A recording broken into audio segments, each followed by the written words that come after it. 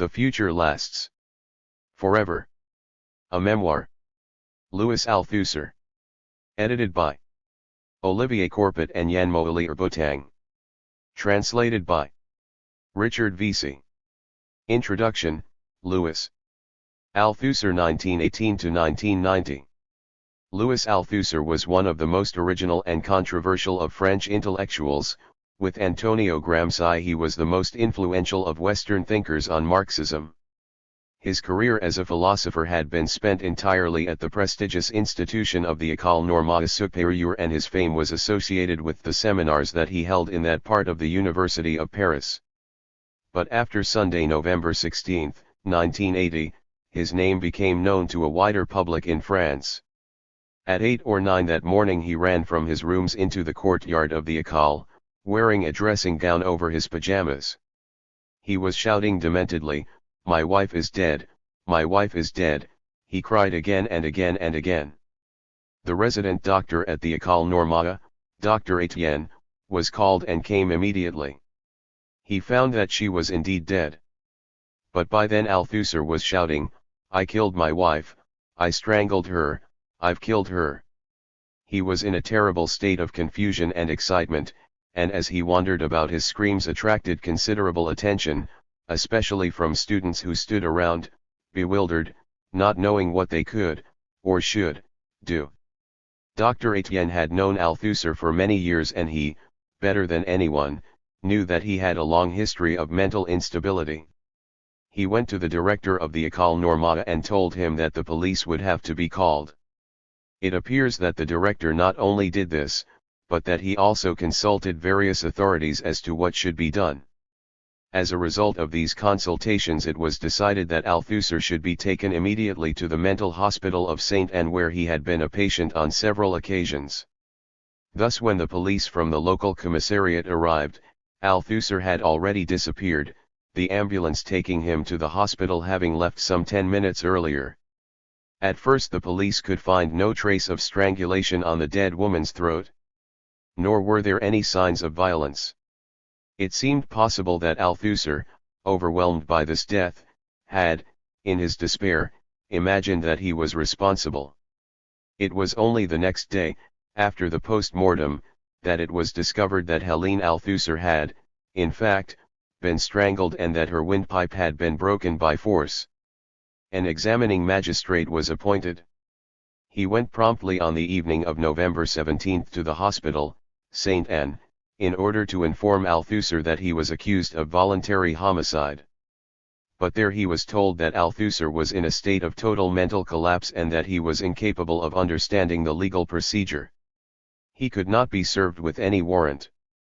The magistrate had no alternative but to appoint a panel of 3 psychiatrists, who were to examine Althusser. After receiving their reports, more than 2 months after the murder, the magistrate declared that there would be no further proceedings. In French terms, he declared a non-lieu. In English law the term non-suit, or no grounds is usually used, a refusal to order prosecution. Althusser stayed in hospital until 1983. He then went to Gilly, by himself, in the north of Paris, well away from the Latin Quarter where the École Normale is situated. He was regularly visited by a few loyal friends, who helped him in many ways. They included his former pupil, Regis Debray, who had fought with Che Guevara but who, by then, was advisor to President Mitterrand. He gave a few interviews, usually about philosophy and psychology. He wrote the occasional letter to the press, sometimes protesting that his work had been misunderstood or that parts of it had been published without his consent. He read books that were written about him. His copy of Gregory Eliot's study of his work, The Detour of Theory, was copiously underlined and commented upon. Since he often said that others were always ready to talk about him whilst he never had the opportunity to talk about himself, he wrote these 2 versions of his autobiography, Les Faits and Avenir dur Longtemps, and told his life story to his biographer Yanmoili Erbotang, in whom he had complete confidence. From time to time, in his despair, he would walk in the streets of northern Paris, a shabby, aging figure, and would startle passers-by as he shouted "Si je suis le grand Althusser." He was always in and out of hospitals. It was in one of them, in the department of the Yvelines, that he died of a heart attack on October 22, 1990. He was 72. Althusser usually aroused strong feelings. The circumstances of his wife's death added scandal to polemics. There were those who claimed that he should have been arrested November 16. Gossip suggested that an old boy network was functioning in favor of a criminal. For a long time it was expected that there would be a trial, and some newspapers had looked forward with relish to a court scene where the most controversial of philosophers would call, as a witness for the defense, the most controversial of French psychiatrists, Jacques Lacan. When this did not happen and the non-lieu was announced, disappointment gave rise to further complaints. It was pointed out that Althusser was a communist and that his major contribution to intellectual life had been his restatement of Marxism. The government in power was in no way left-wing. It was some months later that the socialists were elected. Idwjg that all French governments were soft on intellectuels, particularly left-wing intellectuals. After all, General de Gaulle himself had given the order that Jean-Paul Sartre should not be troubled by the police when he was jading provocatively in public demonstrations. One does not arrest Voltaire, the Generaj supposed to have said. Similarly, it was murmured that smart Parisians liked to talk about Althusser and his theories, as if they understood them. It was because he was an intellectual, a fashionable Marxist Zndj Normalian with powerful connections, that he had been able to kill his jive and get away with it. There were reports that even when he was in hospital and undergoing treatment, he had been allowed to go out and to walk the streets of Paris. There were those who were more sympathetic to the unfortunate victim than to the man who had killed her and who was, after all, alive and living in Paris, even if admittedly, he was far from well. This resentment surfaced again, both in England and France, when he died.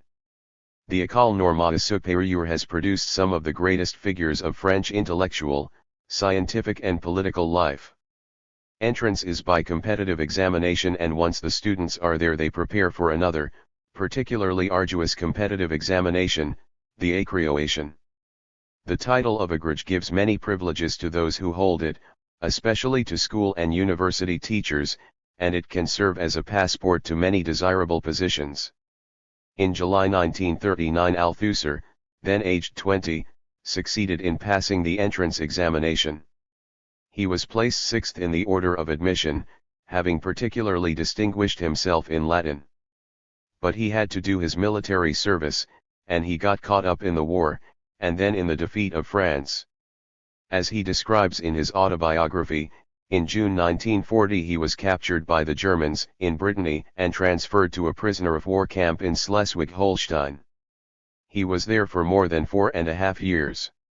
Only after the liberation, in 1945, was he able to begin his university career and to start working for the aggregation in philosophy. It was in the autumn of 1947 that I met Althusser. On my first evening as a student at the École Normale I sat next to him, by chance, at dinner. He was particularly pleasant to me, a British student of history who knew no one in Paris, and the next day he suggested that I should continue to have lunch and dinner at the table for 8 which he shared with other philosophers. I therefore saw him regularly. I learned that his room was in the sanatorium, or infirmary, and I was told that this was because he was fatigued, still suffering from his experience as a prisoner of war. Our relationship became closer when I too moved to the infirmary. I stayed as long as I could, since there I had a room to myself and was not obliged to share, and for some time Althusser and I were the only students present. It was then that I met Hélène Legautienne, or Rittmann, who became his companion and later his wife. In 1948 Althusser passed the aggregation in philosophy. He was immediately made tutor at the École and given certain administrative functions. From then onwards I saw less of him, especially when I returned to England, but we continued to meet in Paris.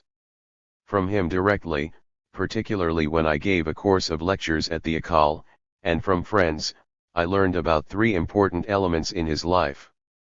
The first was that he had joined the Communist Party and had embarked upon a major reinterpretation of Marx. This surprised me, because in 1947 and 1948 he had, in conversations, shown little interest in either politics or Marxism. It so happened that I had been planning to go to Prague about the time that the communist coup took place in 1948. Jacques-Lie Goff, now a distinguished French historian, had been in Prague and he came to see me in the infirmary. He gave a fascinating account of what was happening there, but Althusser, who was in my room at the time, was in no way concerned. He grew impatient and said that he would be late for lunch. He had often told me that he intended to write his thesis on the Scottish philosopher David Hume, and had embarrassed me by asking my advice on this project. There was no mention of Marx. He subsequently embarked on a study of French classical philosophy, which produced a short but perceptive book on Montesquieu. However, I learned that his articles, at first unnoticed, and then misunderstood, were becoming important and were seen to be challenging some of the orthodoxies then reigning in the French Communist Party. As is well known, this work culminated in the famous seminars and in the publication of such works as Pour Marx and Lire le Capital. Written in collaboration with 2 or 3 colleagues, and appearing in 1965, these were regarded as a fundamental renewal of Marx's thought. The second thing I learned concerned his health. I had not known that before I met him, in 1947, he had received electric shock treatment at St. Anne and that he had come near to postponing his 3rd year. From the 1950s onwards he was under constant medical attention and undergoing analysis.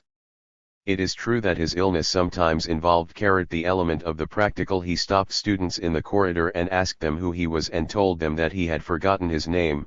It seemed to many that he was playing a game WJTH them. He wanted to see how they would react. But these games were probably a means of dealing with the reality of his alarming lapses of memory.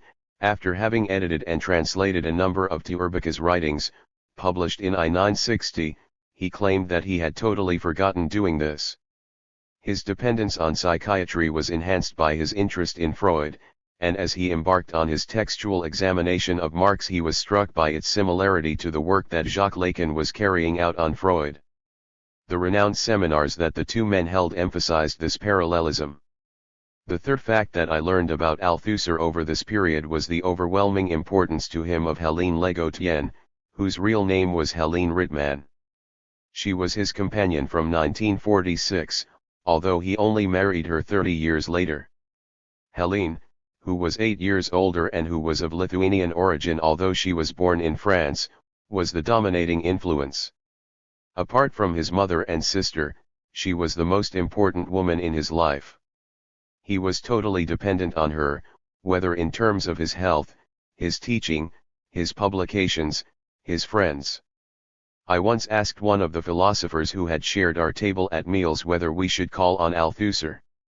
"Oh no," he replied, "that woman who holds him would not allow it. Cette femme qui l'enchante was the phrase he used." She revised his writings, sometimes adding to them and sometimes, at the last moment, removing whole sections, although Althusser denied this. Critics, and enemies, needless to say, claimed that there was an element of affectation in this relationship. Although there were times when Althusser despised and detested Sartre, it was said that he was jealous of him. So he too would have his Simone de Beauvoir, an intellectual companion who vetted as well as promoted. But I thought that there was little pretense in his dependence on her, especially after he stayed with me in London in the late 1970s. Helene was then in the south of France. He would telephone her at least twice a day. Before speaking to my seminar he asked for a recording machine, so that he could send her the tape of his talks. He constantly evoked the necessity of consulting her. Why then did he kill her? What was the nature of their long relationship? Readers of the autobiography must judge for themselves. Was it that she brought to him a past of revolutionary action, however controversial, and that he was for her the potential revolutionary hero that she had always dreamed of, however unstable? It was a relationship of mutual possessiveness, of shared fragilities, of implacable suspicions. But why then did he kill her? For some there is no mystery. Althusser had suffered from mental instability all his life. He was a manic depressive who was getting progressively worse, and some sort of dramatic climax was inevitable. His autobiography shows how he suffered as a child and as a young man. He portrays himself constantly as the victim, and this work is his escape from his tombstone of the non-lieu, of silence and public death.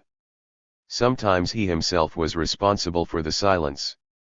When we were students I remembers telling him that there was a good deal of interest surrounding Michel Foucault then in his second year, who had begun his study of how madness was treated by visiting the Saint Anne Hospital and questioning doctors and patients. He was then contemptuous of Foucault.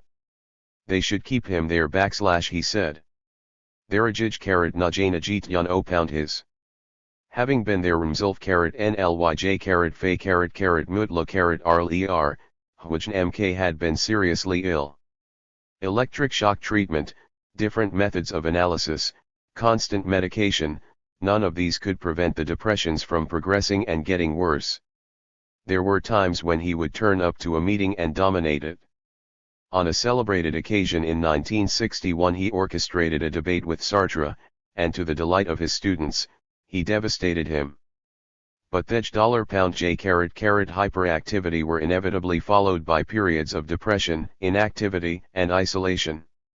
Each article was written, each semjnar_ was .cqn4uq.ted, with the thought that everything had to be done before the NE_TQNS. He set out to write a book with a colleague, but had to withdraw, and the colleague, and pupil, Etienne Balibar, had to complete the work on his own. It's significant that many of his contributions take the form of short articles or interviews. As he grew older his pessimism increased. People who visited him at the École Normale found that his room was always in disorder, but then they saw that it was a disorder that did not change. The papers lying on the floor, and gradually turning yellow, had been there for a long time. He was not renewing himself and he was aware of this. He passed the summer of 1980 in hospital. On November 3, overcome by depression, he arranged to have a month's leave. There followed the tragic events of November 16. In an amateurish way, which can claim the rights of common sense, one can say that something had to snap. And it did. But can we consider the fate of the Althussers without reflecting on the type of philosophy that made Louis Althusser famous? Did its impersonal nature have its effect on his behavior? 11. Althusser broke with the ideological aspects of Marxism. He did not see history as a story of human effort of emancipation. He was not interested in humanism, whether it was socialistic or bourgeois. He was not preoccupied by messianic idealism, by ethical obligations or by calculated incantations. He set out to show that Marxism was a scientific theory and he sought to complete it. Only through a well-founded science would there be a scientific consciousness in society. It so happened that there was an intellectual climate in France into which Althusser's work could fit. Although usually isolated as an individual, the moment was right for him to appear in the company of other French thinkers. The success of Althusser was not a unique phenomenon. Just as the anthropologist Levi Strauss claimed to perceive a universal mental structure existing behind a diversity of empirical facts, or as Lacan believed that he could understand the human psyche in general, so Althusser believed that society was a unity and a totality even if it were the unity and the totality of complexity itself. Levi Strauss argued that Ty could relate the customs of particular primitive peoples to a greater structure. Lacan sought to link the therapy of individual patients to a greater human subject, and Althusser believed that a dominant structure existed in every social formation. Thus he wrote little about men, but rather about modes of production and about the ideological apparatus of the state star. Althusser's ambition was to give back to Marxist theory something of its status as a revolutionary theory and thereby to make it effective in producing results in the real world. He saw himself as making a fresh start in revolutionary politics, and rescuing the movement of the French workers from their ghetto, a ghetto that existed because the movement had no theoretical culture. If Althusser's critics have attacked this ambition, referring to it, as did the late E.P. Thompson, as the poverty of theory, Althusser was attacking the poverty of opportunism, of political maneuvering, of spontaneism. He was, as he put it, absolutely committed to a theoretical destiny, and to establishing Marxism as the science of society. If one could have a science of management, one could also have a science of revolution, of liberation. What excited the students of the 1960s was the revelation that Marx was the creator of such a science. They readily accepted Althusser's dismissal of the humanist ravings that characterized those left-wing intellectuals who were blind to the science, and they felt that they were encountering truth and certainty. Althusser himself was a kindly and gentle person. Literally hundreds of students can testify to his patience and to his readiness to help them. A professor of colonial history at the Sorbonne had heard of him through XLL, a young relative who had sat the aggregation in philosophy. He told me how Althusser accompanied his students to the examination hall and then met them when they had finished. Such courtesy was rare in the somewhat impersonal University of Paris, where professors were usually distant figures, unconcerned by the problems of those to whom they delivered magisterial lectures. But when, in 1968, the students of Paris launched a movement which many considered to be revolutionary, and when they needed the guidance of their master, Althusser retired to a sanatorium. The problem of the events of 1968 is difficult. There is no question that students, influenced by the Maoist interpretation of revolution that had been put forward by Althusser, saw themselves as taking part in a movement in which everything was possible. The absence of Althusser appeared to be catastrophic. A quoi sert Althusser? Althusser, a reine was written on the walls of the Latin Quarter. Later, in 1969, he made disparaging remarks about the student movement. It was part of his philosophy that the order in which events happened should not determine their importance. That was the mistake of history. He believed that the fact that the student movement touched off the general strike should not cause one to imagine that the student movement was more important than the workers' movement. It is said that the question of how one should interpret these happenings was a subject of much disagreement between himself and Helene. But for a time he supported the official Communist Party line that the situation was not revolutionary. In conversation with me he assured me that Paris was not France, and he thought that a communist intellectual who had refused to rush to Paris in May 1968, but who had preferred to stay in Poitiers, was right. However, perhaps because his name was so associated with 1968, and perhaps because he became so disappointed with the party, he changed his mind and he denounced the inaction of the party. It is as if he saw 1968 as the last chance of revolution. It is natural that when one looks back at events nearly 10 years old, that one should have a reappraisal.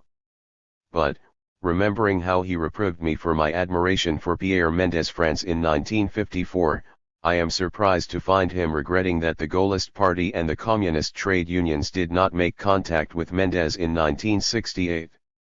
There were always difficulties in the theory. The self-confident Althusser of the 1960s believed that philosophers should admit their mistakes, just as scientists confessed to error and reran their experiments. But by the 1970s he was less certain. His revisions and self-criticisms were complicating, even undermining, the nature of Althusserianism. It is difficult to be a Marxist philosopher, he said, in 1975. And there were difficulties in the XLLL practice. The civilized and kindly person was aware of the disappointments and the discouragement of party workers. In 1978 he launched a scathing attack on the Communist Party. 4 articles, published in Le Monde, were written with a magnificent vigor. "We didn't know he could write like that," was the reaction of many who had struggled over the intricate and demanding prose of the theoretical philosopher. But these sentiments could have been expressed by many party activists. Was Althusser, someone who had been immersed in the École Normale for most of his life, the person to demand more democracy within the party? When he spoke at my seminar at University College, London, his superb intellectual analysis was in contrast to his naivete. He only just seemed to have discovered, for example, that a shift system existed in French factories. Thus it could be that, approaching 1980, Pound was approaching a hint of Althusserianism. At times he disregarded this by indulging in dreams about world revolution. In 1978 he envisaged the possibility of establishing himself in London. Had not de Gaulle done this in 1940? And Marx himself? From such a base he could be in touch with Marxists throughout the world. But such exaltation was probably only passing. He found himself faced with nothing. In such circumstances he killed the one person who was the key to it all. His wife. Perhaps it was a suicide, like that of his pupil Poulantzas, who found himself at the end of his understanding of revolution and who threw himself out of the window. This was the opinion of those who gave the news of October 22, 1990 as the second death of Louis Althusser. Perhaps the rigorous and impersonal philosophy should be viewed in a wider context. There were certain keys to Althusser's existence. One was the Communist Party. But he despised the leadership, in particular the man who was in charge of the party's cultural activities, Jacques Chambaz. He saw himself as being in constant conflict with the Secretary-General, Georges Marchais, who attacked him on television, with a reference to the intellectual, seated at his desk, who thinks he can tell us what to do. The only leader whom he appreciated was Roland Leroy, who had been displaced in the party hierarchy by Marchais, and even he, when director of Humanite, the official communist newspaper, had refused to publish Althusser's articles, and Althusser changed his mind about him. Then there was always the problem of Helene, rejected by the party, and a subject of intense controversy in the communist-controlled peace movement. Did Helene tell all her past to Althusser? Another element is the Catholic Church. He was brought JJPLJJXA*XX/FJL Catholic tradition, and before the war he was one of the leaders of THQ Katai. 14. Jalic Youth Movement. After the war he probably renounced his faith, but he remained, with his sister, a supporter of the social Catholic movement and a champion of the worker-priest experiment. The revelations of one of his former teachers at Lyons, Jean Guiton, suggest that he never broke off relations with Catholics. It is said that in the neighborhood of the École Normale there was a community of nuns that he visited regularly, though secretly. Another of his teachers at Lyons, also a Catholic, wrote an enthusiastic account in Le Monde of the occasion when Althusser defended, and revised, his work, when he received his doctorate at the University of Lille. In 1979 he sought an audience with the Pope, John Paul II. Perhaps this was a sign of megalomaniac madness, akin to his idea that he should, like de Gaulle, establish himself in London. But he did believe in the necessity of reconciling communism and Catholicism. If his wife accepted this, it is difficult to believe that she did so with enthusiasm. Once again one finds that a vital element in Althusser's being is fraught with frustration. Although he insisted that he wished to maintain his friendships with individual Catholics, and although he assured Jean Guiton that he would turn to him when he needed him, he had no relationship with the Catholic Church.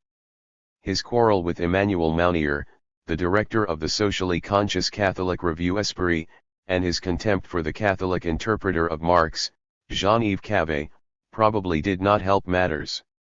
There was also frustration with the École Normale, which had been his home since 1945. French academic procedure is invariably slow, but the authorities of the École were apparently oblivious of the fact that at Lille, in 1975, he had been received as a docteur d'état. The normal procedure is for someone having this title to be placed on an official list as being available for an appointment. Althusser could then have been approached by any university, and by this time there were 13 in Paris, and appointed. This could have given him a stimulus. Whilst one understands why the authorities at the École Normale did not wish to do this, one must also understand that this was another reason for his increasing depression. Also the atmosphere at the École had changed. Just as the role of the intellectuals was declining in France as a whole, students were less interested in the theory of Marxism. Classical philosophy had regained its prestige. Marxism seemed dated in a world where modernism reigned supreme. There was a further and even more acute frustration. Althusser seems to have become increasingly troubled by psychiatry. Having praised Lacan 15. for revealing the true Freud, he then accused him of having distorted his teachings. In the spring of 1980, on what was to be his last public appearance, he denounced Lacan with great brutality. But perhaps it was via his own psychiatrist that the real crisis developed. When he was staying with me in London, in 1978, I noticed that after telephoning his wife, he telephoned his psychiatrist. What I did not know was that his wife was also a patient of the same psychiatrist. It was, according to Althusser, he who suggested that she should undergo analysis, but there are those who think that it was she who arranged this, so that she could, all the more completely, supervise him. Rumor has it that he discovered that after sessions, there was a discussion about him between the wife and he psychiatrist. There be nothing sinister about this both were devoted, to his health and well-being. BM2. The sick mind it could have appeared as a betrayal. Hence he killed her but that is only surmise.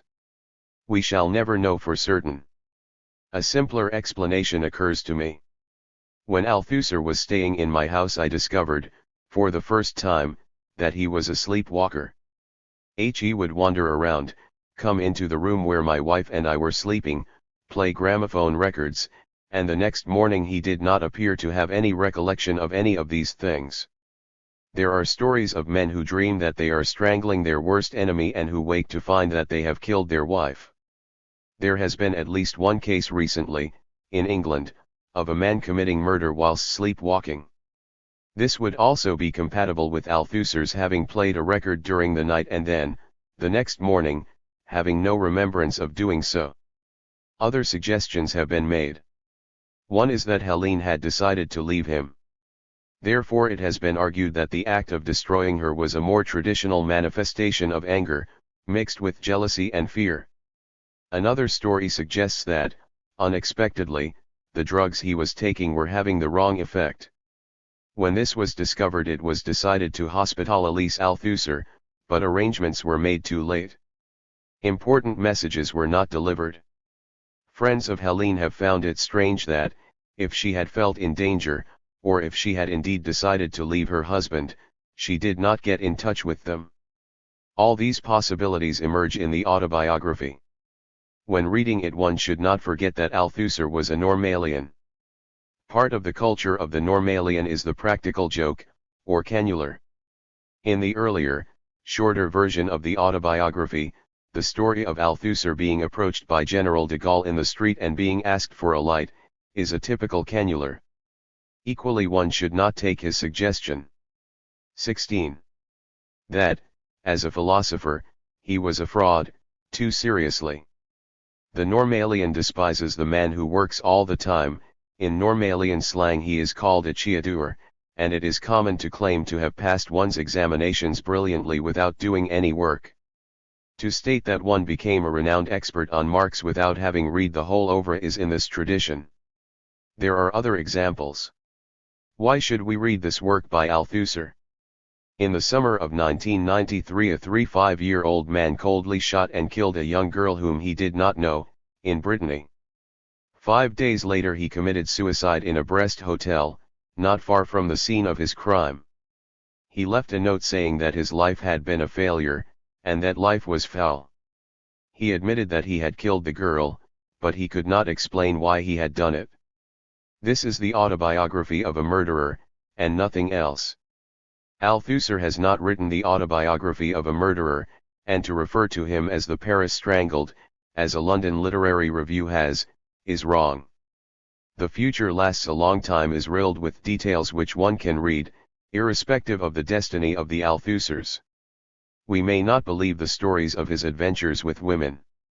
We can note a certain simple romanticism when he hopes that someday society will become just, and that someone like Madame Pour, who for many years organized the École Normale Supérieure, would be able to have a decent retirement. We can note that he is unfair to his fellow Marxist philosopher, Descente, to whom he undoubtedly owed a great deal. We can follow an intellectual adventure as well as unhistoire a sensation. It has frequently been said that the tragedy of the Althussers was also the tragedy of Althusserianism. No one, it has been claimed, would read Althusser any more. He, even more than traditional Marxists, had become unfashionable. But there are reasons for believing that this is not so. Althusser moved Marxism away from a mechanical evocation of economic principles. His description of the ideological state apparatus which manipulates people into positions of oppressor and oppressed tj and digital education, the family, the media, Jews been more relevant. The re, those who learn to rule, and there are those hojatun jtqie ruled. Althusser's theoretical work was always surrounded by the idea of violence. There is a danger when a gentle person writes a literature that is inherently violent. But I find it difficult to envisage the Althusser whom I knew, or thought I knew, deliberately murdering his wife. At all events, without neglecting the tragedy of the dead woman, one must also have great sympathy for Althusser. His last years were years of unbearable sadness. His autobiography is magnificent in its depiction of a victim. Douglas Johnson. The fullest account of Althusser's work in English is by Gregory Eliot, Althusser, The Dieter of Theory, Verso, 1987. Editor's Foreword. Louis Althusser, died on October 2, 1990. The two autobiographical texts published in this volume had been carefully preserved in his archives and were found when these were handed over in July 1991 to l'Institut Mémoires de Pétition Contemporaine, IMEC, whose task it was to verify everything in the archive from a scholarly and editorial point of view. The two texts were written at an interval of 10 years, but in the middle of that period, on November 16, 1980, Louis Althusser's life took a tragic and unimaginable turn with the murder of his wife, Helene, in their flat at the École Normale Supérieure in the Rue d'Ulm, Paris. When he read these two autobiographies, the second of which had an almost mythical status, François Baudard, Althusser's nephew and sole heir, decided they should be published as the first volume of the posthumous edition of unpublished work found in the Althusser archive. As well as these two texts, the edition will include his prisoner's diary, written during his imprisonment in a German camp from 1940 to 1945, a volume of strictly philosophical works, and finally a collection of various pieces, political, literary, and of letters. In preparing this edition we have obtained a number of sometimes divergent points of view from those of Althusser's friends who at one time or another knew something about these manuscripts or had come across them. A few had read them either partially or completely when they were written. We have also gathered together documents of all kinds, diaries, notes, press cuttings, letters, which were often scattered throughout the archive, but which provided us with evidence, proof even, or references as to the sources used by Louis Althusser. The dossier used in the preparation of this edition, including of course the manuscripts themselves and the different versions and editions, may be consulted in its entirety. This will enable those with specialist research interests to study the genesis of these autobiographies. We shall simply confine ourselves here to an outline of the basic facts concerning the texts, thus throwing some light on this edition, and of the physical characteristics of the manuscripts and our criteria in transcribing them. We are aware that a detailed description and analysis of the circumstances surrounding the writing of these texts will be given in the second volume of the biography of Louis Althusser *. A study of the documents and of the evidence gathered so far from his friends enables us to say with certainty that, even if the idea of an autobiography predates it, the writing of the future lasts forever was triggered by a brief piece, entitled Slight Hunger, written by Claude Sarraute. This appeared in Le Monde on March 14, 1985. Claude Sarraut's article was devoted for the most part to the cannibalistic murder of a young Dutch girl by the Japanese Issei Sagawa and to the success which his book about the crime subsequently enjoyed in Japan. The author was in fact sent back to his own country, having been declared unfit to plead, and he spent a brief period in a French psychiatric hospital. In the course of the article Sarraut referred, in passing, to other cases. Once we in the media come across the name of someone famous, such as Althusser or Thibaut d'Orleans, involved in some juicy trial, we go to town on it. On the other hand, we barely devote a couple of lines to the victim. The guilty party is the one who captures the headlines. Following the publication of this article, several of Althusser's friends advised him to protest to the newspaper about this reference to a juicy trial. However, he sided with other friends who, though critical of the approach, took the view that in certain respects Claude Sarraut had put his finger on the crucial and, to him dramatic, issue of the absence of a trial, as a consequence of having been declared unfit to plead. On March 19, 1985, he wrote to one of his closest friends, Dominique Lecourt, though he did not send the letter, saying that he could not reappear in public without first having explained what happened to him, by writing a sort of autobiography which would include his explanation of the tragedy, the way he had been treated by the police, the law and the doctors, and naturally what had caused it. The desire to write an autobiography was certainly not something new. Already in 1982, for example, when he was released from his first period of confinement following the murder, he wrote a theoretical text on the materialism of the encounter which began, writing this book in October 1982, having emerged from a 3-year period of frightful suffering which, who knows, I may perhaps one day describe if I thought it would throw some light on other events, on the circumstances themselves and what I suffered, psychiatry, etc. The fact is I_wrangle.ed_my_wife j_hajment_urithing j_tajmef_ during an intense and unforeseeable state of mental confusion, in November 1980. She loved MGSP much, and since she could not go on living, she wanted to die. And way _gil what I was doing and in a state of _confusion, ij_usi obeyed phi pound what she wanted, Wicoilb death. He then went on to deal with philosophical and politicati issues and never mentioned these autobiographical allusions again. In March 1985, having decided to tell that story from his point of view, he wrote to several of his friends abroad, asking them to send any press cuttings about him which had appeared in their country after November 1980. He did the same thing with the French press and also collected or asked his friends to collect a huge number of documents concerning the legal problems associated with the decision to declare someone unfit to plead and with Article 64 of the Penal Code of 1838, as well as expert opinion on psychiatric matters. In addition, he asked some of his close friends to let him have their diaries covering these years or to describe certain events to him which he had partially forgotten. He questioned his psychiatrist and psychoanalyst about the treatment he had received, the drugs he had had to take. Sometimes he literally retyped their explanations and interpretations. He also accumulated, from odd sheets or diaries he came across, a whole range of facts, incidents, comments, reflections, quotations, and random remarks which were either factual, personal, political, or psychoanalytical. His archive contains all this preparatory material which he used in the writing of The Future Lasts Forever.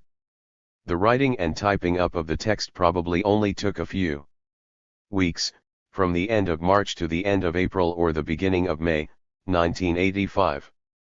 On May 10th, he gave the, doubtless complete, manuscript to Michel Loy and on May 30th he typed a revised version of a theoretical text entitled Quai faire.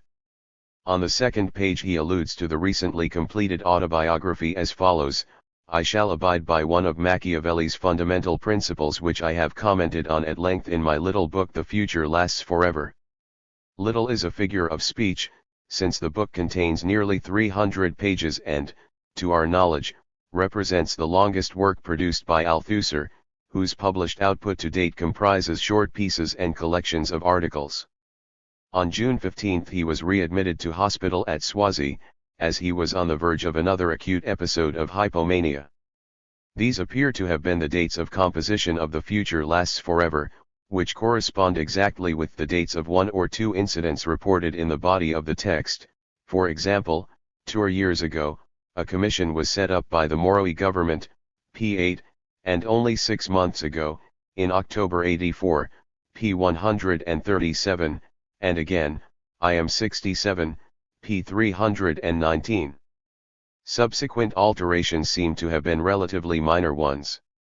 Only a few close friends read the manuscript in its entirety or a significant part of it, and they included Stanislas Breton, Michel Loy, Sandra Salomon, Paulette Taibbi, André Tezel, Helene Troisier, and Claudine Normand.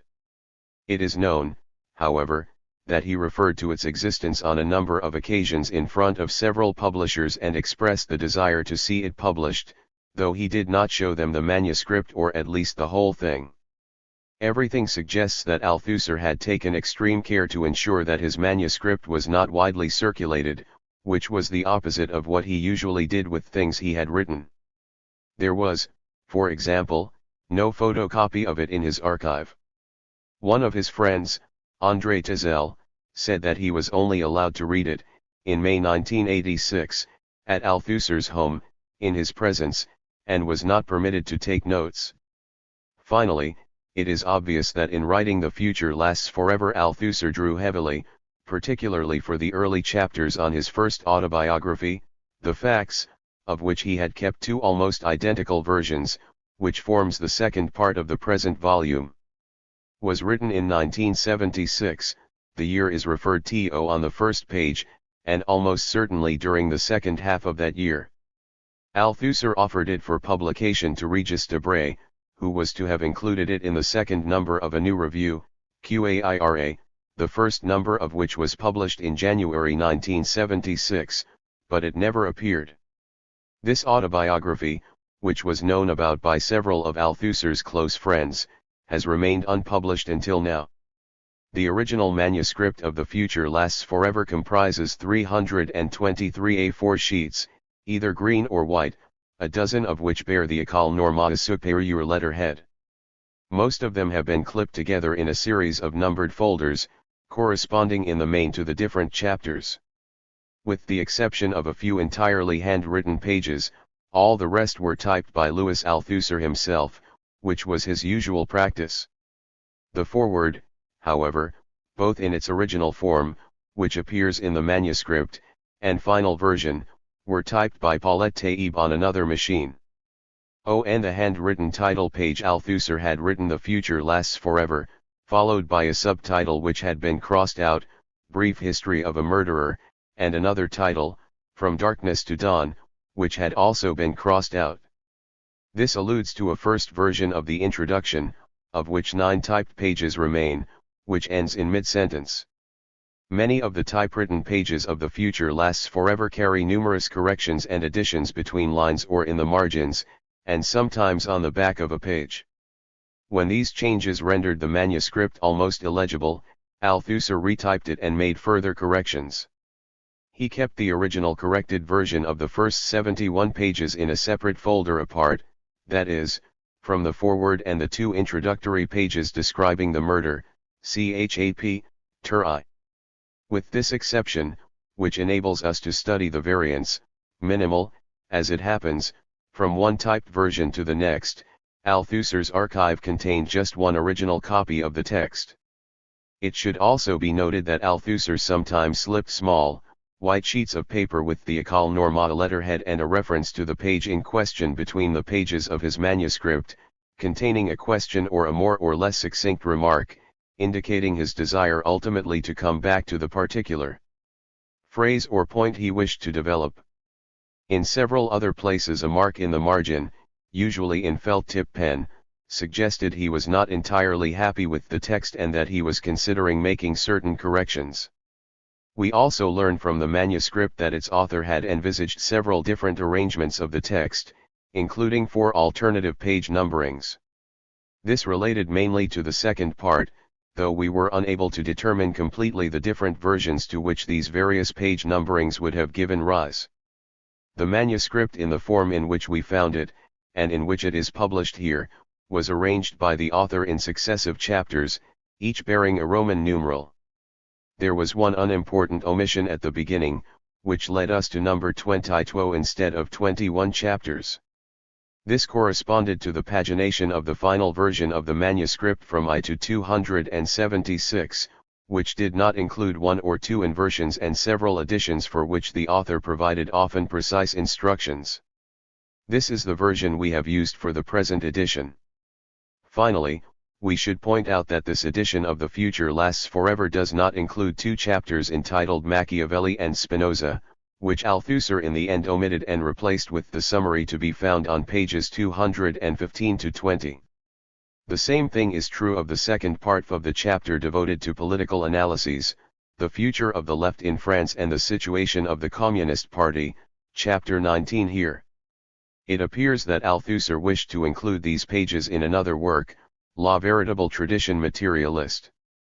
Apart from these three chapters, which amounted to 61 sheets contained in a file bearing this title, there are no more precise details about this projected and unfinished book.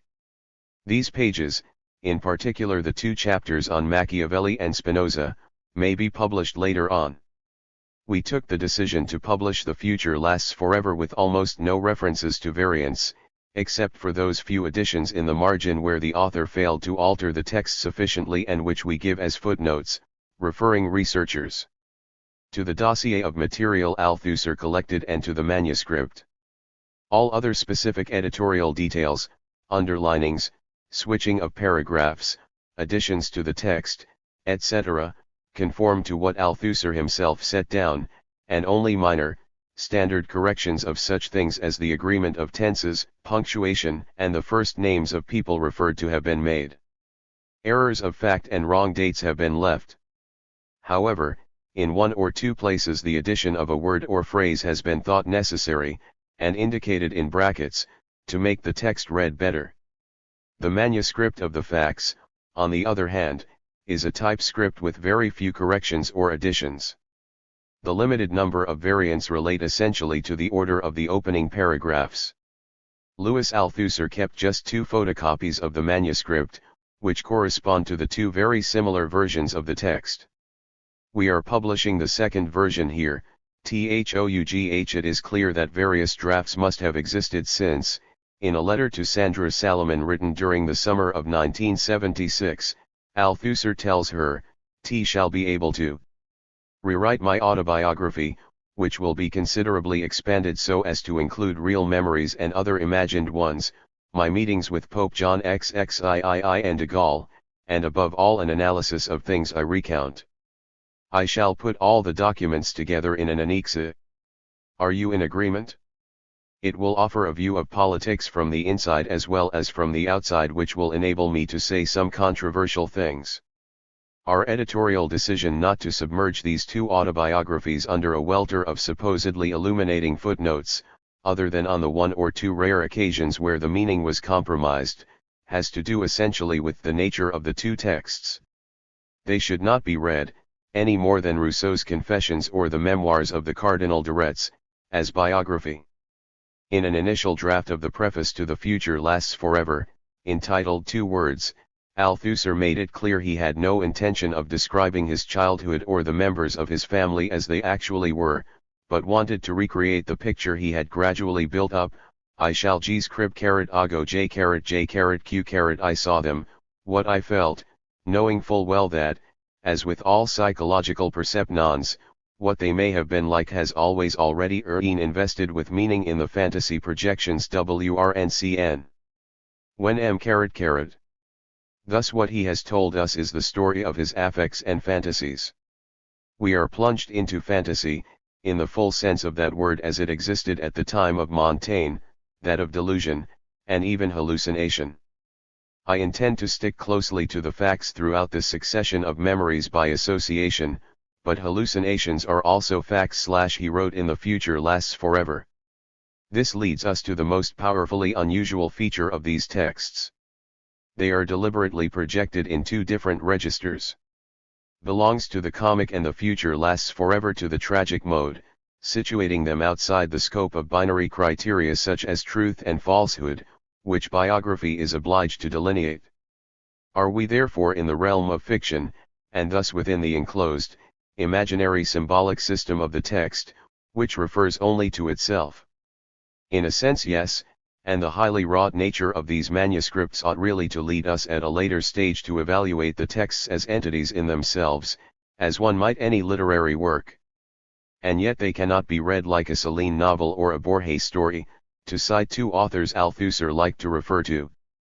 If we enter the realm of fantasy and hallucination with these two texts, it is because the subject matter is madness, and this offers their author the only possibility of defining himself as a madman and murderer, but at the same time as a philosopher and communist. We are brought face to face with a powerful representation of madness, as opposed to what we are given in such nosographic documents as Freud's psychoanalytic notes on a case of paranoia. Dr. Schreiber and Pierre Riviere's Moi, Pierre Riviere, Ayant Egorge ma mir, ma soeur, ma femme, introduced by Michel Foucault, in the sense that we come to understand how a highly intelligent intellectual and professional philosopher actually experienced madness. We are also made aware of the fact that he was classified as mentally ill by the psychiatric establishment, relying on its methods of analysis. Thus this piece of autobiographical evidence, the core of which existed already in the Faxi, is an indispensable document to set alongside Michel Foucault's Madness and Civilization, a history of insanity in the age of reason. Written by someone who, as a result of being declared unfit to plead, was deprived of his status as a philosopher, The Future Lasts Forever, which is an inextricable tangle of facts and fantasies, brings out in relation to a person of flesh and blood, no doubt in an experimental way, what Foucault had tried to establish, the fragile balance between madness and reason. How does thought coexist with madness, without simply being a hostage or succumbing to the awful urge to scratch away at it constantly? How is it that such a story can move into the realm of madness, yet its author remains so aware? How does one come to terms with the author of a book of this kind? Can the case of Althusser be left to the doctors, the judges, and those who have views about the separation of public morality and private desire?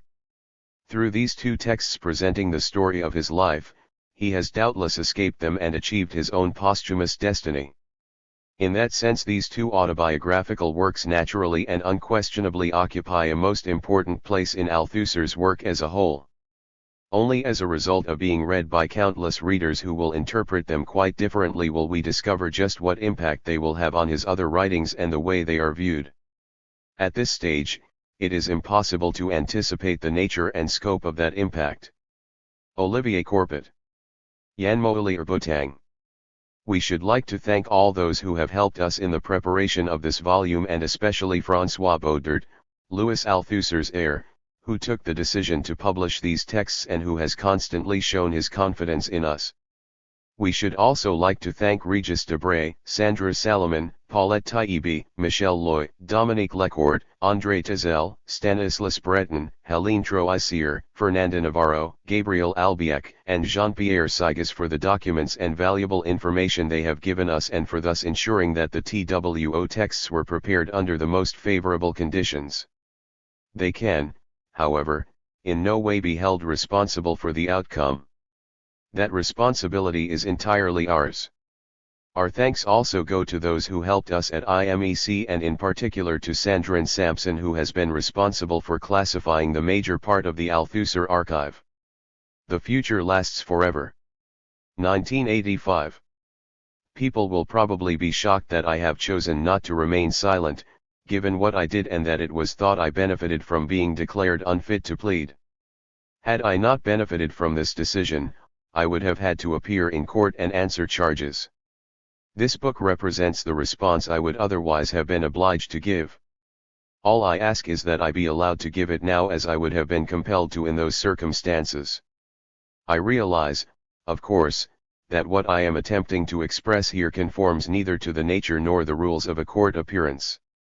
The fact that I was not and never will be tried in due and proper manner does, however, lead me to wonder if what I have to say will not render me more vulnerable to the judgment the public is free to make. But this is what I wish to happen. It is my fate, in seeking to allay one fear, to arouse countless others. 13. What follows, down to the last detail, is my precise memory of those events, forever engraved on my mind through all my suffering. I shall describe what happened, between two zones of darkness, the unknown one from which I was emerging and the one I was about to enter. Here is the scene of the murder just as I experienced it. Suddenly I was up and in my dressing gown at the foot of the bed in my flat at the École Normale.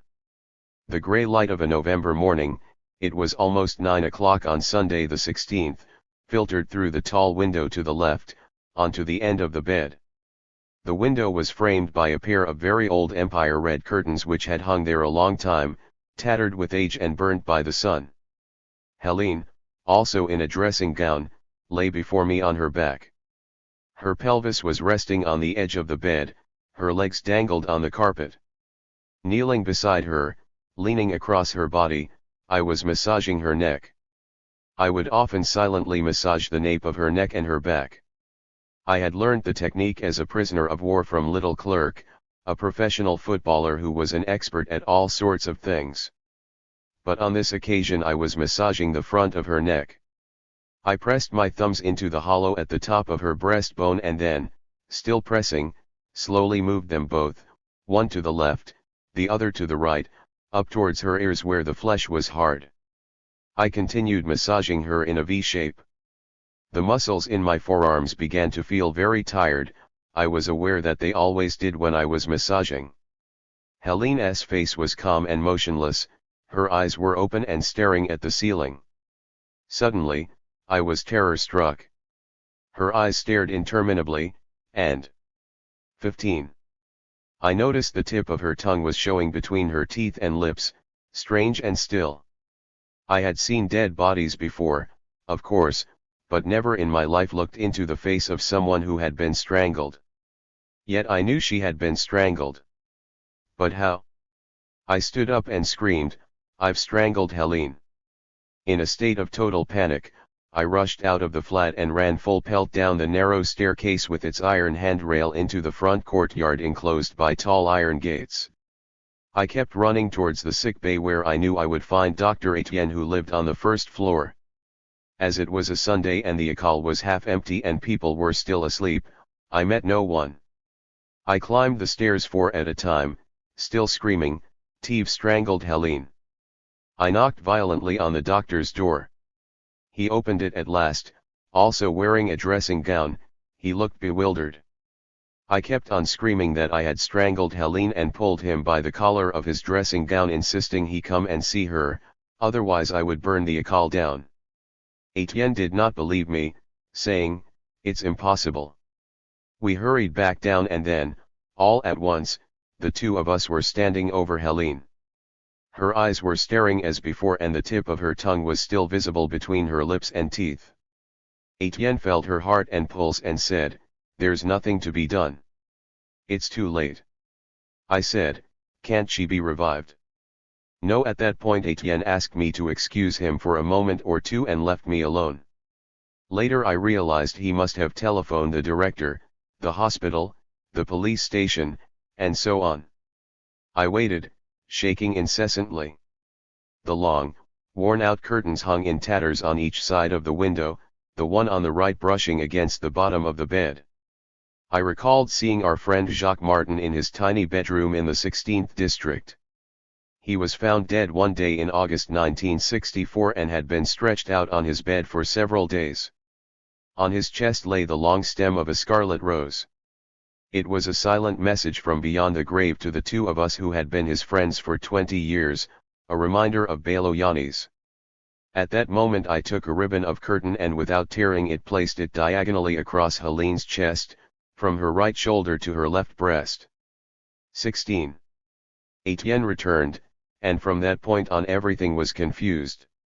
I seemed to remember him giving me an injection and following him back through my office where someone, I do not know who, was removing books I had borrowed from the école library. Etienne spoke about hospital. I sank into darkness. I woke up in St. Anne's Hospital, I am not sure when. I hope my readers will forgive me. I am writing this book principally for my friends, and for myself if that is possible. My reasons will soon become clear. A long time after the drama occurred, I learned that two of my close friends, doubtless not the only ones, had not wanted me to be declared unfit to plead, a decision based on the medico-legal opinions expressed by 3 experts at St. Anne's in the week following Helene's death. They would have preferred my case to come to court. Unfortunately, it was a pious wish on their part. I was in no fit state to take part in legal proceedings on account of my serious mental state, confusion and hallucinations. The examining magistrate who visited me could not get me to say a word. What is more, I no longer enjoyed my freedom or my civic rights as I was automatically committed and under supervision on the orders of the prefect of police. Deprived of all choice, I was in fact the victim of an official procedure I could not escape and to which I therefore had to submit. Such a procedure has its obvious advantages. It protects the accused, who is judged not to be responsible for his actions.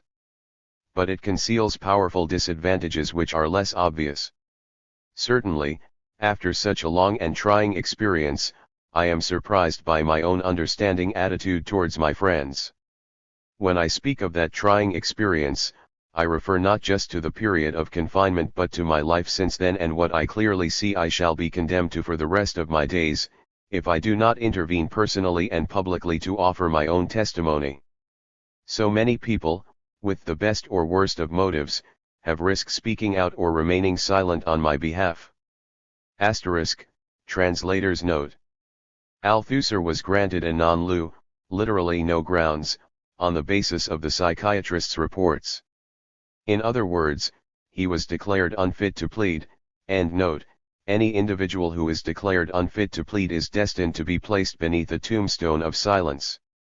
The grounds on which I was declared unfit to plead in February 1981 are summed up in the famous Article 64 of the 1838 version of the Penal Code, an article which is still in force despite 32 fruitless attempts to reform it. 4 years ago, a commission was set up by the Moroe government to look into this delicate matter, which is inextricably bound up with a whole range of administrative, judicial, and penal powers linked to the science, ideology, and practice of psychiatry as it affects internment.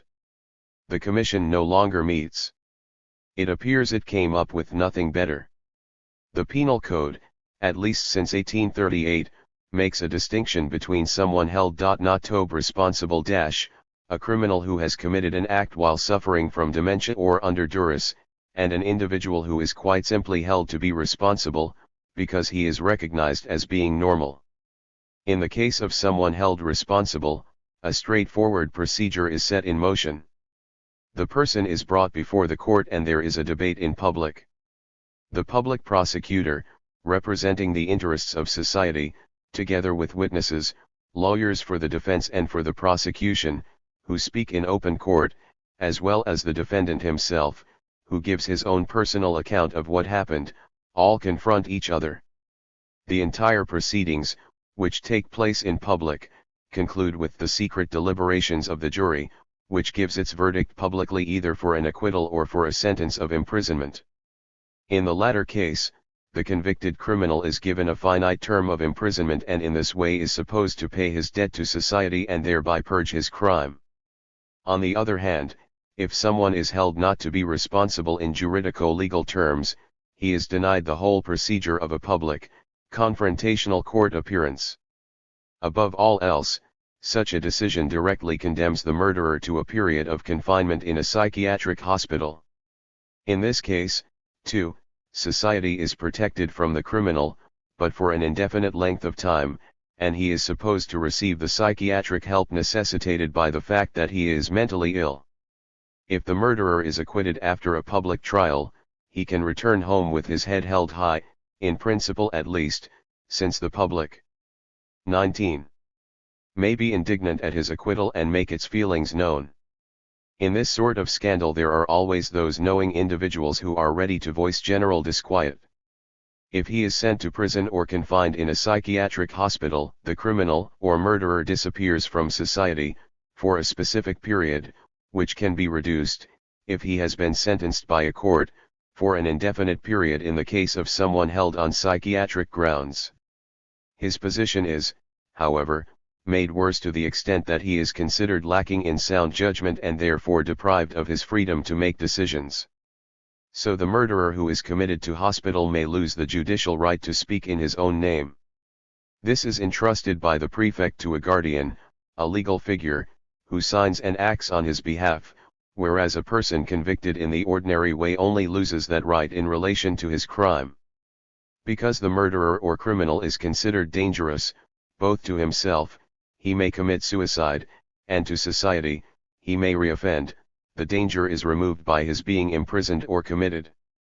To underline this point, it is worth noting that a number of psychiatric hospitals still resemble prisons, despite recent progress. Security measures or means of restraint exist in these places for those who are dangerous, manic and violent, such as deep ditches and barbed wire, actual straitjackets or their chemical equivalent, which bring back unpleasant memories. The means of restraint are often worse than those found in many prisons.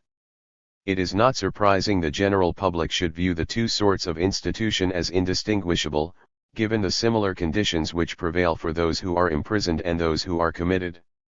In any case, the normal punishment for murder is imprisonment or confinement in a hospital. With the exception of emergency, in other words, acute cases which are a separate issue, hospitalization is not without its ill effects, both on the patient, who often gets much worse, and the doctor, who is forced to live in an enclosed world. He is supposed to know everything about the patient and often has a close and disturbing relationship with him, which he all too often controls by affecting insensitivity or showing increasing aggression. But that is not all. The public at large readily takes the view that the criminal or murderer, who is a potential recidivist and therefore permanently dangerous, should be kept away from 20. Society indefinitely, even for life. That is why, among the many indignant voices raised, some stir up social anxiety and guilt for political ends. They claim to be concerned for the security of people and their property and take issue with the policy of allowing good conduct prisoners out on parole before the end of their sentence. That is why the argument in favor of life imprisonment is heard so often, not just as a substitute for the death penalty but also as the natural sanction for a whole range of particularly odious crimes relating to the safety of children, the elderly, and police officers. In these circumstances, how could the insane, judged almost more dangerous because more unpredictable than the common criminal, not arouse the same apprehensions? After all, he shares the fate of the sane but guilty person, in being locked away as a natural consequence of his condition. There is, however, more to it than that, since the insane person committed to hospital as a result of being declared unfit to plead is exposed to numerous other, widely held prejudices. In the vast majority of cases, the person found guilty by the court would be given a specific sentence, 2 years, 5 years, 20 years. Moreover, it is understood that a life sentence, up to now at least, may well be reduced. During the period of his imprisonment, the criminal is believed to be paying his debt to society. Once this debt has been paid, he is free to pick up the threads of his life without, in principle, owing anyone an explanation. I say in principle because the reality of his situation is not that simple. It does not immediately coincide with his position in law.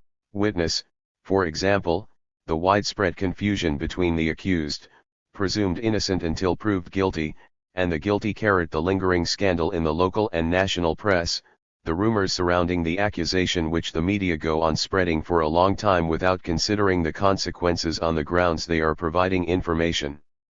All these rumors can have a harmful and long-lasting effect both on the innocent person who is acquitted and on the condemned criminal who has fairly and squarely served his sentence.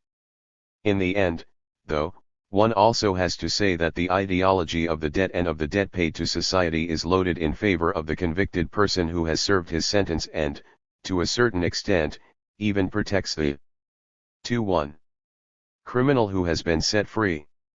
Furthermore, the law gives him the right to challenge any accusation not related to that for which he was tried. The criminal who is going straight or someone granted an amnesty can sue for defamation when his criminal past is held against him. One can think of thousands of examples. The sentence expunges the crime, and the erstwhile criminal, aided by time, isolation, and a lack of publicity, can begin to live again. This happens, thank heavens, in many cases. The situation of the insane murderer is not quite the same. When he is committed, it is obviously for an unlimited period, even if it is known or should be that in principle all acute states are transient. Yet it is a fact that doctors are frequently, if not always, incapable of offering even an approximate time scale for their prognosis of a cure, even for the acutely ill. What is more, the initial diagnosis constantly changes because, in psychiatry, there is only ever-evolving diagnosis. Only the changing state of the patient allows the diagnosis to be determined and therefore modified. As a consequence, of course, treatment and prognosis are also determined and modified. Now, the commonly held view, fostered by a certain section of the press which never distinguishes between the madness of acute but transient states of mind and mental illness with which one is permanently afflicted, is that the mad person must of course be mentally ill. In saying this, it is obviously implied that they will be permanently ill and, as a consequence, should be committed for life, Lebenstod, as the German press so aptly puts it. As long as he is confined in a hospital, the person who is mentally ill obviously goes on living, unless he commits suicide, but in the silence and isolation of the asylum. For those who do not visit him, it is as if he were lying dead under a tombstone, but who indeed does visit him?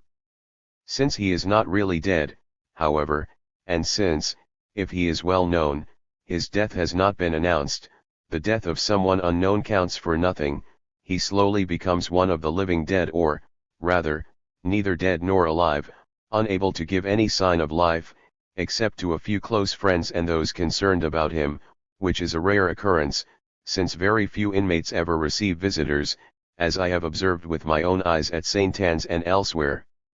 In addition, he cannot make his voice heard outside the hospital. I would venture to say he, too, comes into the same category as those victims of world wars and disasters who are reported missing. If I speak of this strange situation, it is because I have experienced it and to a certain extent experience it still. Even though I have been out of psychiatric hospital for 2 years, I am still a missing person for the public who have heard of me. I am neither alive nor dead and, though I have not been buried, I am bodiless. 1 simply missing, which was Foucault's splendid definition of madness. In contrast with someone who has died and whose death marks the end of the life of an individual who is then buried, a missing person runs the curious risk of reappearing as large as life, as happened in my case.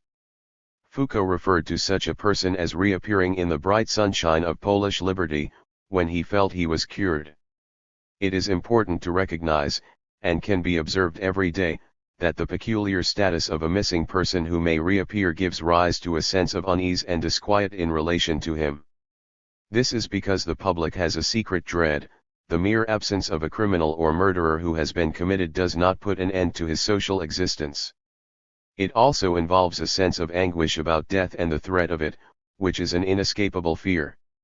As far as the public is concerned, the matter should be permanently resolved by confinement. The gnawing and diffuse sense of disquiet which accompanies its secret and insistent dread is reinforced by the fear that the confinement will not be permanent. If the disturbed patient does return to normal life, even with the support of competent doctors, public opinion has to try to find a way of reconciling this unexpected and extremely awkward fact and the original shock of the murder itself, which is reawakened by the return of the criminal who claims to be cured. This is especially common in cases of acute mania. Is he not likely to do something else? Reoffend. There are so many examples. Can someone who was insane become normal again? And if so, then was he not normal at the time of the crime in the hidden, blind consciousness of the public, blinded by a spontaneous, yet developed, ideology of crime, of death, of lifelong debt, of the disturbed person seen as both dangerous and unpredictable. The trial which never took place is indeed about to begin, and the 2-3 murderer who was declared unfit to plead will again be denied the right to explain his actions, as he was in the first place. This brings us necessarily to the following strange paradox. Someone accused of a crime who is not declared unfit to plead has, of course, to undergo the great ordeal of a court appearance. But the case for the prosecution and for the defense, as well as any personal explanation of what happened, are made publicly. In these adversarial proceedings, the accused murderer can at least count in law on public testimony, a public presentation of the case for the defense, and a public hearing of the arguments of the prosecution. Above all, he has the right and inestimable privilege of giving, in his own name and on his own behalf, an account of his life, the murder he committed, and his future. Whether he is acquitted or condemned, he has at least had the chance to give this account of himself in public, and the press is expected, in good conscience, to publish it as well as the outcome of the trial, which legally and again publicly brings the proceedings to a conclusion. If he believes himself to have been convicted unjustly, the murderer can proclaim his innocence, and it is a known fact that public protest of this kind has in several important cases led to a retrial and the acquittal of the accused. Committees are at liberty to defend him publicly. Thus in a variety of ways he neither stands alone nor is without public support. The 18th century jurist, Beccaria, like Kant, took the view that the introduction of public trial and debate provided the ultimate guarantee for the accused. I regret to say this is not exactly what happens in the case of a murderer declared unfit to plead. There are two factors, rigorously upheld both in law and in the actual conduct of the proceedings, which deny him any right to offer an explanation of his behavior in public. On the one hand, the fact of his confinement and the concomitant nullification of his legal status, and, on the other, medical confidentiality. What does the public learn? It learns, via the press, that a crime has been committed and the result of the autopsy, the victim died as a consequence of strangulation, that is all. Subsequently, several months later, the public is informed that the person has been declared unfit to plead, under Article 64, without further comment. The public will learn nothing of the details, the arguments, and secret medico-legal evidence compiled in the intervening period. Asterisk 4. By experts appointed by the authorities. It will be entirely ignorant of the provisional diagnosis arising from the deliberations of these experts and the initial clinical observations of the doctors. It will learn nothing of their assessments, of their diagnosis and prognosis throughout the period of the patient's confinement, nothing of the treatment prescribed, nothing of the terrible difficulties the doctors often have to face and the agonizing impasses which sometimes confront them while they continue to put a brave face on things. Naturally, it will know nothing of the reactions of the murderer who is not guilty, of his desperate efforts to try to understand and explain the reasons, both distant and immediate, for the tragedy into which he has literally been plunged in his madness and delirium. And when he comes out of hospital, if he does, the public will know nothing of his state of mind, of the reasons for his being set free, of the terrible transitional period which he has to face, usually alone even if not in isolation, and of the slow, painful progress which imperceptibly, step by step, will enable him to survive and to begin living again. I have referred to public opinion, to its ideology, that is, and to the public itself, though the two terms do not refer to the same thing. This does not matter, since the public rarely remains uncontaminated by public opinion, that is to say, by a certain prevailing ideology about crime, death, people disappearing and then strangely coming back to life again. It is an ideology which brings into play a whole medico-legal and penal apparatus, as well as the principles and institutions pertaining to each of them. I would also like to speak about those who are close to the individual concerned, such as family and friends and, where appropriate, about acquaintances too.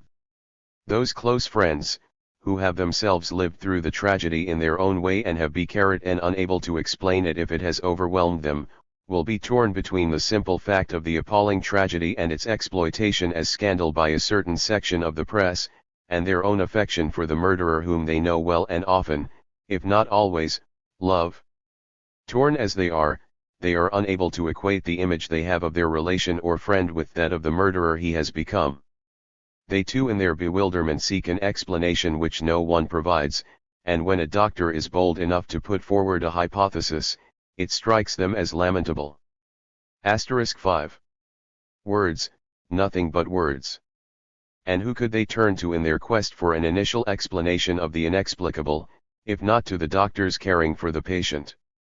They enter the realm of psychiatric expertise, which is reinforced by professional secrecy, the world of people who are bound to silence by their code of practice and who often appear sure of themselves in an attempt to overcome their feelings of uncertainty, their anguish even, and to project onto others their own inner distress. This happens frequently. Very often, in the most serious and intense cases, which are also potentially the most threatening, as was my own case, a strange dialectic comes into play between the anxiety of the patient, which quickly spreads to the doctor and nurses, and that of his close friends. The doctor has to hold firm in the face of his own anguish, that of the caring team and that of the patient's close friends. But it is not easy to make a pretense of holding firm. Nothing is less reassuring to the patient and those close to him than the doctor's visible and obvious struggle against what often appears to him to be a possibly irreversible condition. Thus there looms in the doctor's mind and in the expectations of those close to the patient, though for different reasons, the idea that he may be permanently committed. And though the patient may well return to normal life and manage to settle down, through great personal effort and by overcoming real or imaginary obstacles in his path, and though he may do this with the constant and unswerving support of his friends, as happened in my case, they will still remain deeply worried that he may never get over it. At certain moments they feel sure he will not.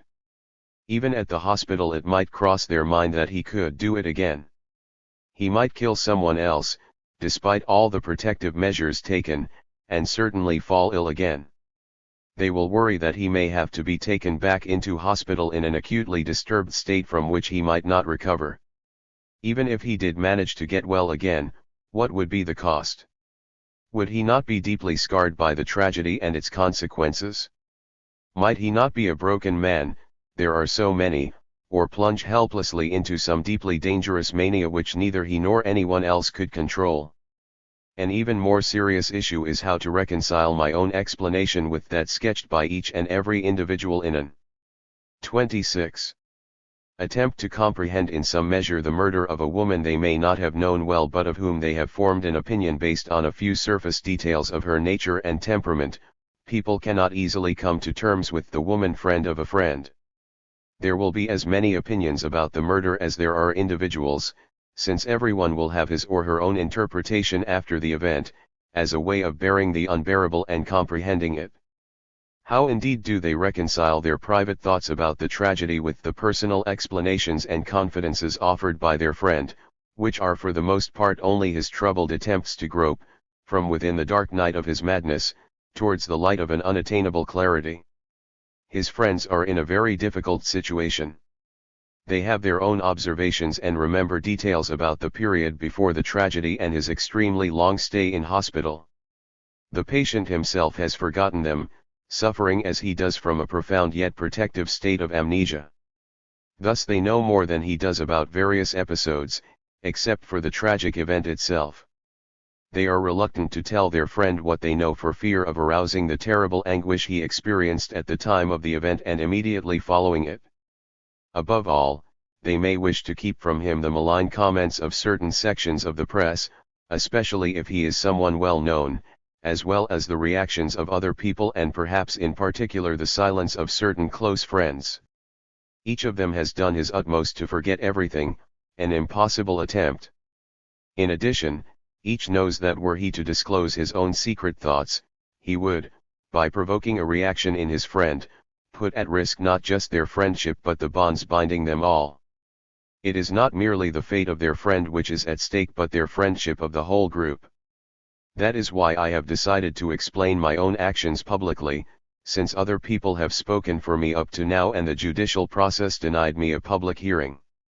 First and foremost, I am doing it for my friends and for myself too, if that is possible, to remove the weight of the tombstone which lies over me. I wish to free myself without seeking anyone else's help or advice, to free myself from the circumstances in which I found myself as a result of my extremely serious state of 7. Mind. On 2 occasions my doctors believed I was actually dying. I want to free myself from the murder and above all from the dubious effects of having been declared unfit to plead, which I could not challenge in law or do anything about. I had to survive and learn to live beneath the oppressive weight of that declaration, which was like a wall of silence, or as if I were dead in the eyes of the public. These are some of the negative effects of being declared unfit to plead, and why I decided to give my own account of the dramatic events I have lived through. All I want to do is to lift the tombstone under which that declaration buried me, which would have smothered me for life, and to give everyone the facts I have at my disposal. People will, of course, believe me when I say my intention is to be as objective as humanly possible.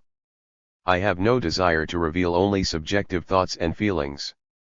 I have therefore taken care to question at some length the doctors who looked after me, not just while I was confined in the hospital, but well before and afterwards too. I was also careful to consult the numerous friends who took a close interest in what happened to me, not only when I was in hospital but for a long time before that. 2 of them kept a daily log from July 1980 to July 1982. I also consulted specialists in pharmacology and medical biology on important points. Naturally, I read most of the articles which appeared in the press at the time of my wife's murder in France and in other countries where I am known. I could see that the press behaved very properly, with a few rare exceptions, their motives being clearly political. Thus I did what no one else has either wanted or been able to do before. I gathered together and collated all the available information as if it related to someone else, and looked at it in the light of my own experience and vice versa. I then took a conscious decision to explain my own actions publicly, and to assume responsibility for what I was doing. I have deliberately sought to avoid all controversy. You will, of course, accept that I speak for no one but myself. People have said to me, "You will bring the whole affair to life again. It would be better to remain silent and not stir things up." Others have said, "The only solution is to remain silent and put up with things as they are. You won't change the way society thinks by what you say. It's too rigid." I do not accept these warnings. I have no reason to think my explanation of events will revive the extraordinary controversy surrounding my affair. On the contrary, I believe I am not only ready to give a reasonably clear account of myself but I can also get others to reflect upon a concrete case. No one before me has made such a critical confession, apart, that is, from Pierre Rivière, whose admirable confession Foucault published, and doubtless many more whose confessions no editor wanted to take for philosophical or political reasons. I lived through an experience of the most acute and terrifying nature which I cannot fully comprehend since it raises a number of legal, penal, medical, analytical, institutional, and ultimately ideological and social questions. In the end, it has to do with structures which may perhaps interest some of our contemporaries and help them to understand recent major debates about the penal code, psychoanalysis, psychiatry, the issue of locking people away on psychiatric grounds, and the relationship between these things in the minds of doctors who cannot escape the conditions and effects of social institutions of all kinds. Alas, I am no Rousseau. But in planning to write about myself and the dramatic events I lived through and live with still, I often thought about his unprecedented boldness. Not that I would ever claim as he did at the beginning of the Confessions, I am embarking on something which has never been done before. Certainly not. But I can in all honesty subscribe to the following declaration of his: I shall say openly what I 313, what I thought ktw had t wast I would jimpound liad, wh tjj ma erst p dnrbd gdj. Understood, It'll no longer altogether via JJCDL but what I have become / I give notice that what follows is not a diary, not my memoirs, not an autobiography. In discarding everything else, I simply wanted to remember those emotional experiences which had an impact on me and helped shape my life as I see it and as others may, I think, see it too. I shall sometimes describe things in the order in which they happened and sometimes anticipate or recall certain moments. My aim is not to confuse matters, on the contrary, I wish to highlight the crucial and marked similarity of those emotional experiences which occurred at different points in my life and made me what I am. This seemed to me to be the obvious way of proceeding. Everyone must judge the results for themselves. Similarly, they can judge the powerful role that certain violent organizations have played in my life. I used to refer to these as the ideological state apparatuses, and I am surprised I have been unable to do without them in understanding what happened to me. 3 degrees. Ill. I was born at 4:30 am on October 16, 1918, in a forestry house in the Bois de Boulogne, a district of Bermondres some 15 kilometers from Algiers. I am told that my grandfather, Pierre Berger, ran out to fetch a Russian woman doctor, known to my grandmother, who lived in the upper part of town. It appears that this rough, jovial, warm-hearted woman came up to our house, delivered me, and, seeing my large head, assured my mother, "The zone is different." For a long time, various versions of this remark were to haunt me. When I was approaching adolescence, I recall my first cousin and my sister repeating, "Louis is an oddball." My father had been absent for 9 months when I arrived, initially at the front and then simply because he had to stay on in France after he was demobbed. So, for the first 6 months, I had no father to watch over me and, until March 1919, I lived with just my mother and my maternal grandfather and grandmother. Both my grandparents were the children of poor peasants from near Fours in the Morvan region of the Nièvre. When they were young, they both sang in church on Sundays, my grandfather, young Pierre Berger, with the other village lads in the gallery at the back of the church above the main door, near the bell rope. My grandmother, young Madeleine Nectou, sat with the girls near the chancel. Madeleine attended the convent school, and it was the nuns who arranged her marriage, having decided that Pierre Berger was a decent chap and that he sang well. He was small, stocky, and slightly withdrawn, but a handsome fellow with his newly grown mustache. The wedding took place without any fuss as was the custom at the time in that part of the country. But neither my grandfather's nor my grandmother's parents had enough land to set the young couple up on their own. Jules Ferry was in power at the time and French colonialism was at its height. 3. My grandfather, who was born near forests and never wanted to leave them, dreamed of becoming a forester in Madagascar. Madeleine had different ideas. Even before they were married she had made her views quite clear: "You can be a forester, but you're not going further than Algeria, otherwise I won't marry you." This was the first time my grandfather gave in to her, but it was not the last. My grandmother was a capable woman who knew what she wanted, yet she was always calm and measured in what she said and in the decisions she took. Throughout their life, she was the stabilizing influence.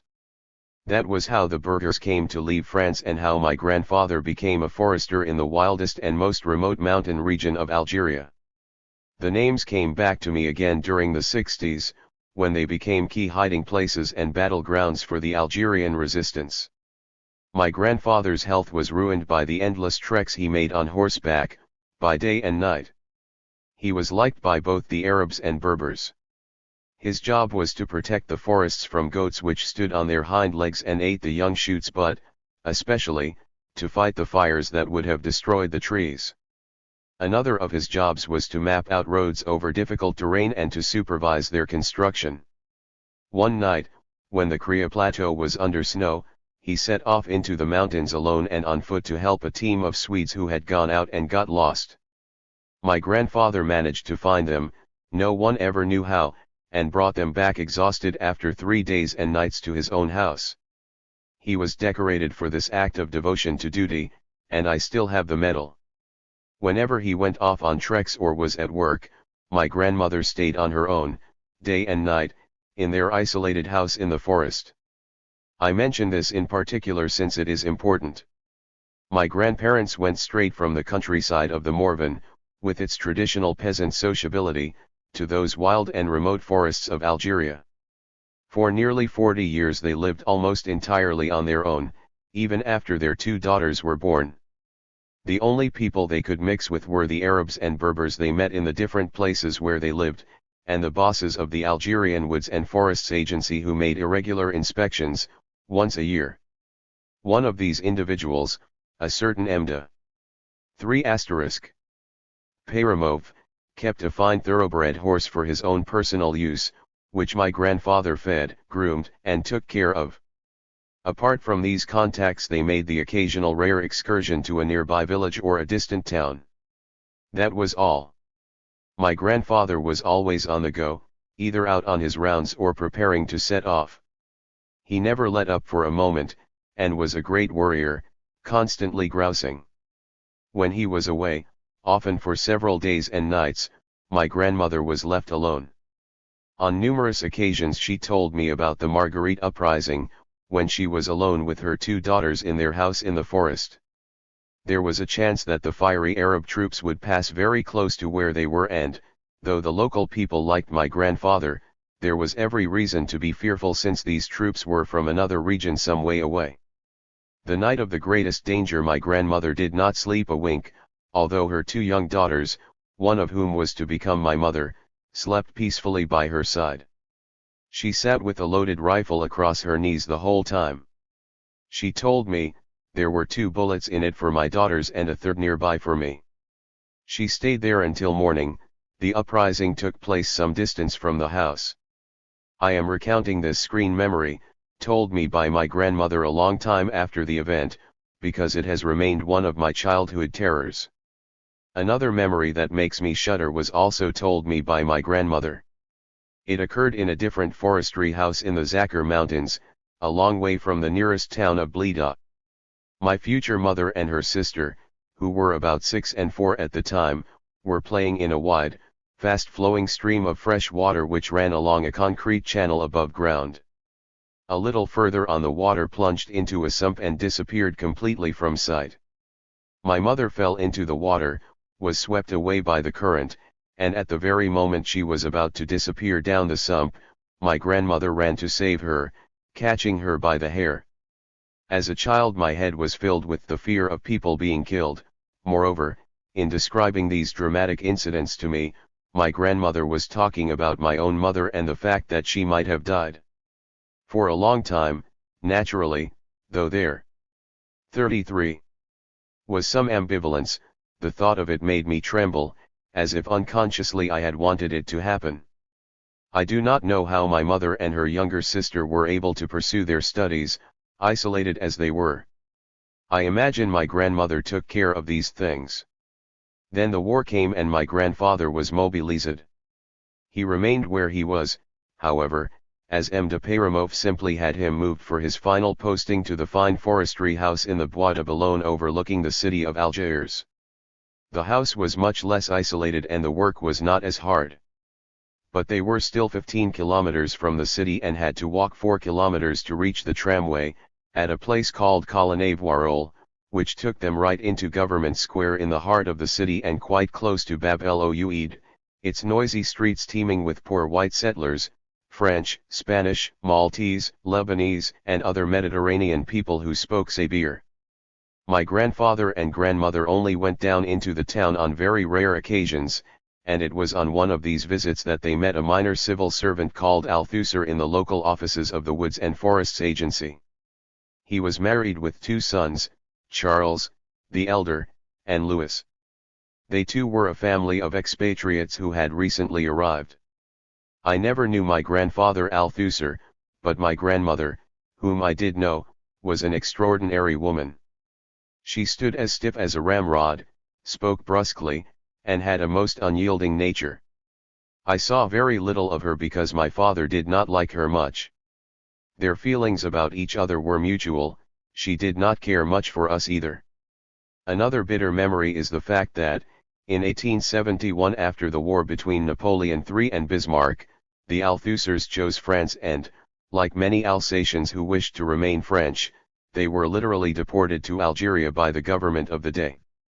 Once my grandfather Berger had been posted to the Bois de Boulogne, my mother, Lucienne, and her sister, Juliette, could go to school at Colonnade-Voirol.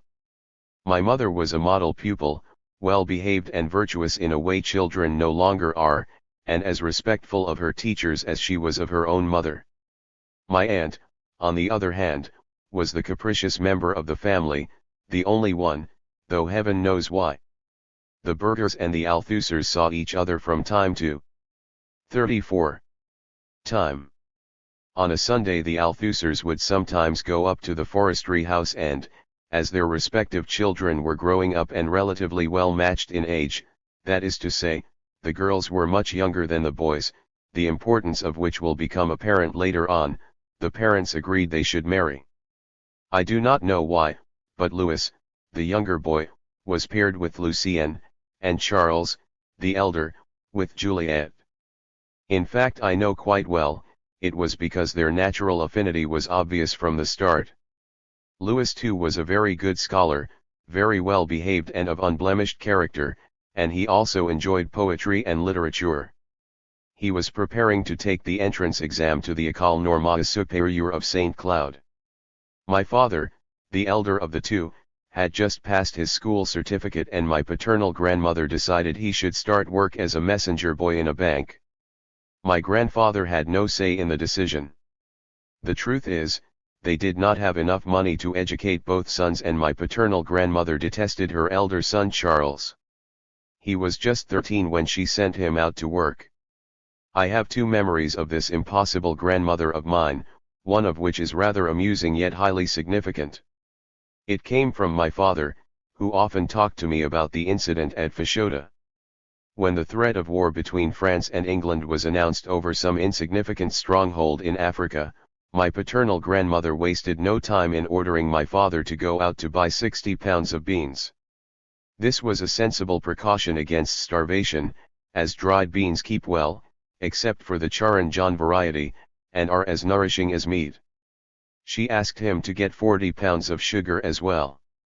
I have often thought about those dried beans since I discovered they formed the staple diet in the poor countries of Latin America. I have always enjoyed stuffing myself with the large, red Italian ones, and I get that from my maternal grandfather in the Morvan. I once offered a dish of them to Franca, the wonderful young Sicilian woman I later fell madly in love with, though she did not make her feelings known, in an attempt to win her affection. On another occasion, this is one of my own memories and it is not at all funny, I was with my terrible grandmother in a flat which looked out onto the avenue beside the sea, where a march past of troops was taking place one July 14 under a blazing sun. 35. All the boats in the port were draped in flags. I do not know why we were in this flat, which was much too grand for us. I disliked kissing my grandmother because she was a rather masculine woman with a mustache and hair all over her face which prickled, and she never smiled or was at all friendly. After the troops had gone, she produced a cheap tennis racket as a present for me. I was beginning to play tennis with my family. The only thing I noticed was that my grandmother's back was as stiff as a ramrod, just like the wretched handle of my racket. I felt a sense of repulsion. There was no doubt about it, I could not bear masculine women who were incapable of showing affection and giving a present in the ordinary way. Then the war came. My mother enjoyed Louis's company. She was really only an adolescent when she met him, 16 by the time she had got to know him. He was the first male friend she had had.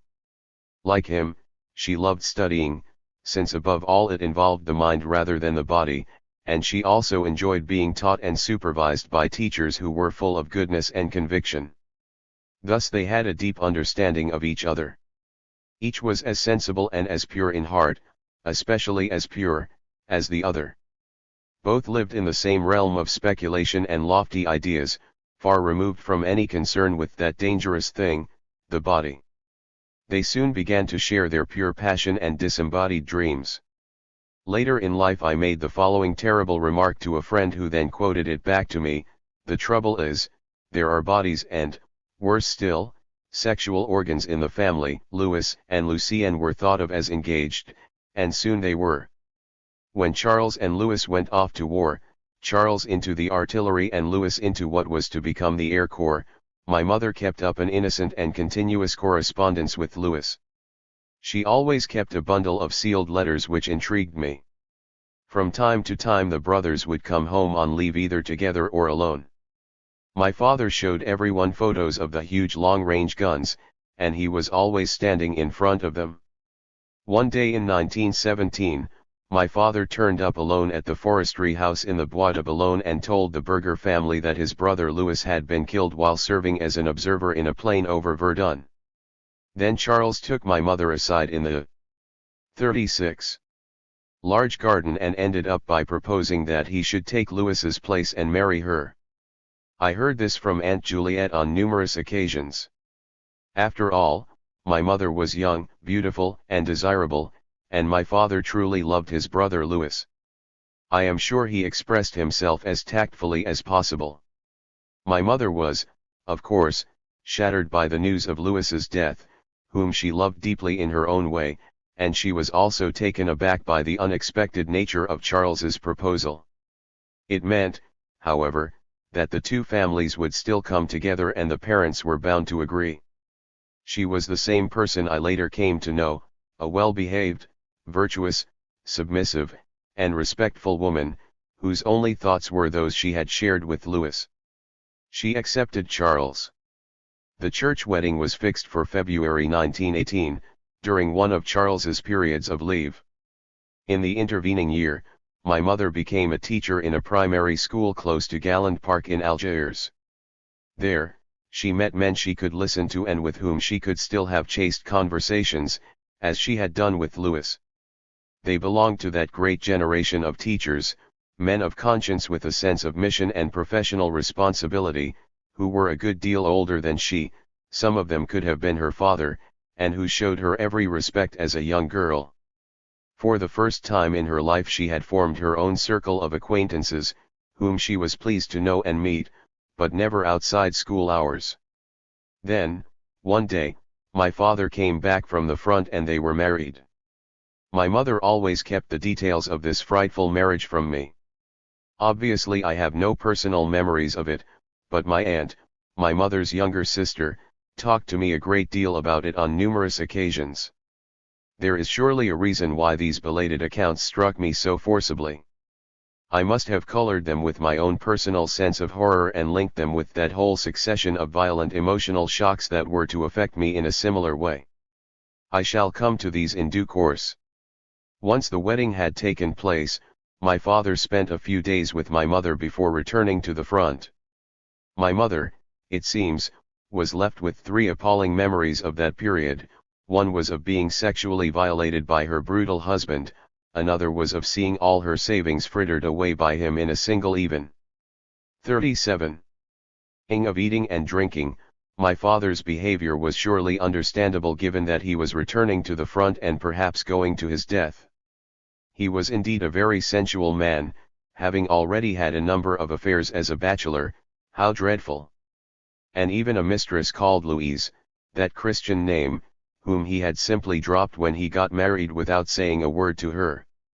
It was again my aunt who referred to this impecunious and mysterious young woman as someone the family never mentioned. Finally, my father decided without further ado that my mother should at once give up her job as a teacher, and, therefore, the world she had chosen for herself. She would be having children, and besides he wanted her to be at home just for him. Thereupon, he went back to the front, leaving my mother robbed, raped, and shattered, physically brutalized, deprived of the savings she had patiently accumulated, something in reserve, one never knows. Sex and money are closely linked here, and cut off from the life she had begun to make for herself and to enjoy.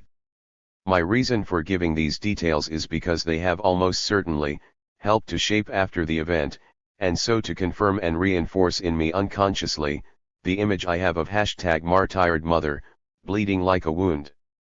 The mother who existed in my mind was associated with memories, also reported long after the events, and with incidents involving an early death, miraculously avoided.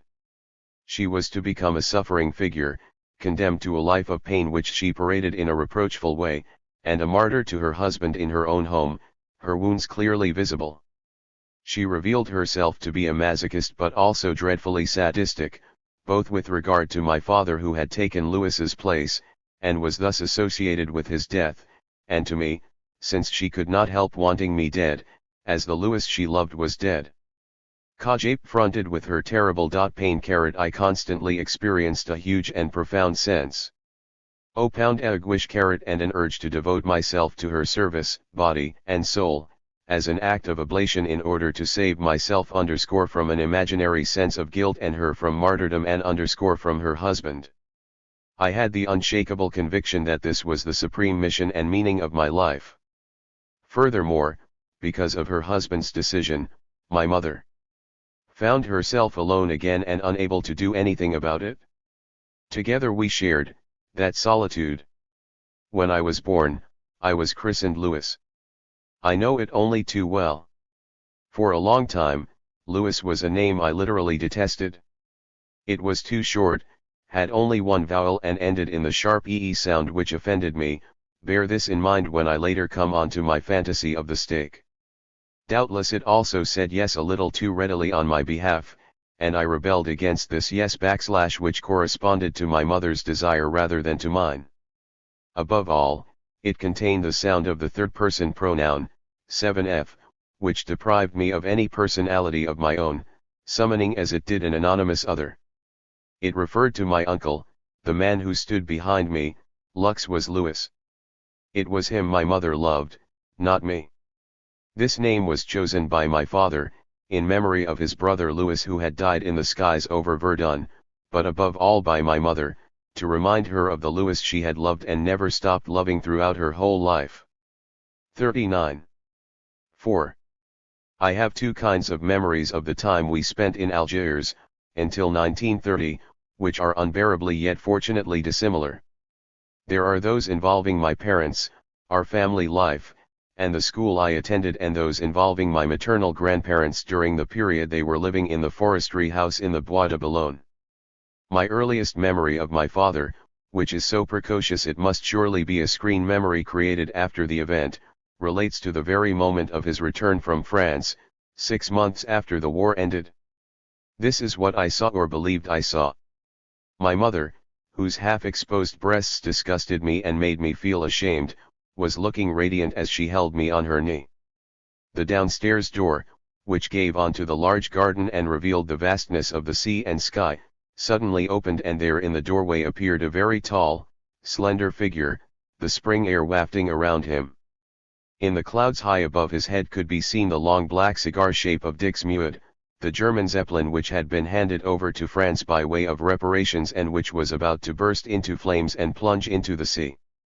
I do not know when or indeed how I came to recompose this scene, in which NXY father appeared in the too obviously simplic context PFA catastrophe involving sex and death. But even if it was created after the event, the association certainly occupied an important place in the sequence of things which made an early impression on me. My father was a tall man, just over 6 feet, with a long, handsome face, a thin, finely chiseled nose, like that of a Roman emperor, and a little mustache which remained unchanged until his death. He had a high forehead which suggested intelligence and malice. He was, in fact, extremely intelligent, and not only in a practical way. He proved his abilities in his job, climbing the ladder within the Algerian bank which he entered as a simple 40 messenger boy with only a school certificate. It was subsequently taken over by the Union Bank of Paris and then by the Northern Credit Bank. He finished up as general manager of the Moroccan branches of the Algerian Bank, then went on to become manager of the important Marseille office after a double stint as a senior executive in Marseille and deputy manager in Lyon. His competence and understanding of financial and business matters, not to mention the techniques and organization of production, he loved visiting businesses with which the bank was involved and having all the details explained to him, were much appreciated by his superiors in Paris, hence the succession of postings and promotions. This meant that our little family had to move house a number of times, between Algiers, Marseille, Casablanca, and Lyon, which my mother bemoaned quite openly to all and sundry. This was something else she constantly complained about and which made my life a misery. My father was fundamentally very authoritarian and totally independent, even, perhaps especially, in relation to his family. He made it clear from the start what his responsibilities were and also those of his wife. She exercised authority in the home and over the children, but that was all. He had his job, looked after money matters, and concerned himself with the wider world. On these issues he was wholly unwilling to compromise. But he never took any initiative in the home or on the subject of our education. In these spheres my mother reigned supreme. On the other hand, he never talked at home about either his job or about friends he had outside the family, except for two we got to know, one of whom took us in his car to Korea where there was snow. My father began to talk about things just 6 months before his death, in the little house at Viroflay to which he had retired. I ought to explain that I then felt sufficiently bold to ask him certain questions, albeit rather late in the day. Anyway, he felt his end was drawing near, that he was becoming decrepit as he put it. The first thing he told me was that he had long known what to expect in the bank. When he was in Lyon during the early days of the Vichy government, until 1942, he refused to join an association of bankers which supported the national revolution.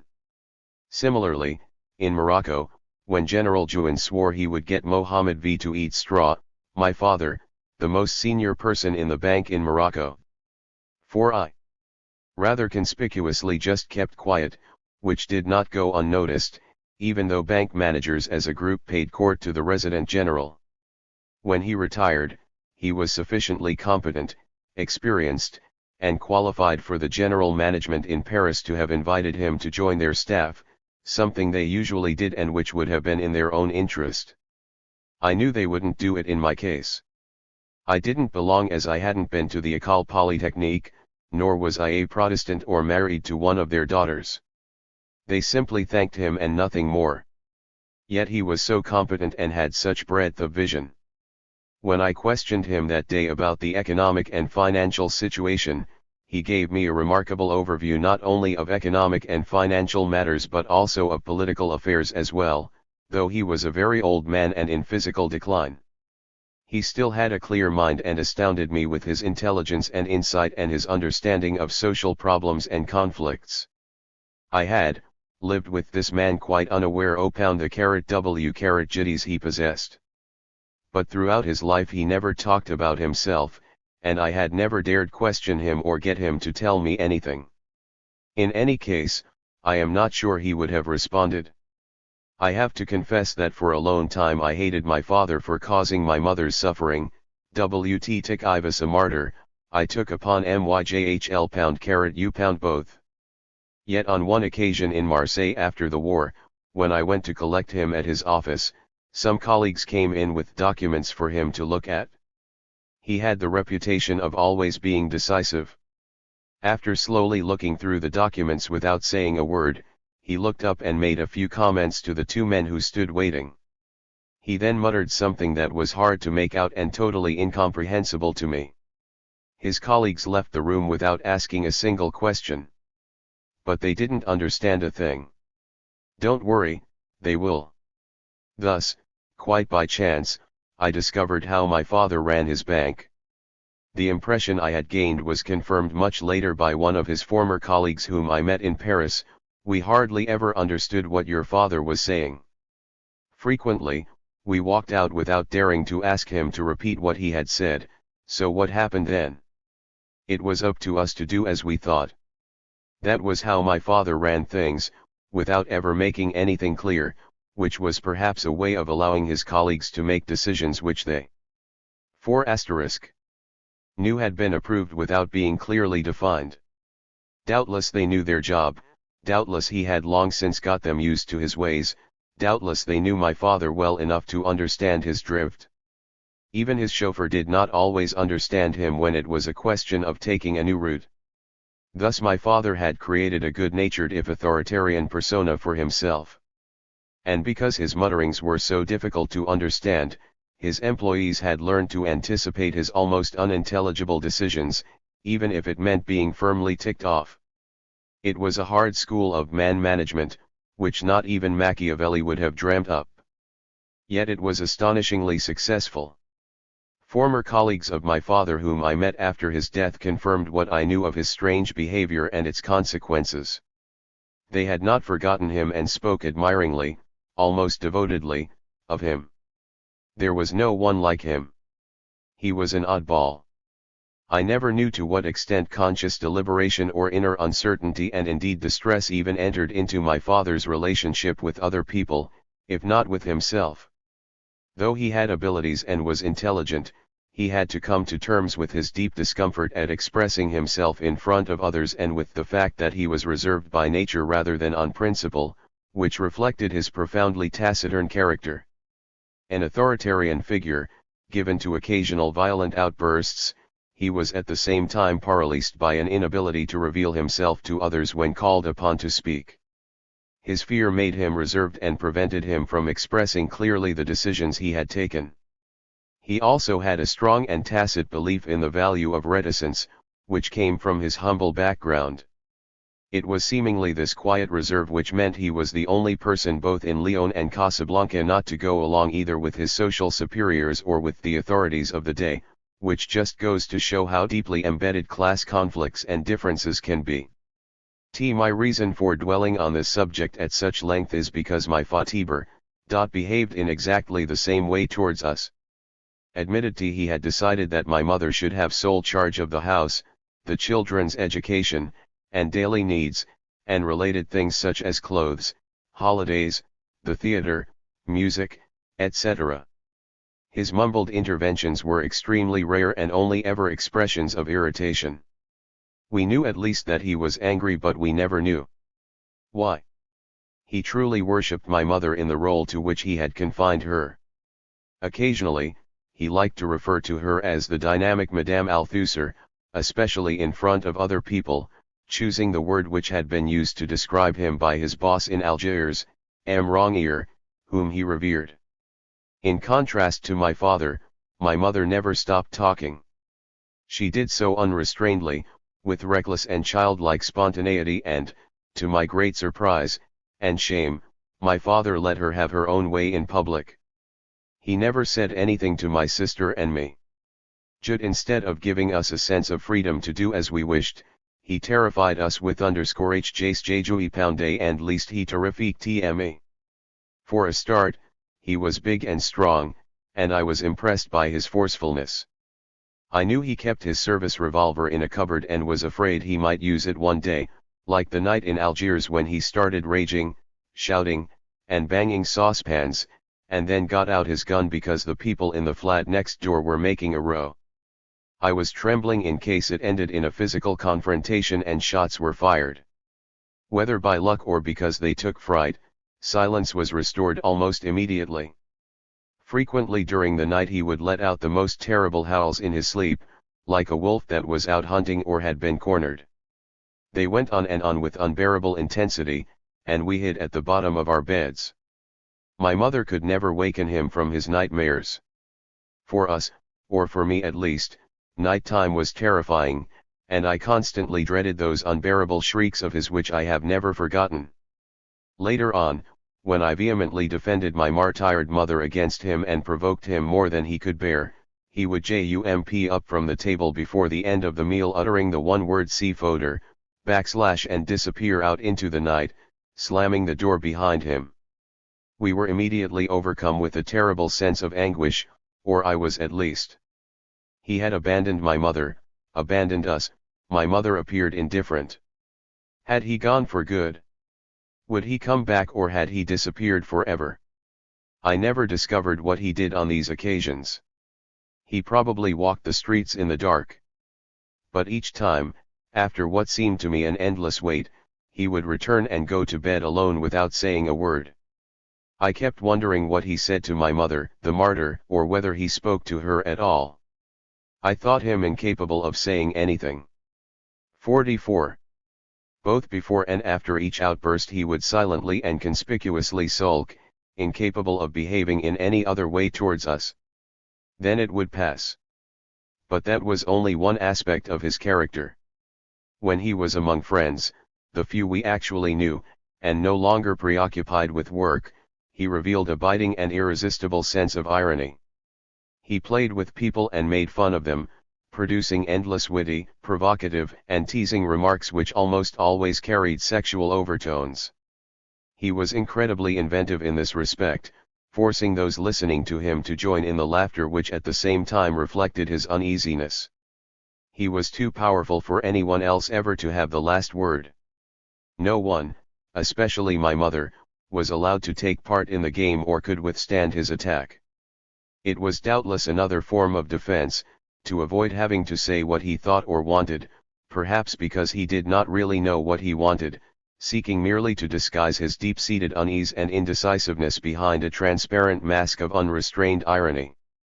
He particularly enjoyed playing this game with the wives of different friends, and what a performance it was.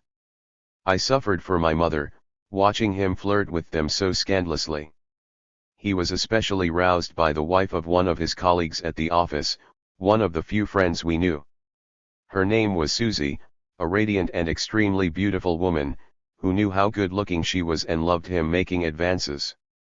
My father would go on to the attack in front of all of us and engage in an endless erotic joust that would make Susie dissolve into a state of laughter and confusion which she enjoyed.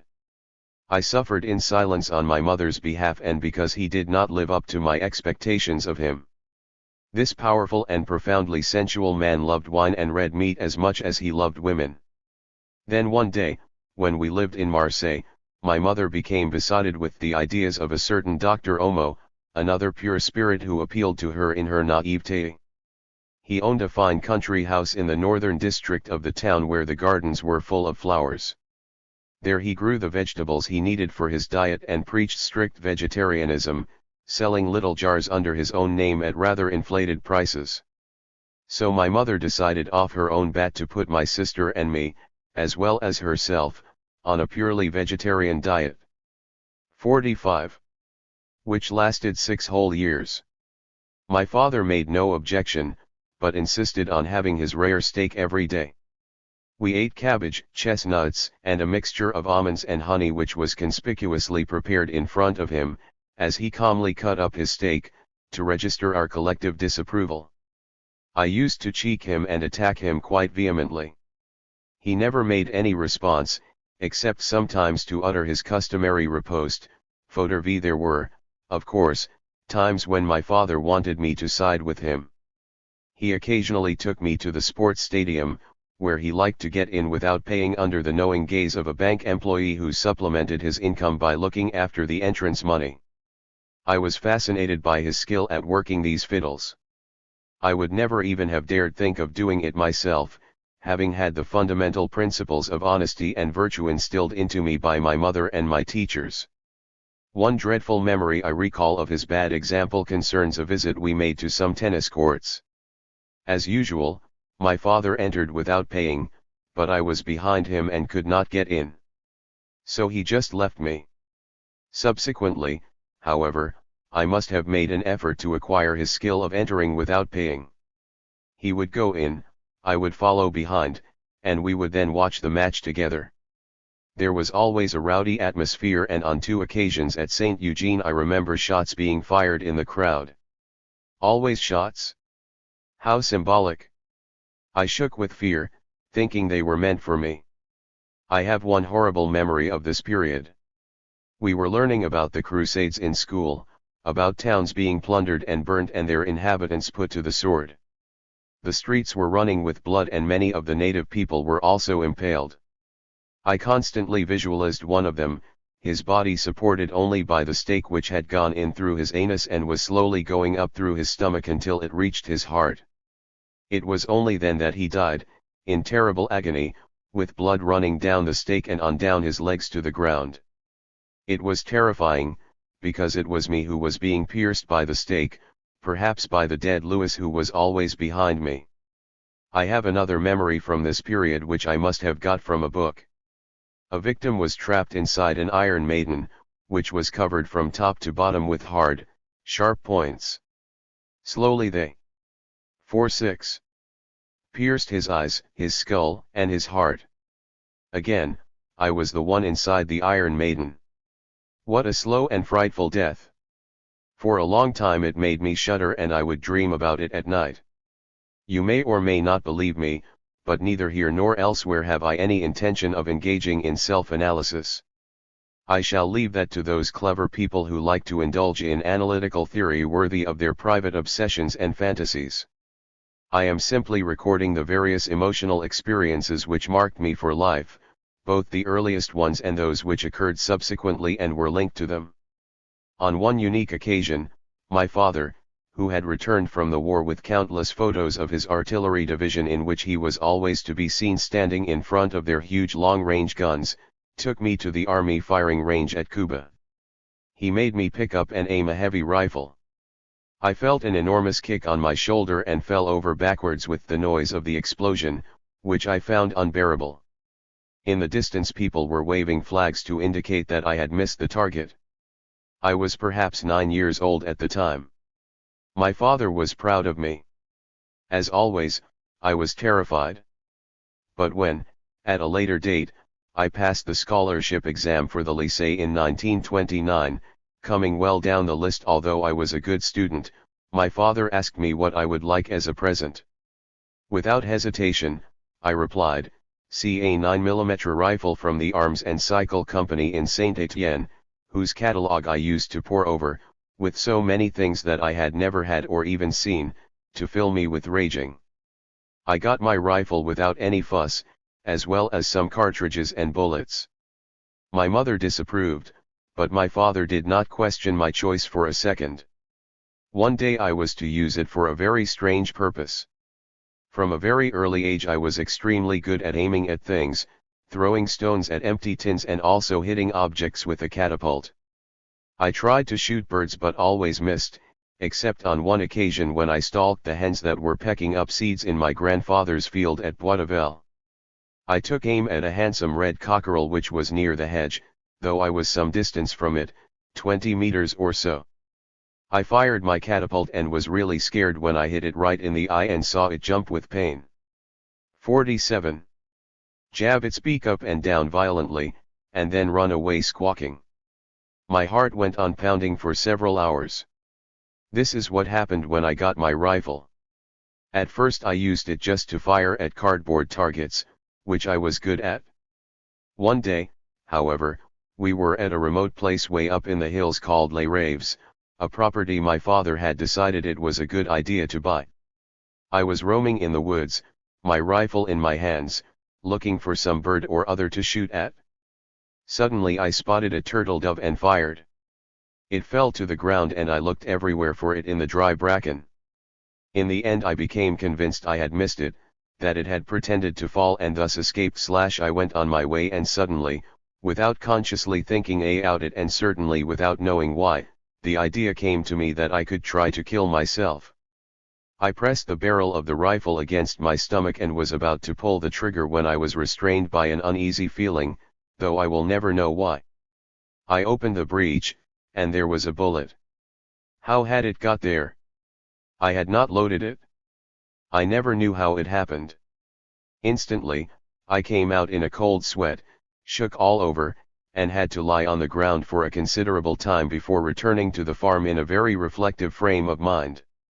Once again, death was a reality, but this time it had been my own death. I am not sure what makes me associate this memory with the subsequent one which aroused similar feelings of total panic. My mother and I had left our flat in the Rue Sebastopol in Marseille and taken a short cut down a little street with high walls on both sides. In the distance, on the right-hand pavement, we noticed a man and 2 women. The 2 women were shrieking and violently lashing out at each other. One was on the ground and the other was dragging her by the hair. The man stood motionless, watching what was happening but doing nothing to intervene. As we passed them, he warned us quite calmly, Be careful, she has a revolver. My mother walked stiffly by, looking straight ahead, not wishing to see or hear anything and completely indifferent to what was going on. She showed no emotion and never said a word to me about the drama we had witnessed. It was clear to me I should have intervened. But I was a coward. The relationship between my mother and me, my mother and death, my father and death, myself and death, must have been an unusual one. It was. 4-8. Only considerably later that I came to understand these relationships, when I was undergoing analysis. Did I really have a father? Certainly / bore his name and he was there. But, in another sense, I did not. After all, he never once intervened in my life to steer me in any particular direction, nor did he reveal anything to me of his own life which might have given me some idea about self-defense, schoolboy fights, and, later on, about virility. Here again, it was my mother's duty to fill me in on this subject, despite her horror at anything to do with sexuality. At the same time, my father was clearly but quietly wanting me to side with him in his practice of fiddling things and later on over his allusions to my relationships with women. Naturally, he never wanted to hear anything about the women I knew nor about what I did. But whenever I was going out he made the same remark which invited neither comment nor reply: make her happy. Her. My mother simply remained silent. He doubtless thought he had made my mother happy. It will already have become clear, however, that this was hardly the case. Basically, my father was too intelligent to have the slightest illusion on that score. My mother, who was 11 years younger than my father, was a very beautiful woman in her youth. She always remained a child, moving straight from the protective care of her parents to that of her husband, without having acquired any experience of life, of men, or of women. The only fond memories she cherished eternally were of Louis, to whom she had been engaged and who died in an aeroplane, and of the teachers she got to know during her brief career, brutally cut short by my father. She also had a girlfriend of her own age in Algiers, as innocent as herself, who became a doctor and whose life was cruelly cut short by tuberculosis. She was called Georgette. Naturally, when my sister was born, my mother named her Georgette after her dead friend. Another dead person's name. My mother was un très small sick fée, blonde carrot with regular features and beautiful breasts, which I can picture in my mind's eye, or rather from photos, with a kind of repulsion. She certainly loved me very deeply. I was her firstborn, a boy, and she was proud of me. When my sister was born, I was entrusted with the task of looking after her all the time, of making a fuss of her and, later on, of holding her hand and taking care when we crossed the road. 49. Later still, I was expected to keep a watchful eye on her on all occasions. This I did most faithfully and to the best of my ability, both as a child and as an adolescent, called upon to play an adult's role, a father's role even. My father had a soft spot for her which I found disgusting. I openly suspected him of behaving incestuously when he took her on his knee in what to me was a quite obscene manner. The task with which I was solemnly entrusted must have been overwhelming for a young child and even for an adolescent. My mother constantly reminded me that my sister was delicate, like her no doubt, because she was a girl, and I recall another obscene memory which horrified and shocked me deeply. It took place in Marseille when my naked sister was being given a bath by my mother and I, also naked, was waiting my turn. I can still hear my mother saying, "Do you see, your sister is a delicate creature and much more exposed to germs than a boy," and showing me to make her point she went on, "You've only got 2 bowls, but she has got 3." I was deeply ashamed of my mother for being so brutally intrusive as to make sexual comparisons between us. I realize now that my mother was literally assailed by phobias. She was afraid of everything, of being late, of not having enough money, of drafts. She always had a sore throat, as I did too until I went off to do my military service and got away from her. She had a great fear of germs and of catching them, of crowds and the noise they made, of neighbors, of accidents whether in the street or elsewhere, and especially of having dealings with dangerous or dubious people which might go wrong. Let us be frank and say that what she feared above all was sex, robbery, and rape. She was afraid of being physically violated, of her body no longer being intact, a dubious notion indeed since this had already happened. I have another memory of her, which surpasses everything in its horror and obscenity. It is definitely not a screen memory, overlaid with a subsequent emotional charge, but one which dates from when I was 13 or 14. As such, it is isolated and extremely precise, without a single added detail. It is probable, likely even, that it was reinforced after the event by incidents of a similar nature, but they only served to accentuate the truly appalling sense of shame and indignation I felt at the time. 50. The tut your last store ever. I was nearly 13 and we were living in Marseille. For some weeks, with considerable satisfaction, I had registered an acute, burning sensation of pleasure at night in my sexual organs, followed by an agreeable feeling of relief. In the morning I noticed large, dull stains on the sheets. It does not much matter whether I was aware that I was having wet dreams, since I knew quite well it had something to do with my sexual organs. One morning I had got up as usual and was having coffee in the kitchen when my mother came in looking solemn and serious and said, "Come with me, son." She took me into my bedroom, pulled back the blankets in front of me, and pointed to the large, dull, dry stains on my sheets. She gazed at me for a moment or two with a restrained look of pride on her face, which suggested that something momentous had occurred. Feeling it was her duty to measure up to the occasion, she declared, "Now you are a man, my son." I was overcome with shame and an unbearable sense of rebellion. My mother had dared to grub around in my sheets, and had invaded my privacy, the most intimate part of my naked body, in other words, my sexual organs, just as if she had looked into my pants or grabbed hold of my penis to show it off, as if it belonged to her, and she had a horror of sex. Added to this, she had forced herself, which I strongly sensed, as if it were her duty, to point it out and comment on it in such an obscene manner. Instead of coming to terms with it myself, she did it for me, for the man I had become long before she realized it, and for which I owed her nothing. What I felt at the time and still feel is that I was utterly degraded, morally speaking, and that her behavior was obscene. It was truly a form of rape and castration. I had been raped and £5 but that was her affair, not mine. Tamely fate was indeed inescapable. But the horror of what happened was intensified by the fact that my mother perpetrated this obscenity and behaved so unnaturally in considering it to be her duty, whereas it should have been my father who did it. I went out without saying a word, slamming the door behind me, and wandered the streets feeling confused and enormously angry. My body and my freedom were subjected to my mother's phobias.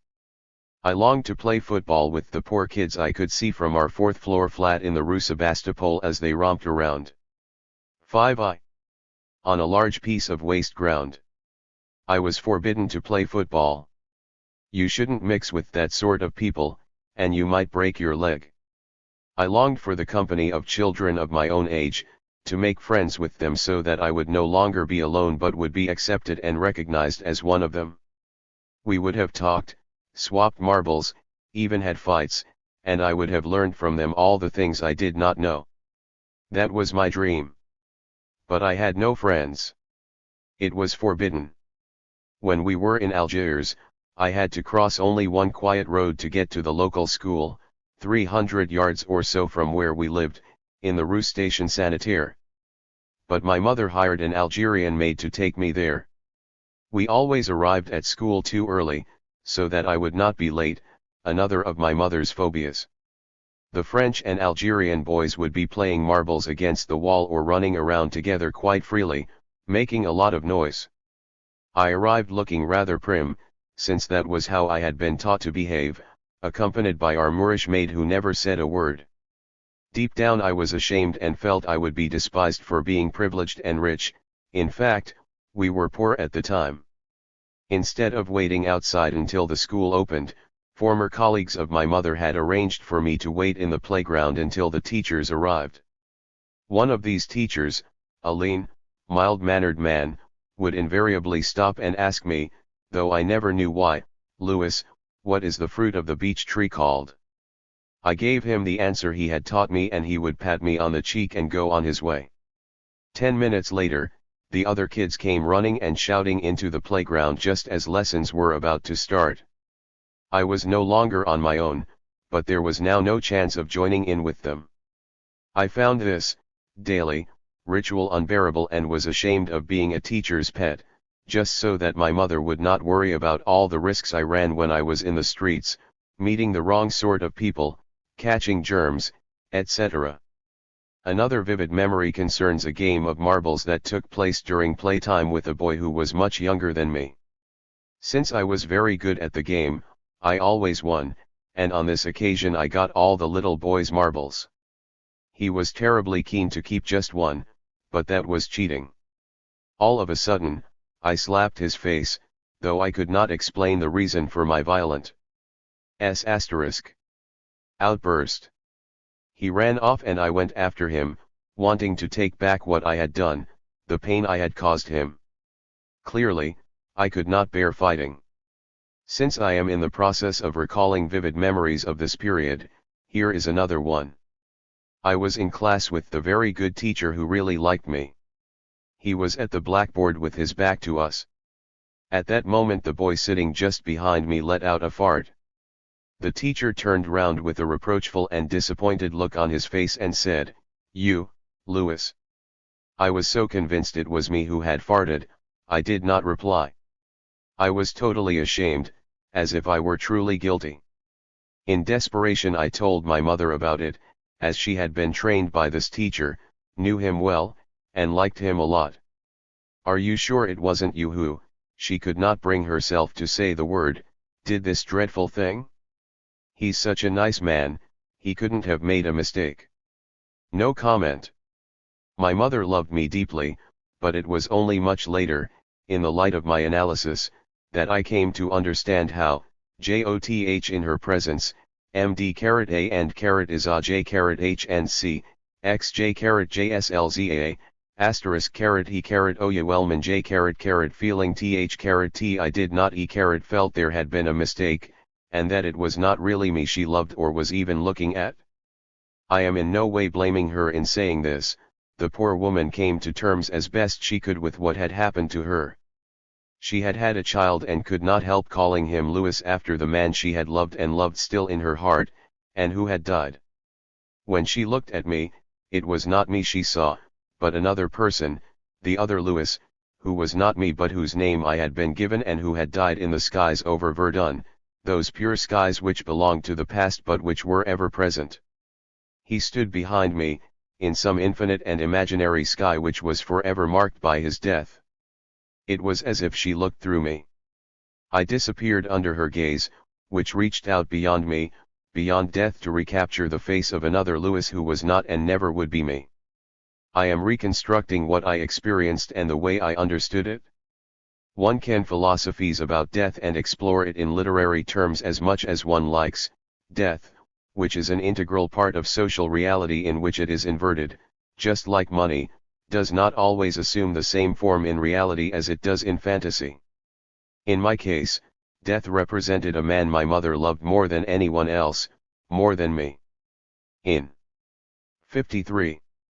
Her love for me, something chilled and marked me from earliest childhood and determined my fate for a very long time. It was not a fantasy but the very reality of my life. That is how fantasy becomes real for each individual.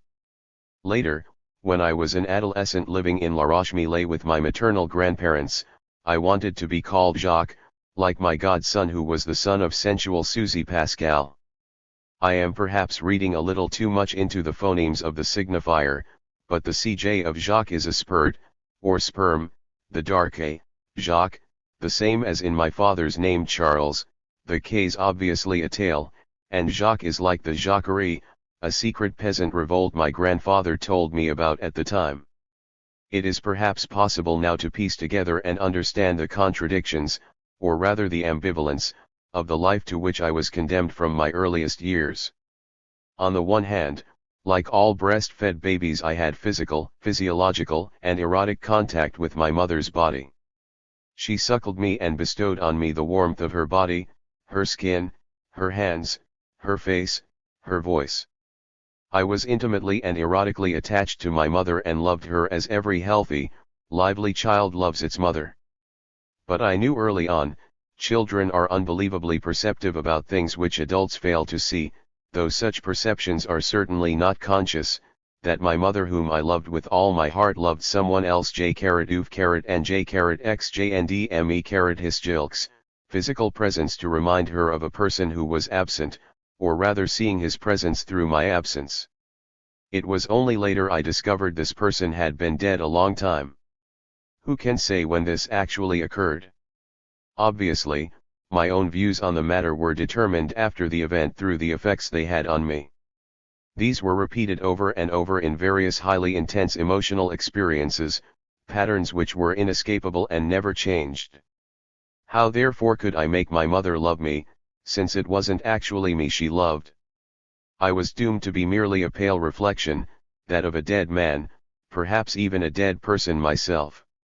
Clearly, the only means I had of escaping this contradiction or ambivalence was to seduce my mother, as one might seduce a stranger one met, so that she would look at me and love me for myself. I wanted to seduce her not just as little boys are commonly said to want to sleep with their mothers, as Diderot pointed out.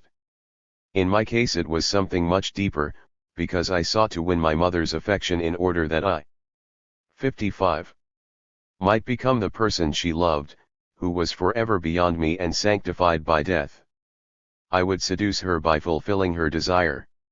It was both a possible and an impossible task. After all, I was not the paragon of goodness and purity my mother wanted me to be. The further I pursued this aim, the more I experienced various aspects of my own desire, including violent ones, especially the basic desire of not living in a fantasy world of death but rather of living for myself, of simply existing in my own body, which my mother so despised, just like the Louis she loved, because it disgusted her. The image I have preserved of myself as a young boy is of a thin, indolent creature with narrow shoulders which would never be very manly. I had a pallid face, dominated by an over-large forehead, and looked lost as I stood alone on the white path of some huge, empty park. I wasn't a boy at all, but a feeble little girl. That image, as clear as a screen memory, was to haunt me for a long time, and its effects will in due course become clear. By some miracle I came across a small photograph among my father's papers after his death which provided some tangible evidence in support of it. There I am, standing on one of the great wide paths in Galland Park, Algiers, close to where we lived. I really was a thin, frail, and pallid little boy, who seemed not to have any shoulders. My over-large forehead was crowned with a pale-colored hat. At the end of my outstretched arm was a minute little dog.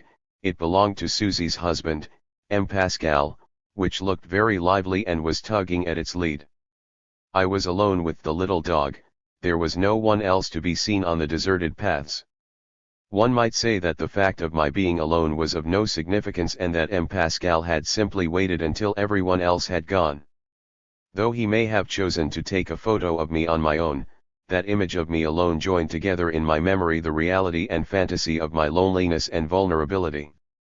I was indeed totally alone in Algiers, as I would be for much of the time in Marseille and Lyon, and later still terribly alone after Helene's death. I had no real playmate, even among those I mixed with under supervision in my playground, Arabs, French, Spanish, and Lebanese. My mother was so intent on preventing 56. Us, herself, from having any contact with dubious acquaintances, keeping us away from germs and impulses which might have led to goodness knows what. I really mean no playmate N4sh_ISI9ISJ a fortiori, no friend. When I went into the first form at the Lycée Liadi in Algiers after leaving primary school, I didn't have a single friend in the playground. Worse still, I remember the rich boys being very smart, haughty, disdainful, and cynical, and wanting to have nothing at all to do with me. They were picked up from school in magnificent, chauffeur-driven sports cars, including a splendid Voisin. The only company I had was at home, a voluble mother and a silent father.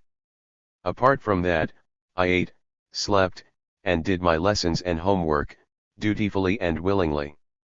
I was a model pupil at primary school and my teachers liked me. But in the first year at the lycée, I felt lost and was thoroughly mediocre, despite my efforts. It was only when I got to Marseille, 1930–36, and then Lyon, 1936–39, where I prepared the entrance exam for the École Normale, that I was top of my class. Because of my mother, I joined the Scouts in Marseille and naturally became a patrol leader, appointed by a chaplain who was too clever to be an honest man. He realized it was my sense of guilt which led me to accept the first responsibility that came my way. I was good, and pure, too pure, just as my mother wished me to be. I can honestly say I fulfilled my mother's wishes by being totally pure, and for a long time too, until I was 29. Indeed, I fulfilled her wishes and expectations of the other Louis, what she had longed for from time immemorial. The unconscious is not bound by time. JWDJ_IUD_. I strove for goodness, purity, virtue, a pure intellect, a disembodied state, academic success, and to crown it all a literary career. My father would have preferred me to go to the École Polytechnique, something I discovered later, though he never let it be known. To accomplish all this, I was to go to the École Normale Supérieure, not at St. Cloud where Uncle Louis was to have gone, but the one in the Rue d'Ulm. Then I became a well-known intellectual who fiercely refused to dirty his hands in the media, what purity, and got my name on the cover of a few books which my mother proudly read. I was an established philosopher. Did I really succeed in seducing my mother? Yes and no. Yes, inasmuch as she was happy and extremely proud because she 57. Recognized in me the fulfillment of her desires. No, because in seducing her I always had the impression I was not myself, that I didn't really exist, that my existence depended solely on prétense, indeed was a prétense. The artifice of seduction was bound up with deception. It is a short step from artifice to deception, and I therefore feigned that I had not truly won her heart, but only artificially and deceitfully seduced her. Everything was artifice, yet I still had my own desires, or, if you like, to put things at their simplest, my own desire, which could not be realized. I wanted to live my own life, to join the kids who played football on the waste ground, to mix with French and Arab boys at primary school, to play in the parks and woods with other kids I might meet, boys and girls, whom my mother would never let me join because we didn't know their parents, even if they were only 2 feet away or sitting on the same seat. I was forbidden to talk to them, since we didn't know who or what they might be.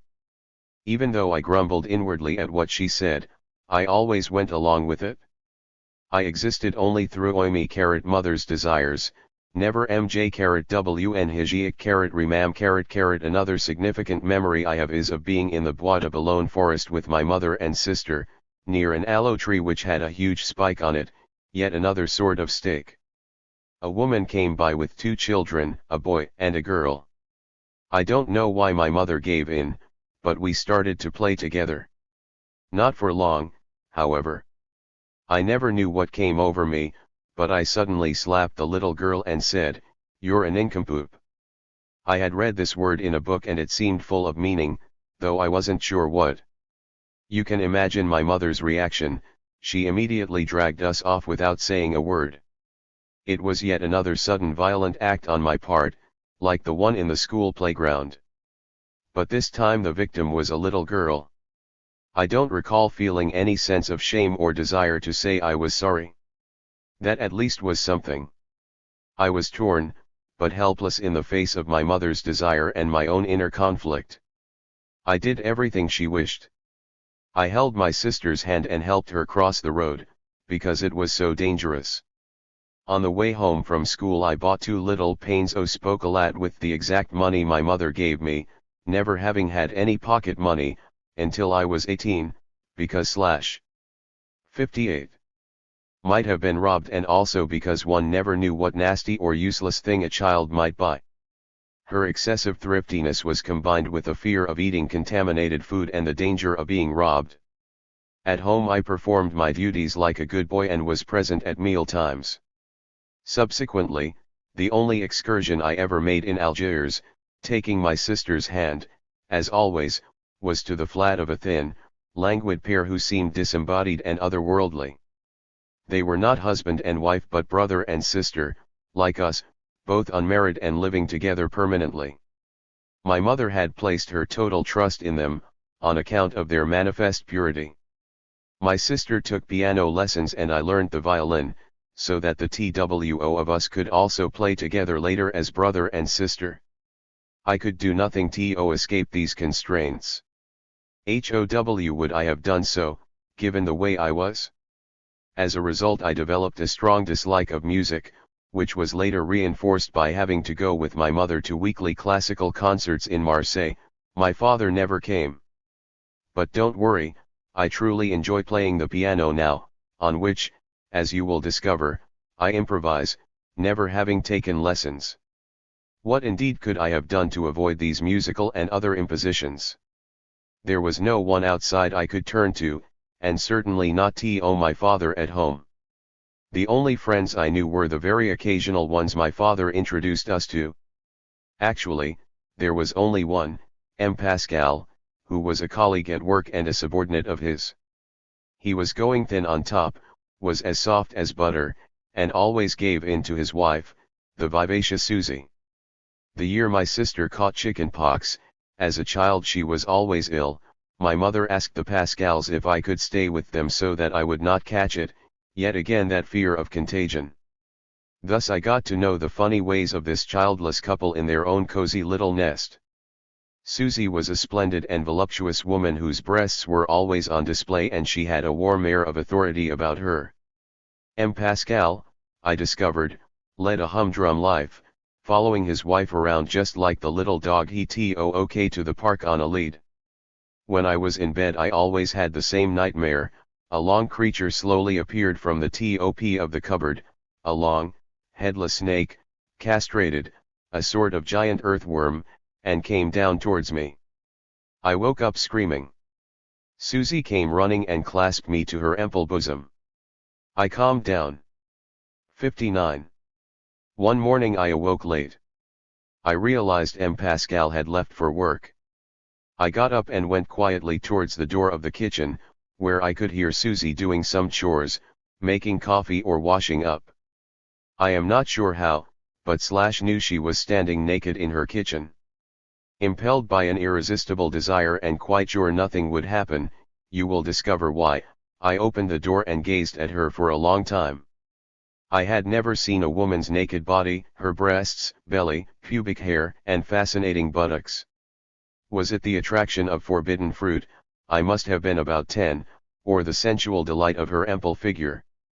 My enjoyment lasted quite a while. Then she spotted me and far from scolding me, drew me towards her, held me against her breasts and between her warm thighs and kissed me. Nothing was ever said about it subsequently. But I never forgot that moment of intense and incomparable fusion. The following year, when my sister caught scarlet fever, ill as always, my mother sent me to my maternal grandparents, so that on this occasion too I would avoid catching it. They had retired and gone back to their native Morvan. 66. Those dear grandparents.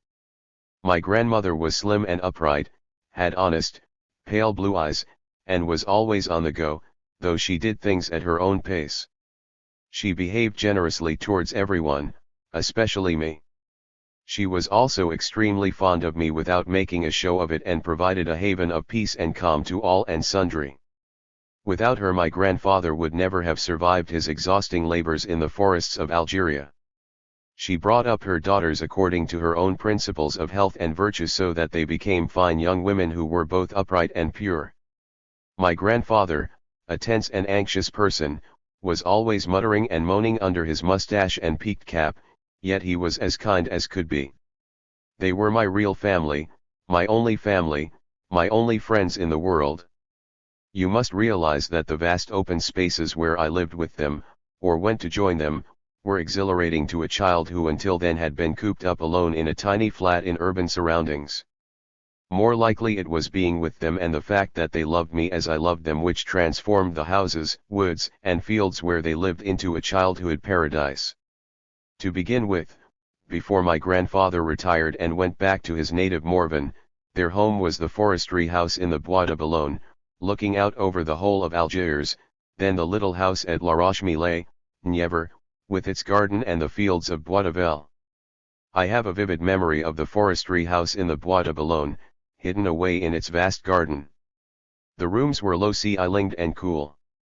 I also discovered a dark, mysterious wash-house where water was always running, and some stables which had a marvelous smell of horse dung, bedding straw, and the glistening, sweaty aroma of two splendid thoroughbreds, whose smooth flanks quivered with energy. My grandfather and I looked 61. After these fine animals, which the directors of the company rode for pleasure. I still think horses are the finest looking creatures in the world, infinitely more handsome than the handsomest human beings. One night these animals made a terrific din, but I was not alarmed. It was probably people stealing chickens, who were scared off by the horses, which were more vigilant than dogs. 20 meters from the house there was a long, raised tank, and when someone lifted me right up, I could see strange, pale, red, green, and violet-colored fish slowly disappearing under long, waving strands of black weed. At a later date, when I was reading Lorca, I came across them again, those supple, fish-like thighs of an adulterous woman going off to the river, fish seen in the reeds which parted as they slipped through. There were beds of marvelous flowers at the forestry house, anemones, freesias with their erotic, overpowering perfume, shy, pink cyclamen surrounded by dark green leaves, like the delicate rose of Simone de Bandal's sexual organs which I was to see later on. At Easter, my sister and I would hunt there for sugar eggs which had been hidden for us and were often already nibbled by ants. Each Sunday my father used to bring home a bunch of gigantic, multicolored gladioli which he gave to a very beautiful young woman with a Belgian name when we were not around. We never saw her. There was also a huge vegetable garden full of Japanese medlars. These medlars produced pale yellow, oval fruit, each containing, side by side, a couple of brown seeds. They were hard, smooth, and shiny and looked like a man's balls, though at the time I was obviously not consciously aware of that, and I experienced a strange sense of pleasure as I fondled them over and over. My young Aunt Juliette, the individualist of the family, climbed the trees like a goat to pick them off the branches and hand them down to me below as I stood looking up at the interesting things she had under her skirt. As the fruit melted in my mouth, releasing its slippery seeds, how I enjoyed its sweet-tasting juice. But the same fruits were always better when I picked them off the ground, where they had begun to rot in the burning sun and were tainted with the harsh, bitter scent of the earth. Further on there was a smaller tank which I could look into, full of clear, running water, a spring, and right at the end of the garden, behind some tall, dark cypresses, a dozen beehives in a row. They 62. Were visited frequently by a former teacher, a Breton, called M. Kirouet, who wore a straw hat but never gloves or a veil because the bees were his friends. That certainly was not the case with everybody. One day, because my grandfather was anxious and agitated and had gone a little too near, they in turn became anxious and agitated and swarmed all over his face.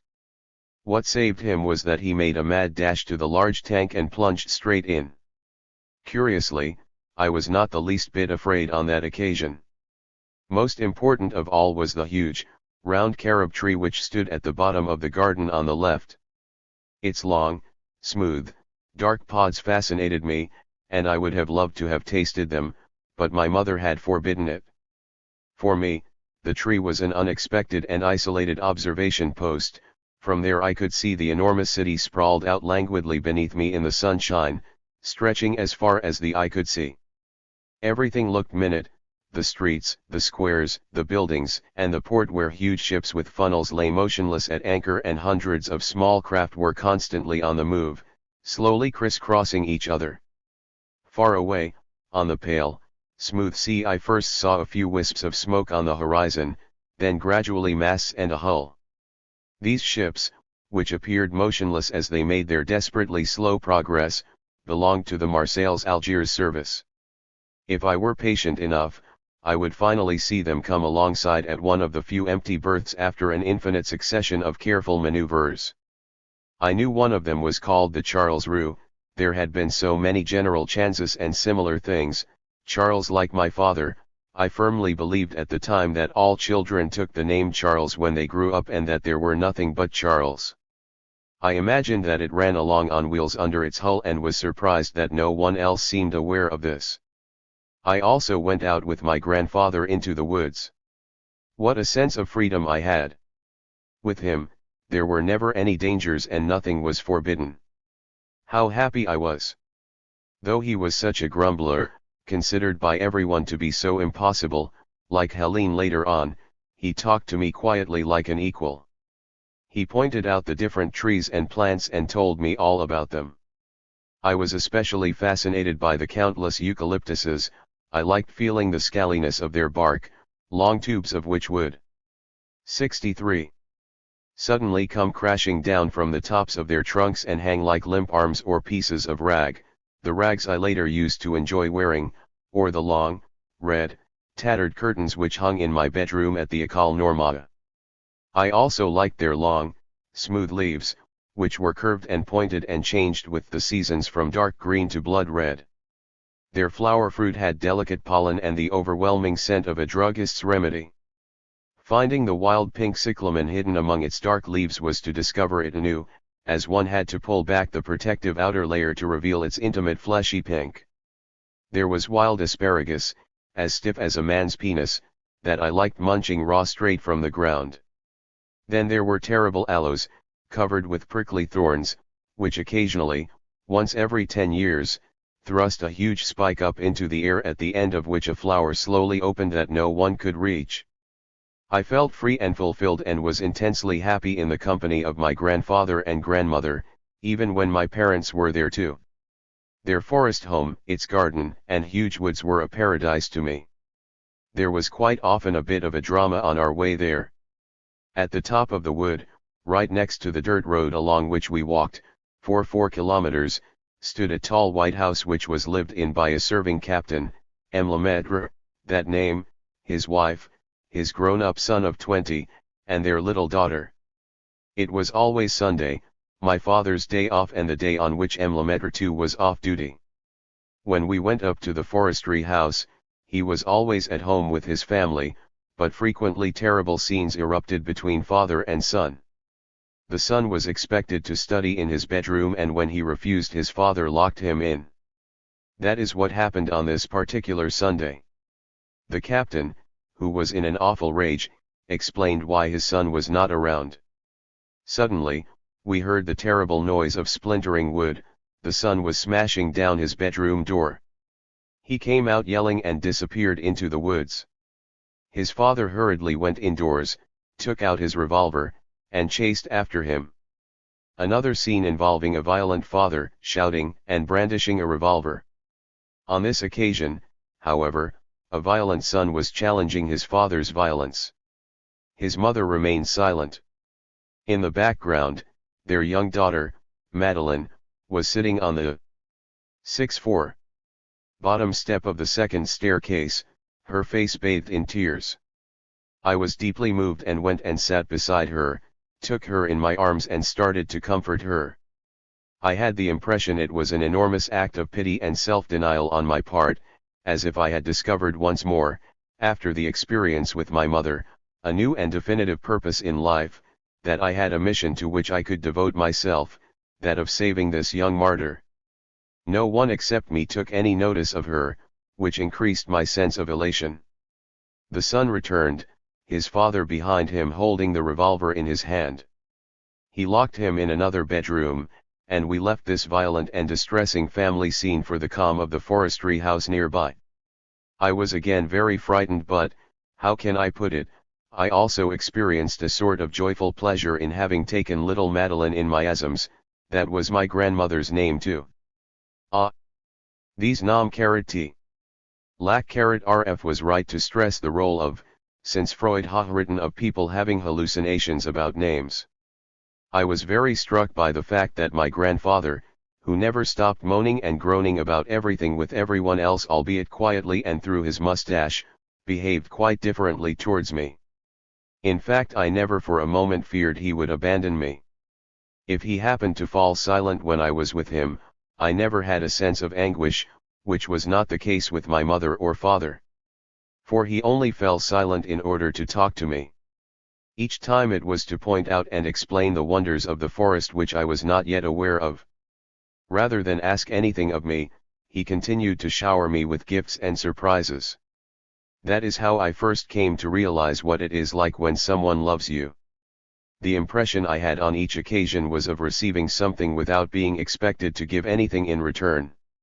This proved to me that I existed in my own right. He also showed me the high brick walls protecting the residence of Queen Ranavalo, whom one never saw, and which bordered the grounds of the forestry house. Later on I learned that the French troops who invaded Madagascar in the heyday of colonial expansion had captured the Queen and forcibly confined her in this residence overlooking Algiers, where she was closely guarded. Similarly, at a later date in Blida I was to meet a huge, bespectacled black man always protected by a large umbrella. There were picture postcards. 65. Of him, who held out his hand to all the passers-by with the greeting, "Trians, you are all friends." His name was Behanzin and he was the former emperor of Dahomey, who had also been banished to Algeria. The situation seemed strange to me, it was doubtless my first lesson in politics. 66. 7. When my grandfather retired, in 1925, I believe, that was the end of the forestry house and all its wonders. I never saw it again. My grandparents then went back to Morvan, where they originally came from, and bought a small house at La Roche-Millet, a little village 15 kilometers from Château Chinon and 11 from Lucy, in a hilly and wooded region. Other wonders lay in store for me. It was of course a long way from Algiers, but we spent endless summers there, usually without my father who remained at work in Algiers. First, we had to make the sea crossing, in one of those slow, uncomfortable ships called Governor General something or other which provided the service. Just the smell of the gangways and cabins, covered in what looked like a thick layer of grease that stank of vomit, made me feel seasick even before we sailed. I was always sick, as were my mother and sister, but never my father. We had a brief glimpse of the port at Marseille, La Joliette, found our luggage, put up with the anxieties of our mother, that we might be robbed, and then boarded the train. Ah, the train! The smell of steam trains puffing out great plumes of smoke, the smooth chattering of the connecting rods, the long bursts on the whistle as you sped along, why, you wondered. Probably a level crossing. Then, as you arrived at a station or were leaving one, there was the endless and reassuring noise of the wheels gripping the rails, interspersed with the regular and comforting bump of the buffers. When every carriage was properly hitched and all was in order, we set off. My mother constantly worried we would have an accident. Not me. A landscape that was unknown to me flashed past the windows. We ate on our laps. Once my mother had got out all the food from the bag which she had prepared beforehand in Algiers. We never discovered the splendors of the restaurant car, we always economized. 67. At Chagny we had to take the branch line to Nevers. So we changed trains, making sure we had all the luggage, and climbed into a much more antiquated carriage, pulled by a slow and wheezing engine. But we were getting closer to home. I quickly got to know and recognize the stations and, as we laboured along, I tried hard to spot the first wild strawberries growing among the grass on the banks close to the line. I was looking forward to eating them. Were they already ripe? I wondered. Finally, we reached the end of our journey at Millet, an insignificant little station where our adventures really began. A small horse-drawn trap was waiting for us outside the station. It was raining very heavily on our first visit, which meant we saw nothing, but we were protected by the canvas hood as we huddled together for warmth. Usually, however, we arrived in brilliant sunshine. M. Ducarrix, who was to become mayor of La Roche in 1936, defeating the Count, drove his fine bay mare gently along. Her powerful hindquarters rapidly began to froth with sweat, and I observed with considerable interest the fleshy opening at her rear end. We climbed for 6 kilometers before reaching the plateau of the Bois de Velle, from where we looked out onto a vast landscape of densely wooded mountains. There were oak, chestnut, beech, ash, and hornbeam, not to mention the hazels and willows. Then there was a long, gentle descent which the mare took at her customary trot, and finally we reached the village. After a steep climb up a rough track, past the village school, built of granite, we were suddenly at the house where my grandmother stood erect in the doorway. This house wasn't very big, but it had 2 huge, cool cellars and a large attic which was more or less habitable, full of novels by Delhi, cut out of Le Petit Echo de la Mode, which my grandmother always read. There were lean-to sheds for rabbits, a big wired-in chicken run where the poultry wandered slowly and contentedly around, always on the lookout, and a smart concrete tank to collect the rainwater. Sometimes the cats fell in and drowned, much to my alarm. Yet more deaths, what drama! Above all, it had a beautiful, sloping garden with a fine view of one of the highest mountains in Morvan, the Tuller. At that time there was neither running water nor electricity, so we had to go to fetch water in buckets from 2 old girls who lived opposite. 68. We had oil lamps that gave a lovely glow, especially when you went from one bedroom to another carrying the lamp with you, and the shadows moved, often disconcertingly, across the walls. It made me feel safe, carrying my own lamp.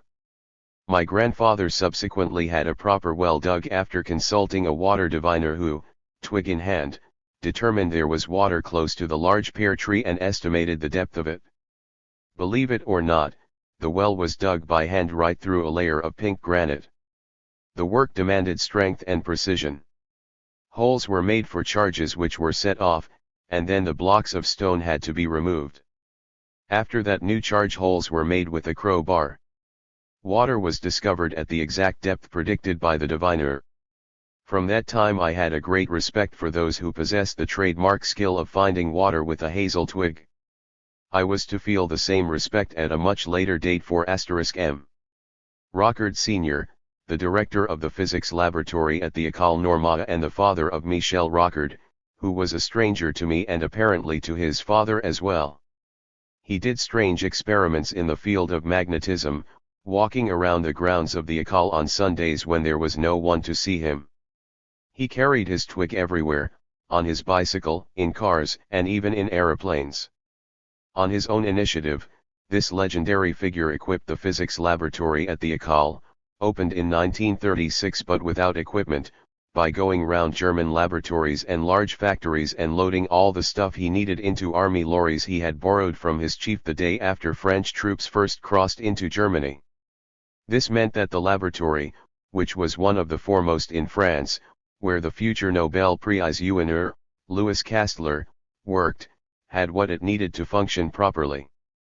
M. Rockard Sr. was also thought to be the father of the French atomic bomb, which was never confirmed or denied, but the title or pseudo-title was enough to attract the political hostility of most of the students. Rockard was the first in the world to perfect a system of detecting atomic explosions on the basis of their dissemination by the Earth's crust and using triangulation, the waves being registered the instant they arrived. He built a number of quite comfortable small houses in about 20 places, most of them in inaccessible parts of France. He once invited Dr. Etienne, much to his astonishment, but not me. At the time, he knew that an explosion had taken place, even 69. Underground, a quarter of an hour before the Americans, and was in his modest way more than a little proud of the fact. I admired his talent for skullduggery. He knew how to get round most of the restrictions imposed by the administration, which he despised. He also scandalized those who ran the école because he kept a secret fund which enabled him, a physicist, to pay throughout 1967 for a part-time typist to produce my lectures for science students. I have never forgotten his genuine cunning, his ingenuity, his boldness, his total lack of prejudice, and his generosity. M. Rockard Sr., who was deaf or sometimes pretended to be, and whose smallest gestures and inflections were imitated by his assistants, so it happened to him too, mumbled like my father when he told people what to do, and was a past master at working fiddles, which went well beyond my father's more timid activities. Though he was never aware of it, he was truly a second father to me after my grandfather. Trademark: once the well was dug, my grandfather had a metal cover made for the rim, and 50 centimeters above that we erected a small zinc canopy to protect the opening. At a certain season of the year, all day long and all night, tiny, bright red pears would fall from a great height and strike the canopy from time to time with an abrupt ping that could be heard even from the house, though it was 50 meters away and we were indoors. You could not cut these pears with a knife, but my grandmother made marvelous jam with them which I have never come across anywhere else.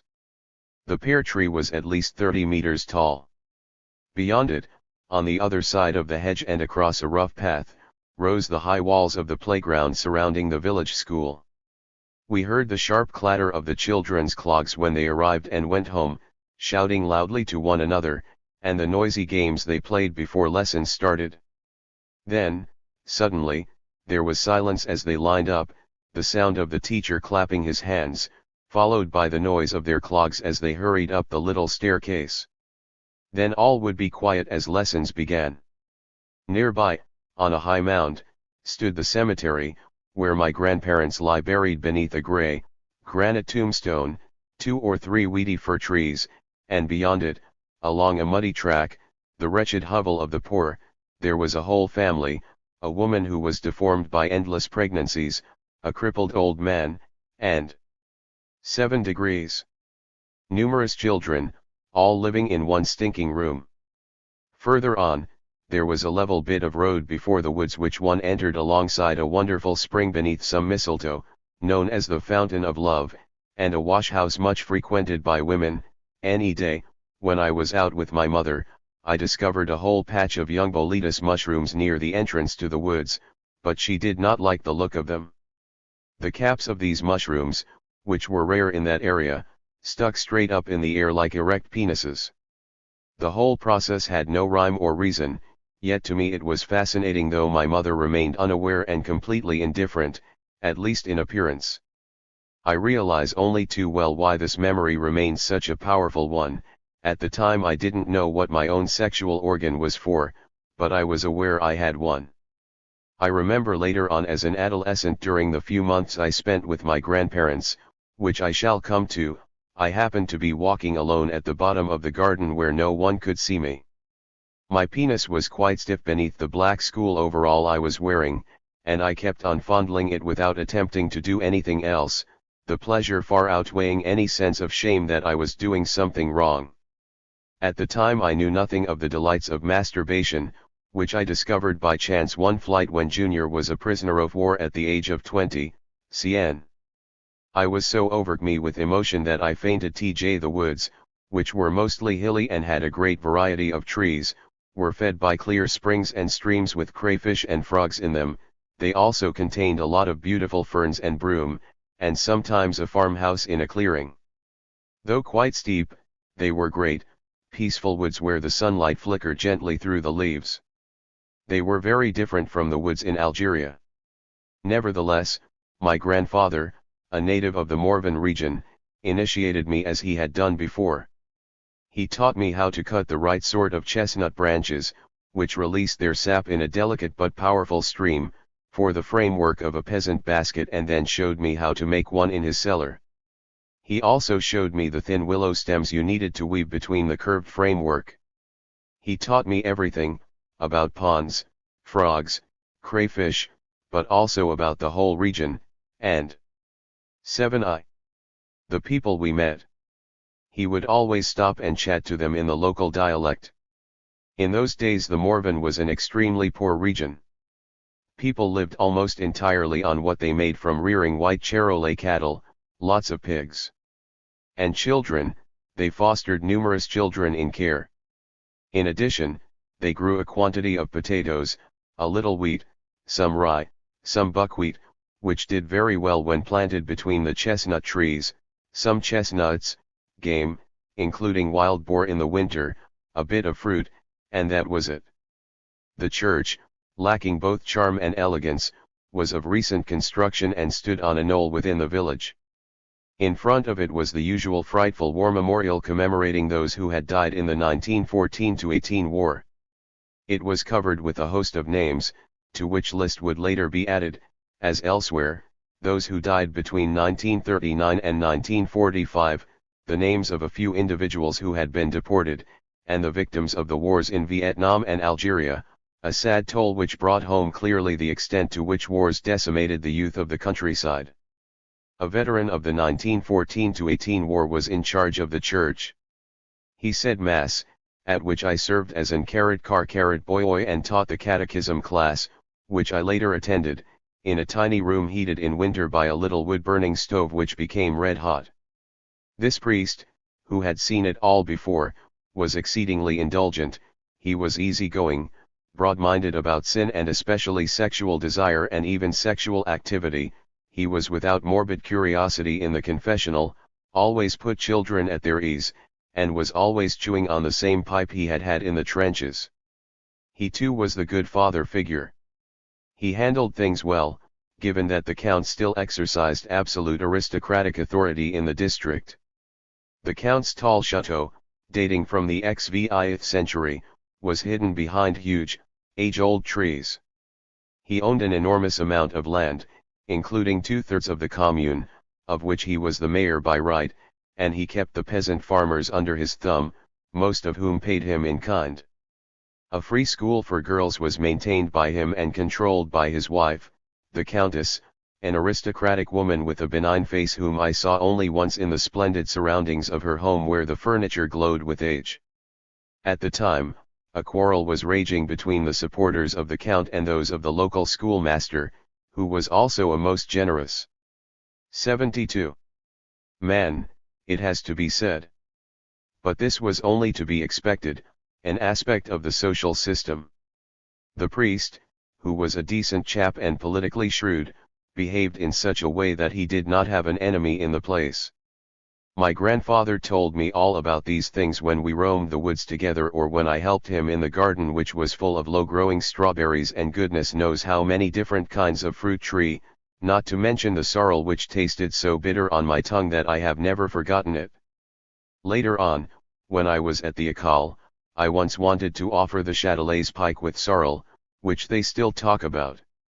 I tried to buy sorrel in the Rue Mouffetard and asked all the vegetable and herb sellers. None of them had it, and I got the same reply, 30 times over, if we had some, we wouldn't be here. My grandfather taught me how to sow seeds, how to plant out, how to weed, how to graft fruit trees, and even how to make compost behind the lavatory which collected all the piss and shit from the house. The lavatory was very small, with no window, and your face was right against the door when it was shut. I sat there on the wooden seat for hours on end with a Delhi novel in my hand, my trousers down, sniffing the delightful odor it gave off of piss and shit, earth, and rotten leaves, the piss and shit of men and women alike. Growing right over the lavatory was a big, bushy elder tree, but I was forbidden to eat the fruit by my mother. She said it was terribly poisonous. I discovered later that the Germans made a delicious soup with it. I was intoxicated by the heady perfume of the elderflowers, mingled with piss, shit, and rich earth. My grandfather even taught me how to kill a rabbit with a downward blow on the back of the neck and how to chop off a duck's head with a billhook on a block of wood. The duck would go on running around for several minutes. With him, I was never afraid. But when my grandmother poked long, pointed scissors down a chicken's throat in order to cut its carotid artery. It was horrible, and I felt ashamed to see her do such a thing. Everything gave me enormous pleasure, but I should point out that it was summertime, and once the holidays were over we had to return to Algiers. Yet there were still more surprises and greater happiness to come. One day, my grandmother, my mother, my sister, and I set out. 73. 44s, where my maternal great-grandmother, Mir Nektu, lived. She had long been widowed and lived completely alone in one room with her cow. She was another terribly erect, dry old stick, and silent as well, apart from the odd interjection in an ancient dialect which I did not understand. One incident I remember which struck me forcibly occurred near the little river where she took her docile, lumbering cow to graze. I was playing with the multicolored dragonflies which were flitting from flower to flower, especially the highly scented meadow flowers. All of a sudden, I noticed my great-grandmother, who never let go of her great gnarled stick, which she used for walking and on the cow, behaving in a very strange manner. She was standing bolt upright and did not say a word as a loud spurting noise issued from beneath her long black skirt. A clear stream ran past her feet. It took me a little while to realize that she was peeing standing up, under her skirt, without squatting down as women usually do, and that therefore she didn't have any knickers on. I was astounded to discover there were men, unashamed of their sexuality, who went ahead and pissed in front of everybody, without shame or modesty, and without giving any warning whatsoever. What a revelation! Though she was kind to me, it was all rather confusing. This woman turned out to be a man, and what a man, sleeping with her cow, looking after it, pissing like a man in front of everyone, but without opening her flies and pulling out her cock, and without hiding behind a tree to do it. But she was also a woman, because she didn't have a man's cock, and showed she loved me, albeit in a rather severe fashion, yet with the contained tenderness of a good mother. She was nothing like my father's mother. This surprising episode inspired no fear, but it did leave me puzzling about it for a long time. As might have been expected, my mother saw nothing and never mentioned it. JHPW, unaware she was of everything which affected me. When, early in September 1928, I must have been 10 or 11, my sister contracted scarlet fever. This child was always being ill, thus protecting herself by seeking refuge as best she could in physical ill health. My mother took all the measures which seemed right to her, given her phobia about contagion. She consulted my grandparents and then asked if I would mind not returning to Algiers but remaining in La Roche-Mille and spending the whole 74 year there. As you can imagine, I did not mind at all. There is no question that what I did not yet recognize as my mother's phobias could have, and how, their positive side, a trick of the psyche. Obviously a whole year necessarily meant spending the school year in the local village school. I have already pointed out that it was only a stone's throw from the house. The man in charge, Embouche, was gentle, firm, and warm-hearted, wholly acceptable to my mother who liked conscientious people and was therefore reassured by him. I wore clogs, so as not to be different from everyone else, and also the compulsory black overall. Thus equipped, I joined those peasant children I had heard playing noisily in the schoolyard, year after year, and longed to be with. From our front door, I heard them climbing slowly up the hill or running down the steep, rough track past the house. I could hear their cheery voices as they called out and barged each other around, and the constant clatter of their clogs in the background. In the countryside at that time, leather shoes were too expensive and marvelous, shiny clogs were made by local craftsmen. I myself had a go at carving some out of blocks of wood with wonderful tools, sharp gouges which were easy to handle. They were hard on the feet and rubbed your Achilles tendon at first, but you quickly got used to them and they protected you from the cold and from the heat, because wood is a bad conductor of heat and cold, which is not the case with leather. When I entered the school I was faced with an unknown world and, first and foremost, with the language spoken by the country boys. The dialect of the Morvan included quite unexpected combinations of vowels and consonants, the regular distortion of vowels and diphthongs, by sustained heavy stress on the phonemes, and all sorts of turns of phrase and expressions that I did not recognize. It was certainly not the language of the classroom, where our teacher taught us the classic pronunciation and the French of the Île-de-France. The dialect was a second, different language, a foreign language, their native tongue which they spoke during playtime and in the street. It was the language of everyday life. It was the first foreign language I learnt, since there had been no opportunity for me to learn colloquial Arabic, as I was forbidden by my mother to play in the streets, though she had begun to learn literary Arabic. I simply had to get used to it.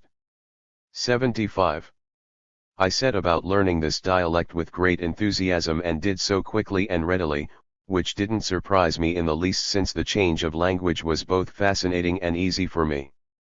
Much later I had occasion to learn to speak a little Polish, a language which is so difficult to pronounce, yet my pronunciation was such that I passed for a native Pole, the German as spoken in the camps, and also literary German, and of course lycée English which I pronounced with a splendid but provocatively American accent that I picked up goodness knows where, probably from the radio. I got a kick out of that, to the great annoyance of my English teacher. It was yet another means for me to acquire my own language, teaching myself accent and expressions as a way of distancing myself from the example and authority of my teachers. Jmern JHJ carat J carat J carat AG carat SOJ carat must have underscore a gift, as they say, or foreign languages. A gift. You might as well say that it is the sleep-inducing properties of opium which make you sleep. My hostility to the notion of people having gifts dates from that time, a hostility that pleased Lucien Sévé, who fought against the idea for a long time and rightly so, but with quite different arguments from mine, and much more political I have to admit. Much later, I came to the conclusion that my learning of languages, and specifically my exact pronunciation of the phonemes of foreign languages, to the extent that it was not clear where I was from, must have come both from my desire to imitate and therefore to seduce, but also at the same time from a simple wish to do it well. It was all part of what I called a sort of physical education of the muscles, an agreeable coordination of the muscles of the tongue, the teeth, the tongue itself, the vocal cords, and the muscles controlling the mouth. In fact, I was very good at using all the muscles of my body. I could get hold of stones with my toes and even throw them, as well as pick up various objects from the ground and put them in my hands or on a table. I very quickly learned to wiggle my ears in all directions and even to move each one independently of the other, my greatest party piece with other children, and I could juggle a football better than anyone, except with my head which seemed to me too big and too vulnerable. I even invented tricks with my foot, the sole, the heel, my knees, and back flicks that I later saw done by experienced players. 76. I was subsequently to make the following curious observation: in doing things I had been taught by my parents, such as playing tennis, swimming, riding a bike which I learnt within the family, I had managed to develop techniques all on my own which my parents could not have taught me, and I had done so by sheer determination. Thus, when my father served at tennis he did so by bringing the racket right down and slicing the ball. A waste of energy. Having spent a long time watching real players and looking at photos of Lacoste and Tilden, I taught myself to serve as people serve now, with a twirl of the racket behind the shoulder, which means that the maximum power is transferred to the ball, and I became very skilled at it. My father could only do the breaststroke, but he loved swimming on his back, which he did in a rather unusual way, not using his arms or his legs, but by sculling with his two hands held close to his sides. He moved quite fast like this. He also took great care to keep both his head and his toes out of the water, with the result that he was easily recognizable at a distance on account of his unusual style. He used to laugh about it. Again, having observed real swimmers and looked at photos, I thought about it and then taught myself to dive. That is to say, I first learned to hold my head under water as long as possible by holding my breath. How daring I was, keeping my head under water. My mother said it was dangerous and that I might drown. Finally, Once I had coordinated holding my breath with the movement of my legs and feet, I taught myself to do the crawl. In this instance I neither imitated nor tried to seduce anyone, except in so far as I sought to astound people with my achievement. You have to believe it was a point of honor with me at the time to distinguish my own techniques visibly and effectively from those of the family, and if not yet to have my own thoughts in my own body, at least to seek to take charge of my own body for myself according to my own desires. In this way I began to break free of the rules and norms set by the family. That is how I came to learn the Morvan dialect with such ease and with a great sense of pleasure. Soon I was indistinguishable from the local boys. Nonetheless, for some time I was made to feel quite forcibly I was not one of them. When the first snow fell and covered the playground, I remember a very painful session as they pelted me in the face with snowballs. I can still see the 77 wretched little tree where I fell unconscious, as their blows rained down on me. The teacher, wisely, did not intervene. I got my comeuppance but without feeling upset about it, and they had some fun and their revenge. Then, gradually, I felt them begin to accept me. How happy I was. I still remember with some emotion my last class in the Morvan when they granted me the special privilege of choosing the game I wanted to play during the last playtime. I chose Prisoner's Base because I found the surprise element of chasing people really exciting. And my team won. They referred essentially to the leader of the gang who ran things. He was a tough, stocky, red-faced boy with black hair called Marcel Perrodin, who was vaguely and distantly related to my grandparents. He had incredible vitality, and like so many peasants he died later in the war. Someone else I knew who died. At the beginning, he kept on tormenting me quite mercilessly, and I have to admit I was frightened of him, since I was neither as strong nor as daring as he and was scared stiff of physical fights. It was the old jeer that I might injure myself. In fact, I have never once got involved in a physical fight in my life. The boys did not just play physical games, though one of their favorite pastimes was for a group of them to jump out on some lad who they happened to catch alone, throw him to the ground in a shady corner of a field, hold him down, then open his flies and pull out his cock. At which point they would all run off yelling at the tops of their voices. I suffered this fate, although I tried to fight them off, of course, with a strange sense of pleasure. There was also a boy of unknown parentage at the school who was in care. He was extremely intelligent and we vied with each other to be top of the class. He was pallid and frail like me, and it was rumored he played at mothers and fathers in the long grass of the countess's grounds with a girl who went to the convent and was herself in care. One day when some of them were talking about this in front of me, I spoke up rather peremptorily and said it was impossible since they were not old enough. I made out I knew what I was talking about on sexual matters, though I was only expressing my mother's fears and prejudices. 2 years later, I learnt that this brilliant but sickly boy had died of tuberculosis. 78. Another figure who had a tragic destiny, someone else who died and who was pale and fragile like me. I remember the terrible winter of 1928-29, when the thermometer dropped to 35 degrees below freezing at La Roche-Mille and all the ponds and rivers froze, even the water in the kitchen bucket though it stood by the hot stove. Everything was covered in a thick silent blanket of snow. The birds stopped singing, and all you saw of them was the star-like marks of their feet in the snow. I remember my delight at painting a snow scene for school, tucked up in the warm, and how I loved the snow which covered everything. To me it was the ultimate protection, withdrawing into the sheltered warmth of the house, so that I was secure from all external danger, even the world outside was safe and peaceful under its covering of snow. And I was absolutely certain that beneath this same delicate covering, which brought silence and peace, no harm would befall me. Outside and in were equally safe. May I add one detail?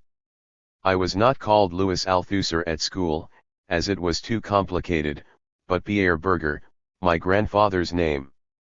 It suited me down to the ground. My grandfather continued to teach me all about life and work on the land. when he bought just over 4 acres of land at Boistveld together with 2 dilapidated cottages where he stored his tools, he showed me how to sow wheat, rye, oats, buckwheat, clover, and lucerne, how to cut them with a hook and scythe, and how to make sheaves and then tie them with chestnut twigs or plaited straw, which needed a deft flick of the wrist. He taught me how to turn the clover and lucerne with a fork or a rake when the sun was hot, how to make nice round heaps and then hoist them at arm's length, what a weight they were, onto a cart belonging to a neighbor who came to collect them from the field. My grandfather carted his wheat, oats, and rye to the only threshing machine in the whole district, which went round to different farms. All the friends and neighbors were gathered in turn for this great event. Only once did my grandfather take me along. I was astonished by the threshing machine, an enormous, complicated, and deafening wooden structure, the moving parts of which kept up an inexplicable clickety-clack. It was driven by a steam engine attached by a long leather belt which was dangerous. 79 m. As it frequently jumped off. It was a most impressive spectacle. From high on the cart's sheaves were tossed down with a fork onto the top of the machine. 2 men stood there, covered in dust, ready to untie them and quickly feed them into the ever-open mouth of the wooden machine, which swallowed them up and crushed the straw in an infernal din. The air was thick and unbreathable with oat and wheat chaff, and men were coughing, spitting, constantly swearing, and shouting to make themselves heard above the infernal racket. It was strangely dark in broad daylight, and the men moved around like ghosts with red scarves tied round their necks. Low down at one end of the machine, the grain flowed like a murmuring though silent stream into the sacks which were held by hand. The straw was chucked out at the top of the machine, the stalks broken and stripped of their grain. It was then made into rough bales. The whole threshing area was filled with the wonderfully thick smell of coal, smoke, spurts of water, oil, grain, and jute sacking, as well as that of the men and their sweat. My grandfather attempted to explain above the din how the different parts of the machine worked, and I stood beside him as his wheat flowed into his sacks. What a sense of splendor and communion I felt, confronted by the marvel of labor and its rewards. At midday everyone stopped work and an extraordinary silence descended as the noise suddenly stopped.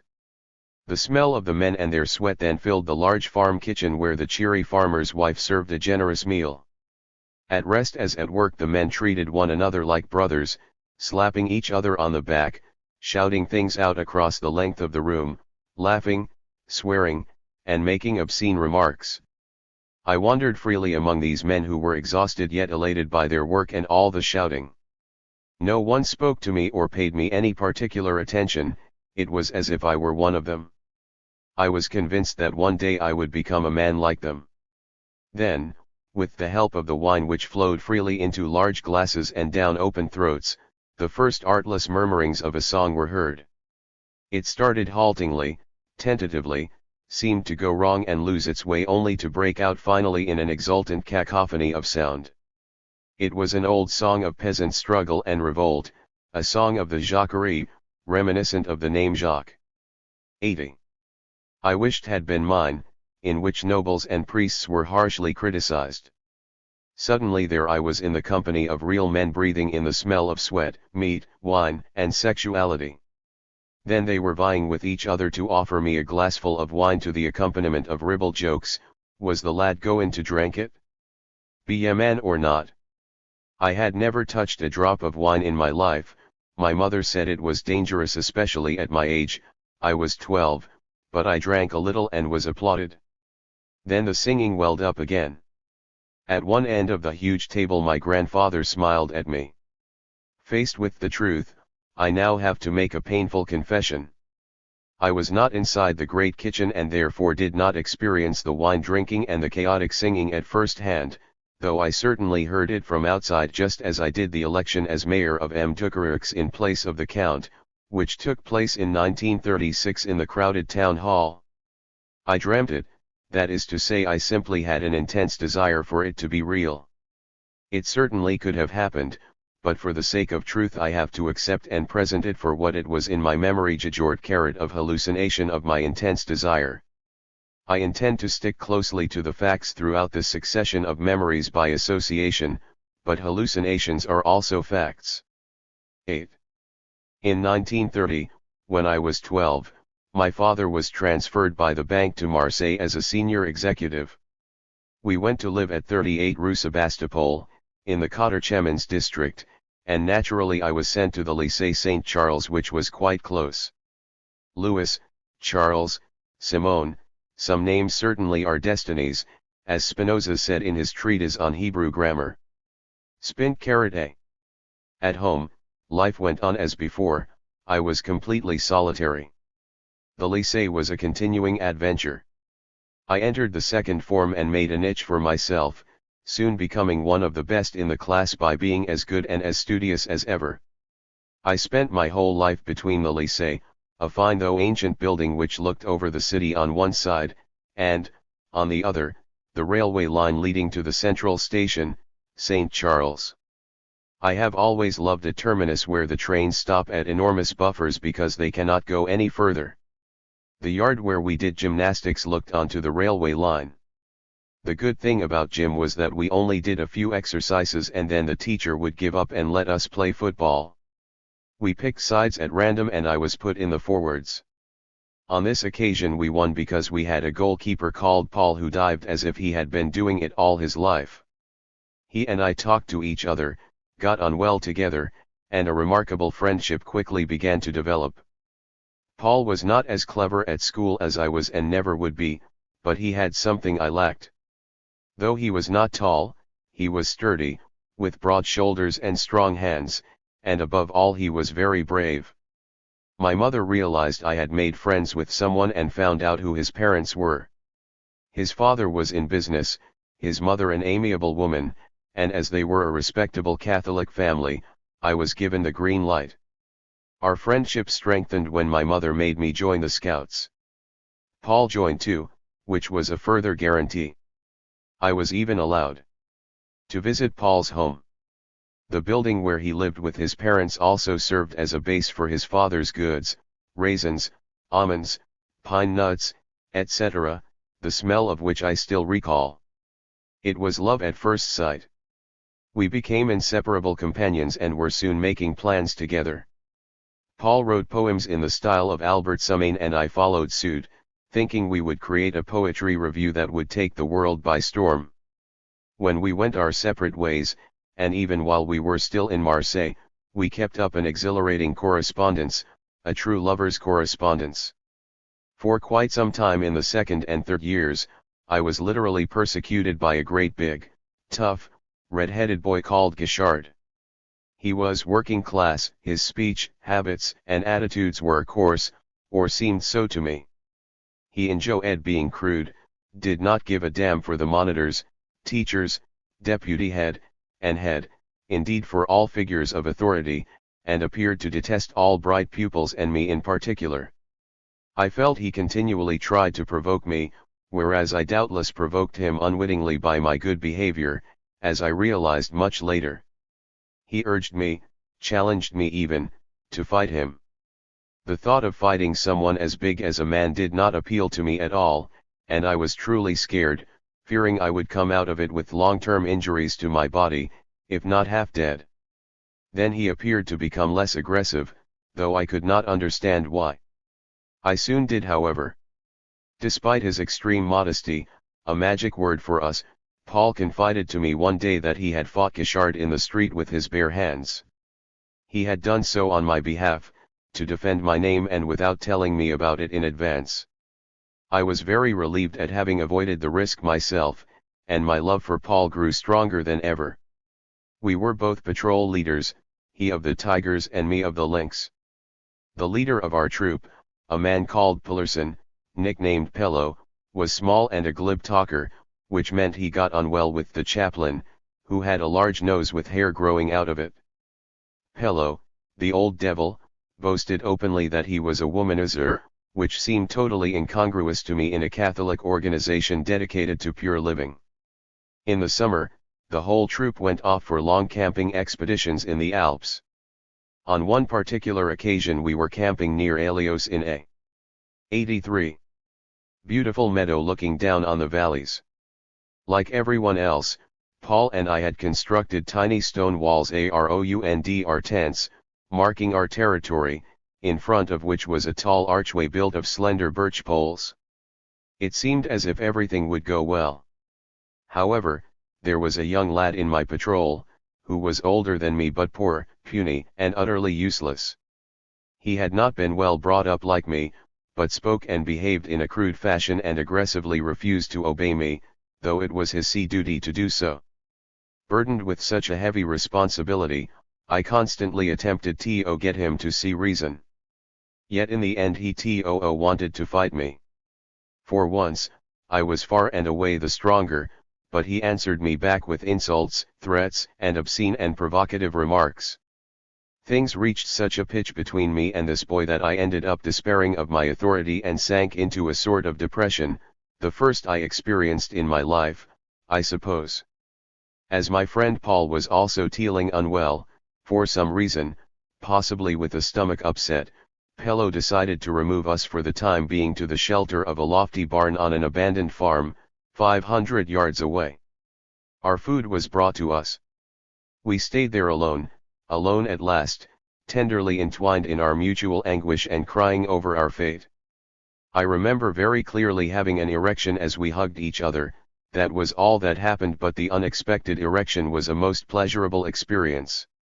The same thing happened during what was referred to as the first-class expedition, a test which enabled us to win a special badge and earn promotion. In our case, we were still inseparable. It involved covering a considerable distance on foot in the countryside and hills around Marseille, carrying rucksacks and carefully noting everything we saw, the state of the tracks, the landscape, the flora and fauna, the people we met, the remarks made by the natives, etc. Our parents saw us off with due solemnity, united as they were by the double blessing of Pello and the chaplain. We set off together into the countryside, and it was not long before it began to get dark. Where would we sleep? We had a tent with us, but it was beginning to rain, so we looked for shelter, which we found in a very tiny village by knocking on the local priest's door. He unlocked the little parish theater, and we lay down in each other's arms under our blankets, possibly as a way of keeping 8-4 warm, but really out of love and affection.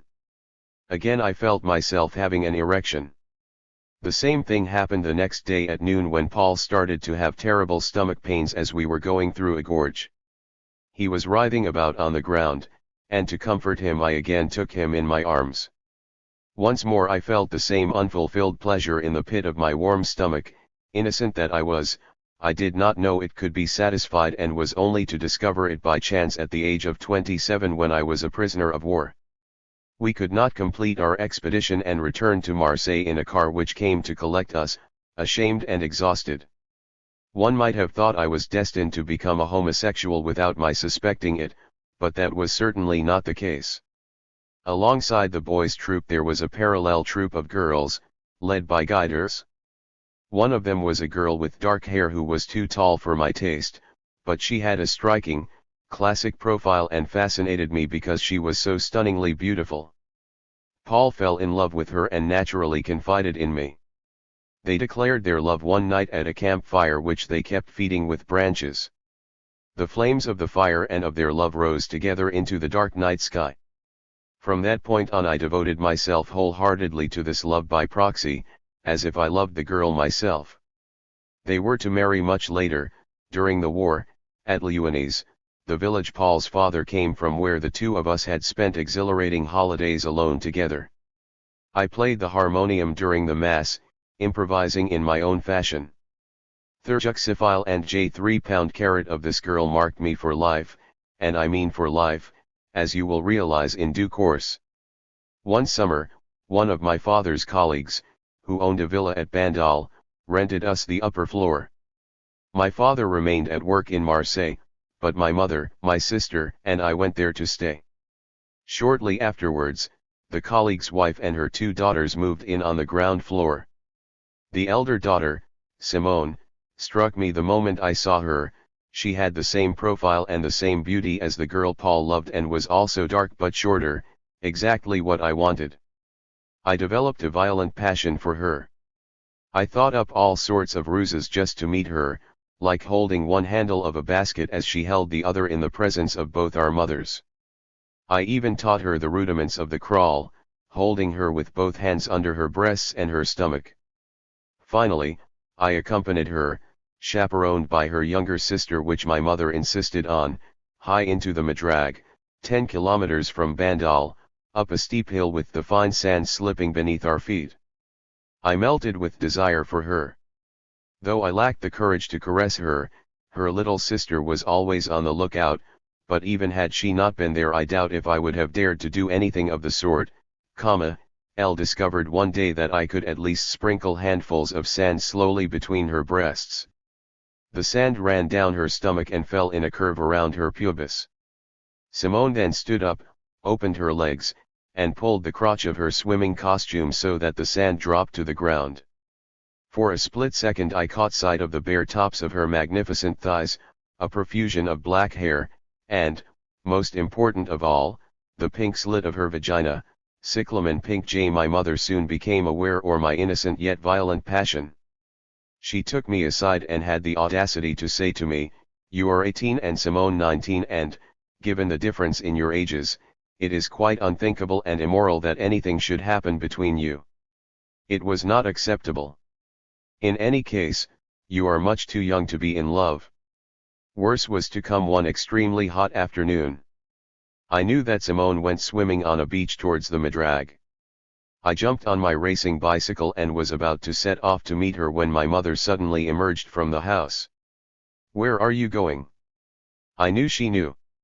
There was no question now of my meeting Simone. My reaction, though neither conscious nor deliberate, was instantaneous. I pointed in the completely opposite direction to where I longed to go and told my mother, "I am going to La Ciotat." I remember clearly pedaling along in an absolute rage, sobbing as I went in a state of total revolt. From that point on 2 episodes were fused. D_in my memory, the one when Tifé trapped Cyouareaman now, my son, and the other when I was Forbj Deutschet Q Simone. They combined with the feeling of disgust and repulsion I had as a child, or projected back onto childhood in my memory, at the sight of my mother's breasts, white neck, and frizzy blonde hair. They were obscene. My feelings of repulsion and hatred were visceral. How could 86 she respond to my desires in that way? I said from that point. Unconsciously, that was certainly true, but not consciously. It was only considerably later, in the well-known deferred action of key emotional experiences, during my analysis, that I came to a clear understanding of the affinity of those episodes and the way I had reconstructed them. The whole time we were in Marseille, I maintained my academic success. 2 of us vied for the honor of coming top of the class. The other boy, a stocky lad with an unprepossessing face, whose name was Viadent, was very good at maths, whereas I, in accordance with my mother's wishes, was rather mediocre at it. Old teeth/old houses, althusser, alte hisse in the dialect of Alsace, we were a strange pair. I remember he tried to get me to enroll one day in the youth movement of Colonel de la Roque, but I was not interested. It was certainly not a question of political conscience, rather one of prudence. In this I resembled my father. I got my own back on Viadent in the purely literary subjects.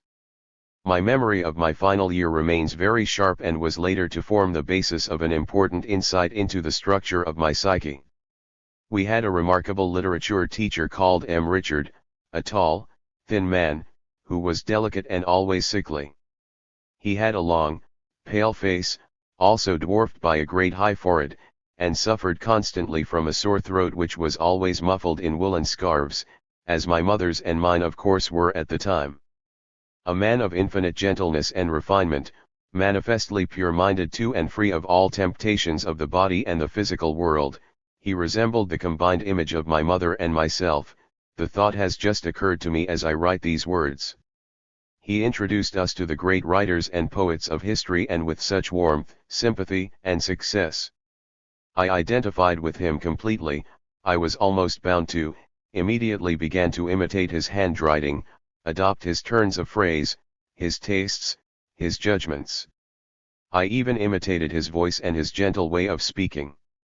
In my essays I gave him a mirror image of his own character.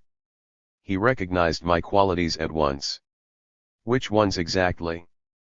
Certainly, I was a good pupil and very sensitive, motivated I may say by a constant concern to do well. I subsequently realized there were other things involved. Initially I identified with him for the reasons I have just given. 87. Which were linked to my own image of myself, to that of my mother, and beyond them to the image of my dead Uncle Louis. It was M. Richard who later persuaded me to study for the entrance exam to the École Normale Supérieure in the Rue d'Ulm, unknown to my parents, even to my mother. In fact, I came to realize that he represented a positive image of the mother I loved and who loved me. He was a real person with whom I could achieve that spiritual fusion * which accorded with my mother's desire for me, but which her repulsive being made impossible. For a long time, however, even at the beginning of my analysis, I believed I played at being a loving and obedient son with him, seeing him as a good father, because in that situation my role in relation to him was that of father's father, an expression which appealed to me for a long time and seemingly explained the nature of my emotions. It was a way of sorting out paradoxically my relationship with my absent father, by giving myself an imaginary father yet behaving as if I were in fact his father. Indeed, on repeated occasions I found myself in the same emotional situation and had the feeling that I was behaving towards my teachers as if I were their teacher, if not with the aim of teaching them, at least with that of taking them in hand. I seemed to feel most strongly that it was up to me to keep an eye on, to censure, and even to control my father's behavior, especially towards my mother and my sister. Sadly, this beautiful construction, though accurate at one level, turned out to be wholly one-sided. I came to realize, very late in the day, that I had overlooked the most important element, my own artifice, the imitation of my teacher's voice, his gestures, his writing, his turns of phrase, his mannerisms, which not only gave me power over him but existence in my own right. In short, seeming to be what I could not be was a fundamental deception.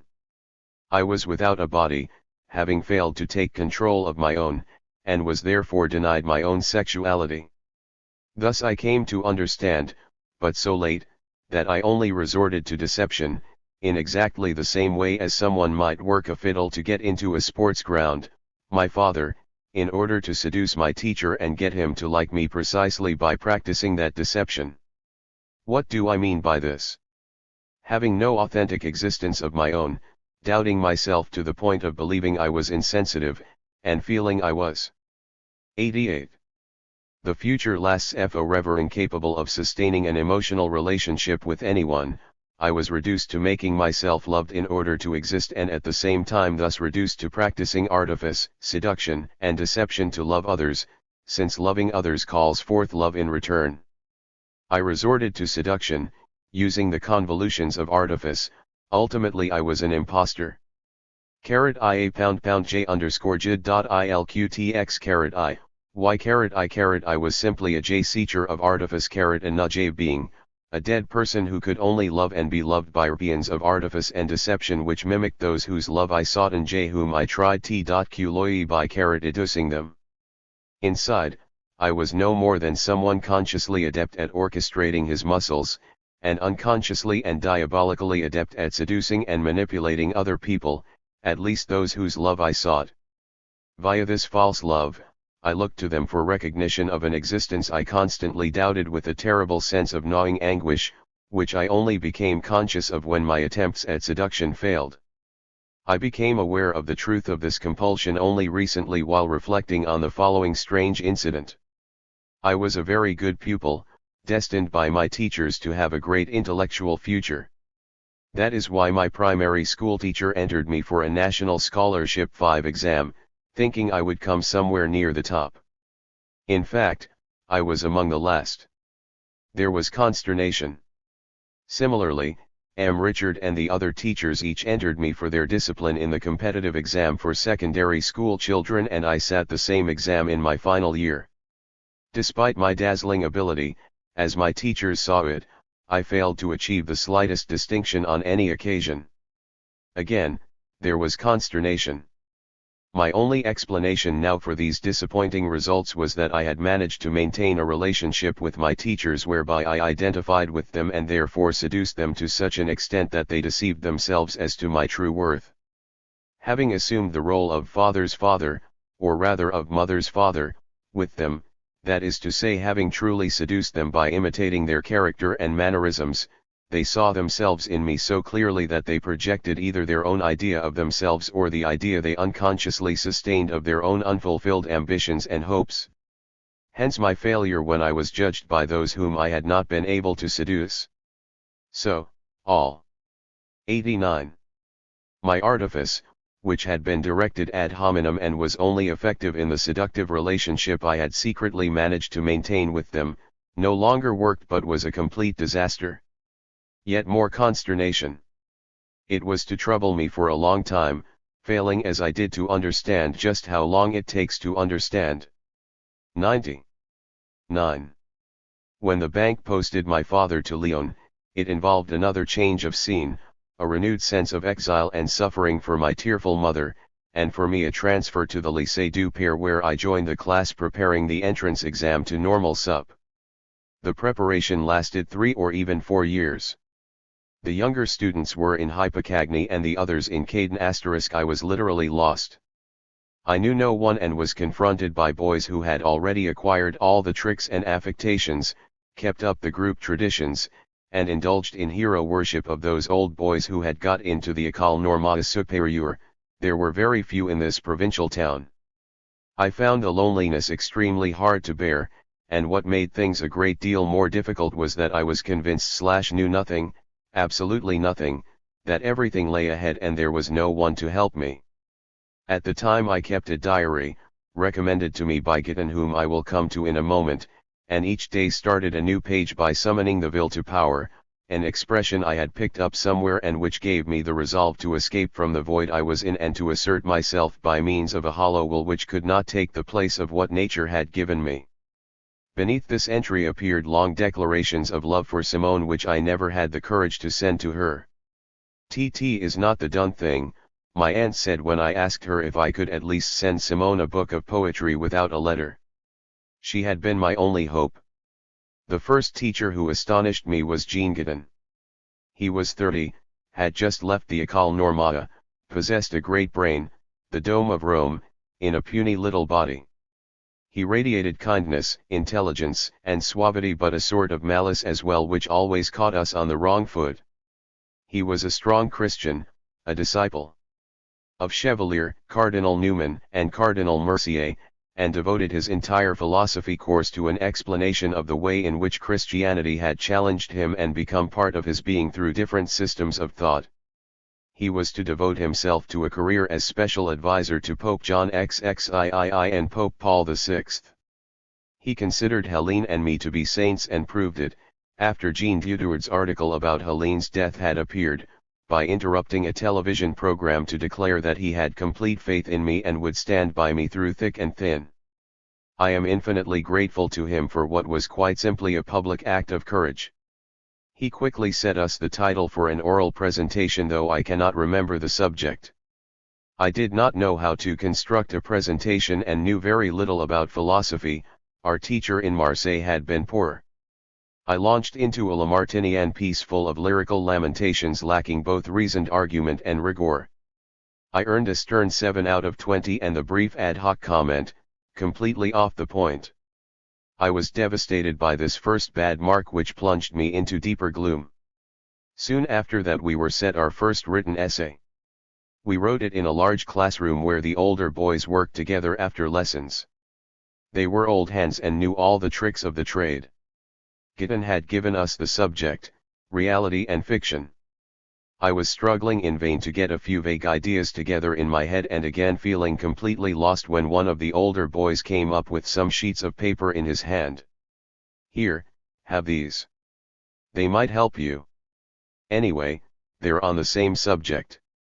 It was true, Giton must have set the same subject the previous year, and the older boy mischievously gave me Giton's own fair copy.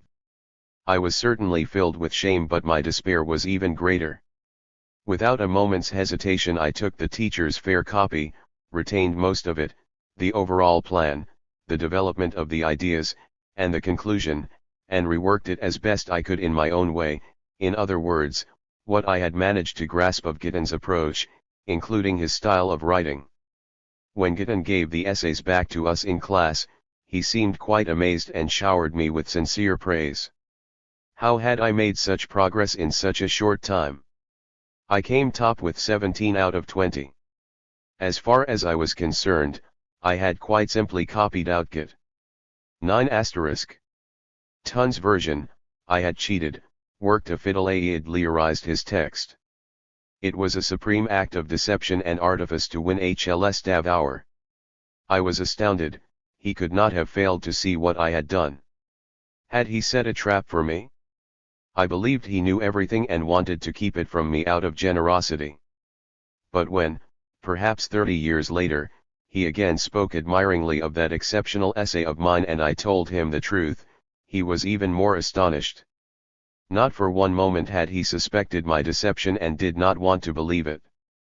As I suggested before, a teacher does not dislike seeing his own image projected back at him and often does not even recognize it. This is doubtless because of the conscious/unconscious pleasure he derives from recognizing himself in a chosen pupil. What personal benefit did I derive from this? Of course there was the advantage of immediately being promoted to the top of the class, of enjoying at last the respect of my young friends, above all that of the senior boys, and of being accepted as one of the class. But at what price? I still suffer from the sense of having practiced a real deception. I already suspected I was only able to exist through artifice, by adopting characteristics which were not my own. This time, however, I could not even claim that the artifice was my own creation. It involved deception and theft, which clearly showed I only existed as a consequence of real deceit in relation to my true nature, by unscrupulously plagiarizing the ideas, argument, and expressions of my teacher, someone I wanted to be noticed by in order to pretend to seduce him. If guilt is involved, the sense of non-existence ceases to be a technical problem and becomes a moral one. Henceforth, my feeling was not simply one of non-existence but of guilt that I did not exist. Naturally, I took advantage of this, not only because Giton singled me out and thereafter developed feelings of pure affection and fraternal admiration for me. I was his alter ego. He confided in me about his work and even took me to Paris, where I had to condemn materialism in philosophical terms, with the help of Ravizan, in front of an audience of nuns. Actually, Giton himself developed my argument, which he found a little dry. Giton, who was an admirable teacher if not a great philosopher, certainly taught me two genuine scholarly virtues, which were later to play a large part in my success/first I to strive for the 93. Greatest possible clarity when writing and, secondly, the art, artistless always, of constructing and expanding an argument on any subject, a priori, and as if by pure ion, which was coherent and convincing. If I was successful in the competitive exam for the École Normale and then in my philosophy exams for the aggregation, it was essentially due to him. What he inculcated in me, without my having to work them out laboriously for myself, was an awareness not of arbitrary devices but rather of the ones which would enable me to achieve a reputation at the highest level within the university. I may have been an impostor, but there was no other way for me then. From that point on, the view I had of the university was as unflattering and disrespectful as the one I had of myself. It never changed, which, you will realize, was both a help and a hindrance to me. Giton only stayed a year and told us when he was leaving that his replacement would be a certain M. Labanière. The following year saw the arrival of Jean Lacroix. Giton had come and gone like a whirlwind. I carried on using with Lacroix the tricks I had learned from Giton. Lacroix was a man of integrity, a personalist Catholic, a friend of Mounier's, and a philosopher who knew a great deal about the history of philosophy. I still came top in philosophy, but thanks to him I also began to learn something about the subject. Lacroix had married a young woman who belonged to the most exclusive set of the Lyon bourgeoisie. These people thought he was the devil incarnate and treated him as such. He neither belonged to the same social class as them nor shared their reactionary ideas. In the context of such an exclusive and trying milieu, and especially in Lyon, Lacroix proved himself to be a very courageous man, joining the resistance and after the war supporting numerous good causes. The most amazing man who taught us in Caden was the history teacher, Joseph Auers, whom we referred to affectionately as Tier Auers. He thoroughly detested Caden, whom he called not a man but a woman or, worse still, a mother. Oh! My mother! Short, thick-set, and with a face and mustache like Laval's, Auers. Asterisk a homonym in French for father bear asterisk, translator's note. 94. Was politically very committed and founded UOB with Georges B. Dalt. An unusual characteristic of this convinced Catholic was his Jacobin and naturally Gallican attitude, which meant he was fiercely opposed to the European party's ultramontane policy which was seen by him as the legacy of the Holy Roman Empire. He never minded expressing out loud and in class his views on the political situation in France, and did so even more forcefully when one visited him at home, a privilege I slowly gained.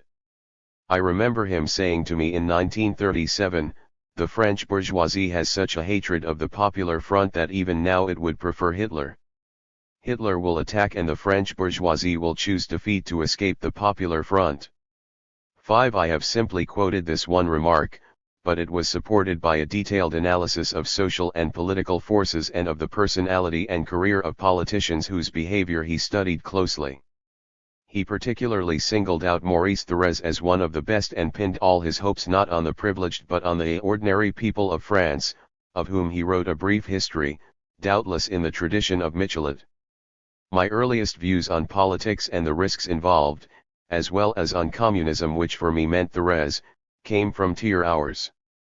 There was something about him physically and about his constant grumbling which reminded me of my grandfather, who died around that time, leaving my grandmother on her own in the house at La Roche-Mille where she lived for another 20 years. It was during the same period that I set out to implement a grand scheme which I personally had devised. The Church had just launched what were referred to as the Catholic Action Movements in response to the growth of socialism. It was not one general movement, rather a series of movements aimed at different socio-professional groups, the Christian Agricultural Youth Movement for farm workers, the Christian Workers' Youth Movement for young workers, and a student Christian movement. There was JLQJ stud caret ent. Christian slash circle I caret the slash y caret e oil pair, sa j caret. Dec th caret tocreate caret as we could not decently do without such a figure. Following someone's advice, though I cannot remember whose it was, I climbed up to Fourvière one day and knocked on the door of a young Jesuit, Father Verelin, a tall thin man with a huge straight nose. He agreed to come and from that day on attended our meetings. 95. Which brought together for the most part the senior students, including therefore my own class. Here again I had assumed certain responsibilities, but for the first time I had done so alone. The will to power. We occasionally went on retreats to a Trappist monastery at Doms, which was 100 kilometers from Lyon and surrounded by large ponds. We were welcomed by the only monk who was allowed to talk, what a chatterbox! And entered in silence the vast buildings which stank of Polish and old soap. We slept in cells and were wakened several times during the night by the bell that summoned us to the various services which we attended. I was fascinated by the monastic life, devoted to chastity, manual labor, and silence. This triple vow suited me quite well. Later in life I often thought that withdrawing permanently into a monastery would have solved all my insoluble problems. To disappear into anonymity has always been my one true calling, and still is, despite, and in opposition to, the notoriety I have achieved, which causes me terrible suffering. We also held our own meetings as a group within the monastery, and I remember being charged with the task of giving a short talk on the virtue of meditation. I expressed myself with such suppressed exaltation and pious conviction, and with such an excessive spirit of mystical union that all my friends were carried away by my emotion. For the first time I discovered the powerful and contagious effect of my eloquence, but in putting it across I realized I resorted spontaneously to another kind of artifice. In fact, the rhythm of my speech was excessive, as were the pathos and suppressed emotion I wanted my friends to be caught up in and to share. I still had the same nostalgic desire for union. It was as if, to believe what I was saying and to make others believe it, I found it necessary to gild the lily, to become more emphatic in my language and emotions than the situation warranted. In succumbing to such excess, I would be moved to tears, believing it was necessary for me to cry, to display such exaggerated emotion to carry my listeners with me, and above all to believe in it myself. I only came to understand much later the meaning of this strange attitude of mine. I was first made aware of it when a very dear friend said to me one day, don't like it 3 JP _J U Jexagerate, with her especially, of course. It is true that my love for her was marked by an excessive desire for union which she was perfectly aware. 9-6. Of. The same friend, who was without doubt extremely perceptive, also made a most telling remark about me, which I will comment on at the appropriate moment. What I don't like about JJFO is that JFLQLL.R determined to destroy yourself. I had not yet realized that the tendency to exiritenforit call it the tendency to paranoia, JJstkid THMG. I passed the entrance exam to the École Normale in July August 1939, but was called up in September, and therefore did not take up my place until 6 years later, in October 1945. 97. X.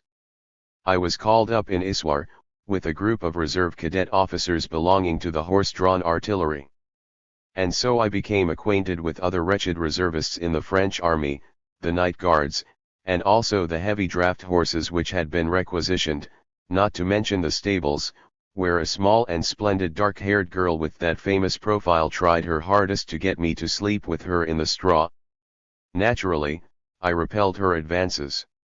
We discovered the jolly little ways of our flashy warrant officer, Corbin de Casteljaloux, and I made some very good friends, of whom, sadly, only one survived.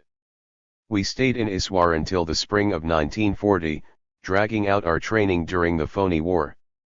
Guiton, who was at staff headquarters in Clermont, sometimes came to see me. I was very frightened of war, not so much of being killed as of being WSM and D, but as I was still a believer I had found a prayer that me peacefully to sleep. FO go pound may you pound / will be done. In May 1940 they asked for volunteers for the Air Force. I declined. It was too dangerous. My uncle Louis had died in an aeroplane. I have already mentioned how scared I was of getting into fights, fearing I would be injured or rather that I would damage my fragile body. My mates went off to seek adventure and I was on my own again. I had made my choice. Then, a bit later, for some unknown reason, I too was threatened with having to join the Air Force. I pretended that I was ill and before the doctor came to see me I tried to produce a false reading on the thermometer by rubbing it hard against my leg. Again I cheated dishonorably, though nothing happened, as I recall. The doctor came but did not select me. My father had been called up at the same time and was really happy to be back with the heavy artillery in the Alps above Menton. This time they found themselves in concrete bunkers. 98.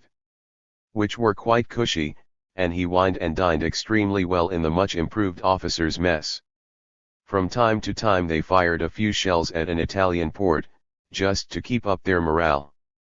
But it was not very serious. My mother left Lyon and went to live with her grandmother in the Morvan. At last she was alone. And then something quite wonderful happened. She became town clerk and had to deal with numerous local problems, which were greatly increased by the exodus of May/June 1940. She coped admirably, without the slightest health problems.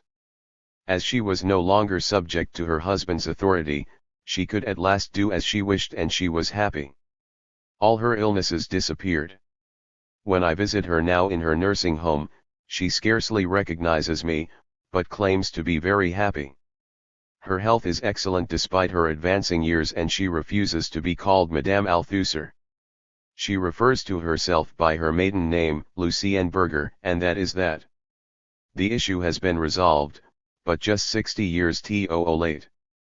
In March or April 1940 we were sent to Vannes where the pace of our training quickened. There was a final exam, and I naturally came last. Father Dubarl, who is now very ill, came top. If he reads this, I would like him to know I have never forgotten him and that I read his splendid books on Hegel. Hordes of German troops were arriving. Paul Reynaud announced that we would fight in our Breton stronghold, but one after another the towns were declared open, including Vannes.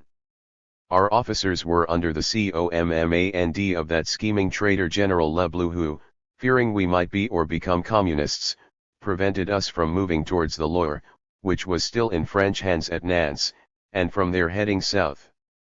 He kept us holed up in our barracks, guarded by our own side, even when the German tanks arrived.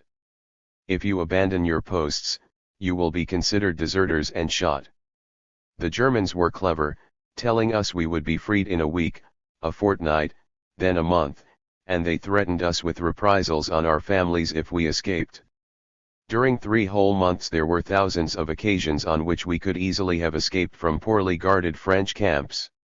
The food and Red Cross lorries entered freely and offered us the means of getting 99 out of the camp. We were too naive, thinking it was not done to escape under cover of the Red Cross. Personally I was not brave enough, and I was not the only one. Finally, a long convoy of cattle trucks took 4 days and nights ferrying us to northern Germany, to a huge camp at Sandbostel amid sand and heathland. There for the first time we saw, behind electrified barbed wire, Russian prisoners who were almost naked even though it was already intensely cold. They were emaciated and deathly pale and they begged for bread which we threw them from our own meager rations. A young student from Brive kept me company throughout the journey. We pissed into the same bottle. He was the only friend I had. He told me amazing stories about girls he met in the park near the lycée. There was one in particular which moved me to tears. We would put our hands up the girls' skirts from behind without warning, just like that. One day, I had my hand up a girl's skirt and she turned round reproachfully and complained. "Why didn't you tell me you loved me?" I and several mates who were also students were then sent with 300 other French prisoners, almost all of them peasants from Normandy, to a gigantic Luftwaffe base where various private firms were building huge underground storage tanks for fuel, making money at our expense. Despite the comradeship among the prisoners, it was a very tough year.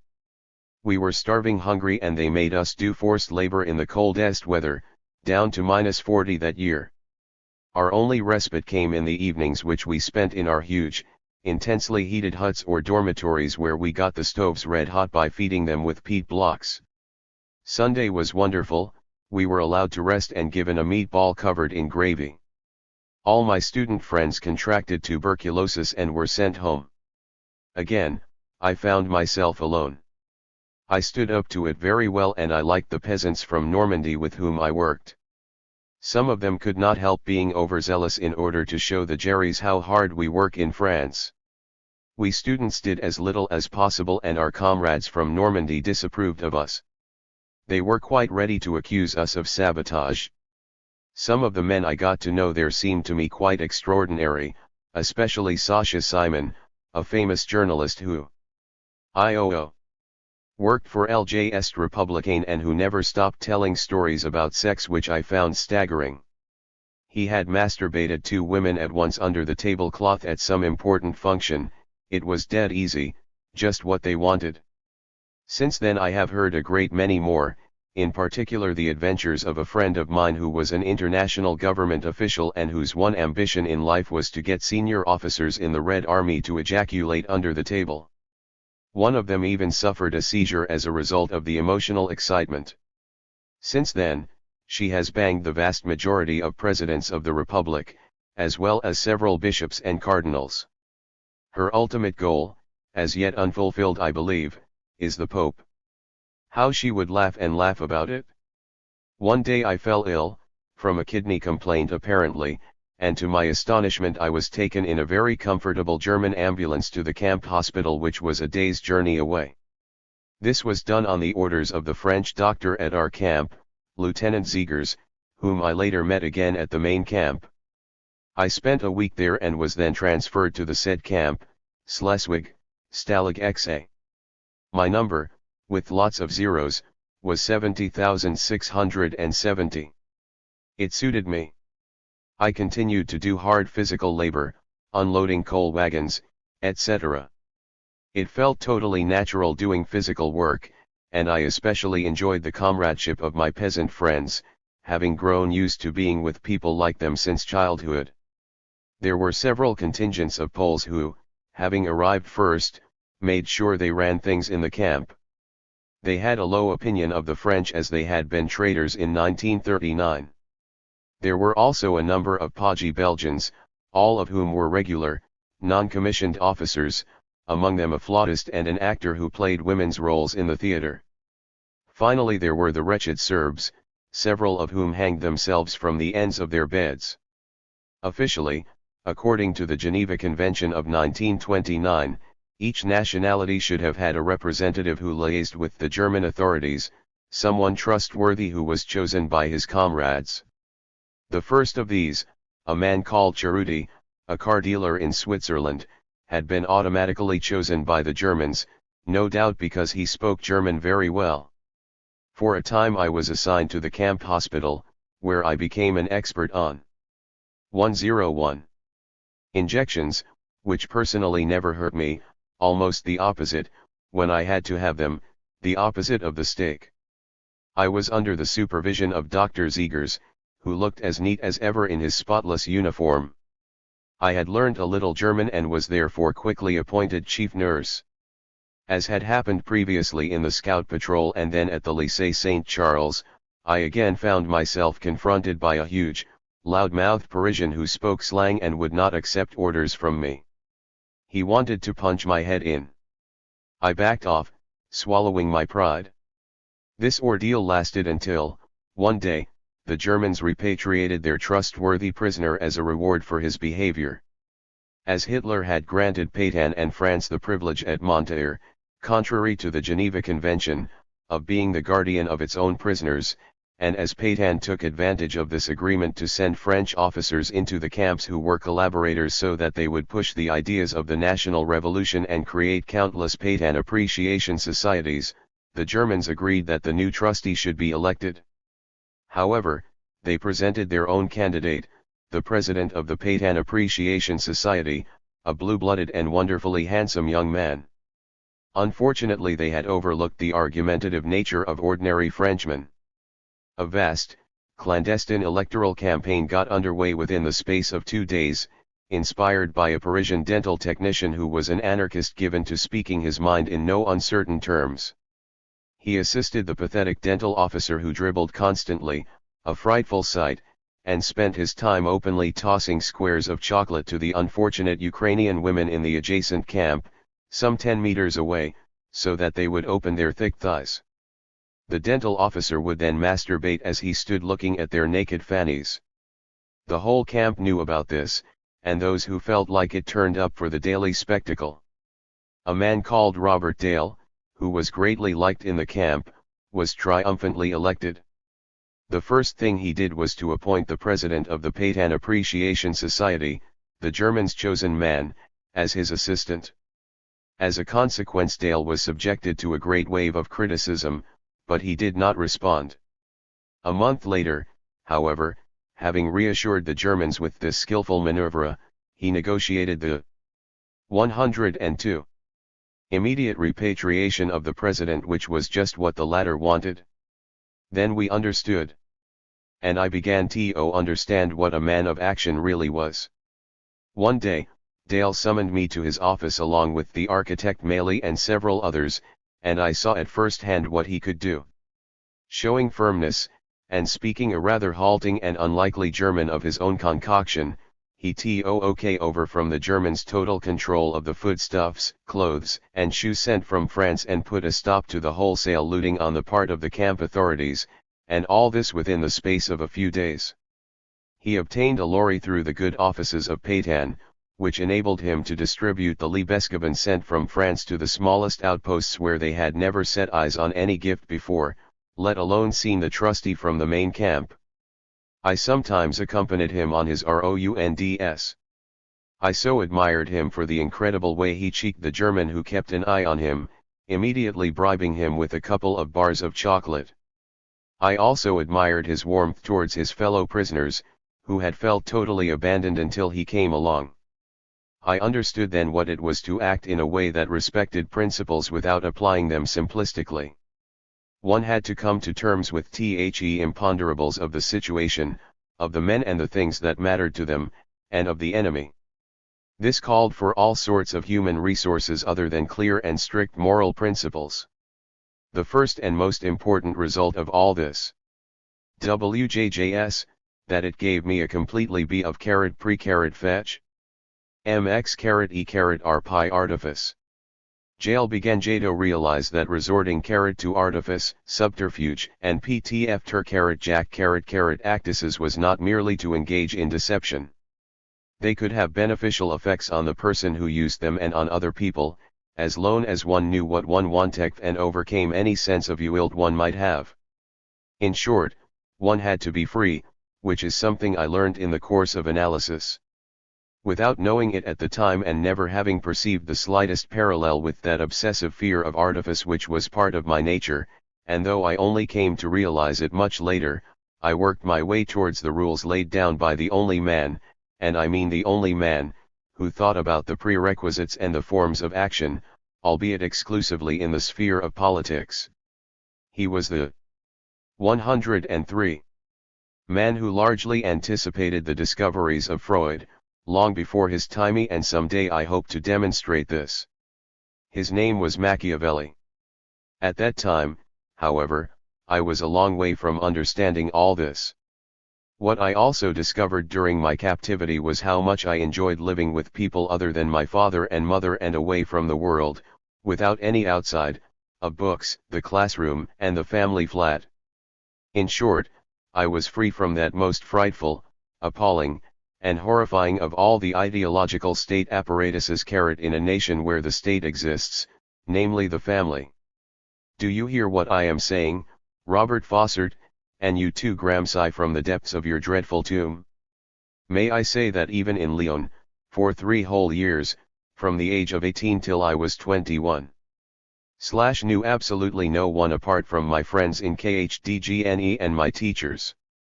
And the sole reason for that was an awful combination of fear, upbringing, respect, timidity, and guilt which was instilled into me by none other than my own parents, who were themselves trapped in the same ideological structure which was dreadful for my mother and for my father, however it might have appeared.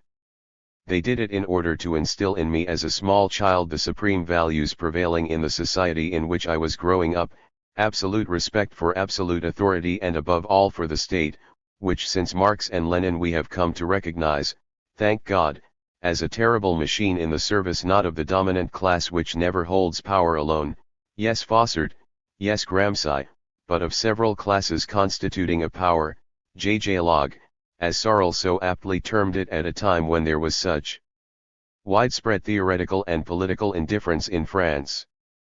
But how long will even the most informed and intelligent people allow themselves to be deluded by something even more blind and blinding than that dreadful deaf fish of the unconscious, which Freud trawled up from the very depths of the seas in his long net? Editor's note: the author's inclusion of a lengthy digression on the family, not included in the first version of this chapter, led us in this and the following paragraph to make 2 slight changes which appear in brackets and which make the development of his argument more coherent. End note. In captivity I came into contact moreover with a whole other world outside the hallowed family, with mature men who could at least be said to have gained by being liberated from their families as they were now free adults. The peasants from Normandy, the lower middle-class Belgians, the Polish regular non-commissioned officers who talked endlessly of the gargantuan meals They enjoyed in peacetime, and of their sexual exploits and obsessions down to the most crude and intimate details, all of them taught me in some way what it was to be adult and sexually liberated. On the other hand, they were alienated inasmuch as they were neither economically, nor socially, nor politically, nor ideologically liberated, that is to say, in terms other than those used by Feuerbach and Hegel, either exploiters or the exploited, oppressors or the oppressed, indoctrinators or the indoctrinated. What discoveries did I make in this new world? My obsession with always wanting to have something in reserve. That was crucial to my understanding or myself. The first year, when we were given just 250 grams of black bread and 50 grams of black sausage and no more, I had a panic fear that I would run out of food, and so I cut a piece of bread and a slice of black pudding every day and put them under my mattress. They were my precious reserves, just in case. But when I had to leave my first unit, all that I found under my mattress was a pile of food that had gone had. I had lost all my reserves by trying to save them. The truth, reality of my desire to keep some reserves was there to be seen, touched, smelled, and tasted, a rotting heap, yet I was unable to draw the lesson from this painful experience during the next 60 years. In the better times that followed, I continued to build up reserves, first of bread, biscuits, chocolate, sugar, shoes. I still have around 100 pairs in my cupboards today, clothes too, and of course money, the most important thing of all to have in reserve. 105. Marx pointed this out, though a number of others had already done so, Locke most forcefully of all. For Locke, money was in fact the only commodity which was imperishable. Unlike all other goods which are perishable, money stands out as being different in this respect. Later still I had reserves of friends and ultimately of women. Why? Simply because I did not want to run the risk of finding myself alone one day without a woman, if by any chance one of my women friends left me or died. This did happen on numerous occasions, and if I always kept a reserve of women in addition to Helene, it was to ensure that, if by chance Helene abandoned me or died, I would never for a single instant find myself alone. I know only too well this awful compulsion of mine caused a great deal of suffering to my women, and especially to Helene. One of my women friends recently told me, and how right she was on that occasion, "You certainly know how to use your friends," referring to men rather than women, "but you don't respect them." Her remark took me aback at the time, 4 months ago, and gave me something to think about, but I missed the point. Quite naturally, this compulsion of mine to have reserves of all kinds was in my mind related to my mother's phobias, and in particular her totally irrational obsession to cut down on all her expenses and to amass savings. This she did for no better reason than to be prepared for whatever might possibly befall her in the future, above all a robbery. Like all the women of her generation, and of her mother's generation too, my mother hid her money beneath her skirts, at least when she went out or was traveling, which meant as close as possible to her sexual organs, as if she had to protect both in every way she could against unsavory people and the threat they posed. And certainly for a long time I was no freer in my sexual than in my spending habits. It was a way of living constantly in the same present, never having the courage or rather the simple freedom to face the future, without a prior guarantee of reserves, other than as an accumulation of the past, which was supposed to produce its own exorbitant interest. I finally succeeded in truly freeing myself of this obsession 2 months ago, and without any doubt it proved to be one of the 106 hardest tasks of my whole life. In a moment I will explain why and how I achieved it. I now feel I know for certain that one is not really alive unless one spends, takes risks, and therefore has surprises, and that surprises rather than for profit, which is the only possible definition of communism, are not simply a part of life but constitute the ultimate truth of life itself in its airiness, its surging forth, It's very happening, as Heidegger has argued so well. So that now, when I visit my mother, who picked up something called amoebic dysentery when she was in Morocco and has lived ever since with a dread of stomach disorders, I stuff her with large and very expensive chocolates from Hediard's. She would never have behaved like this in the past nor allowed me to do so. Indeed, she would have strictly forbidden it, so far as both she and I were concerned. Now she pounces on the chocolates from Hediard's without even asking how much they cost, and for someone who was so afraid of amoebae, it is a known fact that you are strongly advised not to eat chocolates if you have amoebae. She feels not the slightest twinge either in her stomach or elsewhere, nor any of the countless imaginary ills which necessitated twice daily visits from assorted doctors plus incredible remedies, both medicinal and dietary, when my father was alive. She now greedily devours my chocolates without the slightest ill effects. One can thus be totally cured of an incredible range of phobias without recourse to an analyst. For example, the death of her husband was all that was required for Madame Althusser to become again Lucienne Berger and for order to be restored. Perhaps desire and freedom were not restored to her, but pleasure certainly was, and the pleasure principle is, according to Freud, linked with the libido, what believers call the Holy Spirit, and my mother was always a firm believer. To live just in the present. We did not know, of course, that our captivity would last for 5 years, but day by day, month by month, time passed, especially after June 21, 1941, when fighting started on the Eastern Front, raising all our hopes. In actual fact, I have to admit I began to feel quite at home as a prisoner. I was genuinely comfortable because I felt genuinely secure under the protection of German guards and behind barbed wire. I was 107. Untroubled by my parents, and I confess that I found life easy because I enjoyed the comradeship of real men, and I was happy because I was well protected. We were behind barbed wire, watched over by armed guards and subjected to the vexations of roll calls, searches, fatigues. We were very hungry during the first and last years, yet how can I explain it? I felt secure and protected from all danger simply because I was a prisoner. I never seriously thought of escaping, despite the example of several friends who tried their luck as many as 6 times. One of them, a marvelous chap called Clerk, was tiny, 4 feet 11, yet he was a first-class footballer who headed the ball with incomparable skill despite his size, and had won the French Cup in 1932 with Caen, the team he played for. On the other hand, I dreamed up a way of escaping to which I subsequently gave a great deal of thought. Having noticed that the Germans alerted all the police and troops within a very wide radius once they realized one of us had escaped, which usually resulted in the capture of the daring individual concerned, I decided the surest way of escaping would be to let them believe someone had escaped, wait until the general alert was over, which never lasted more than 3 or 4 weeks, and then escape after that. What I therefore had to do was disappear from the camp. I must have had a vocation for disappearing, and let them think I had gone, before actually going once the alert was passed.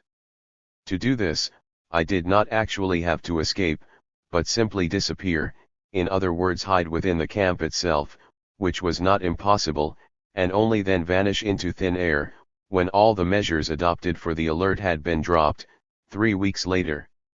In essence, I had found a way of escaping from the camp without actually leaving, and of remaining a prisoner in order to escape. Though I perfected my plan, I did not carry it out, but simply prided myself on the fact that I had found the solution. Having proved that I could do it, there was no need to put it into practice. I have often thought since that the solution came from deep within me, combining a fear of danger and the absolute need for security to produce a fictitious act of bravery.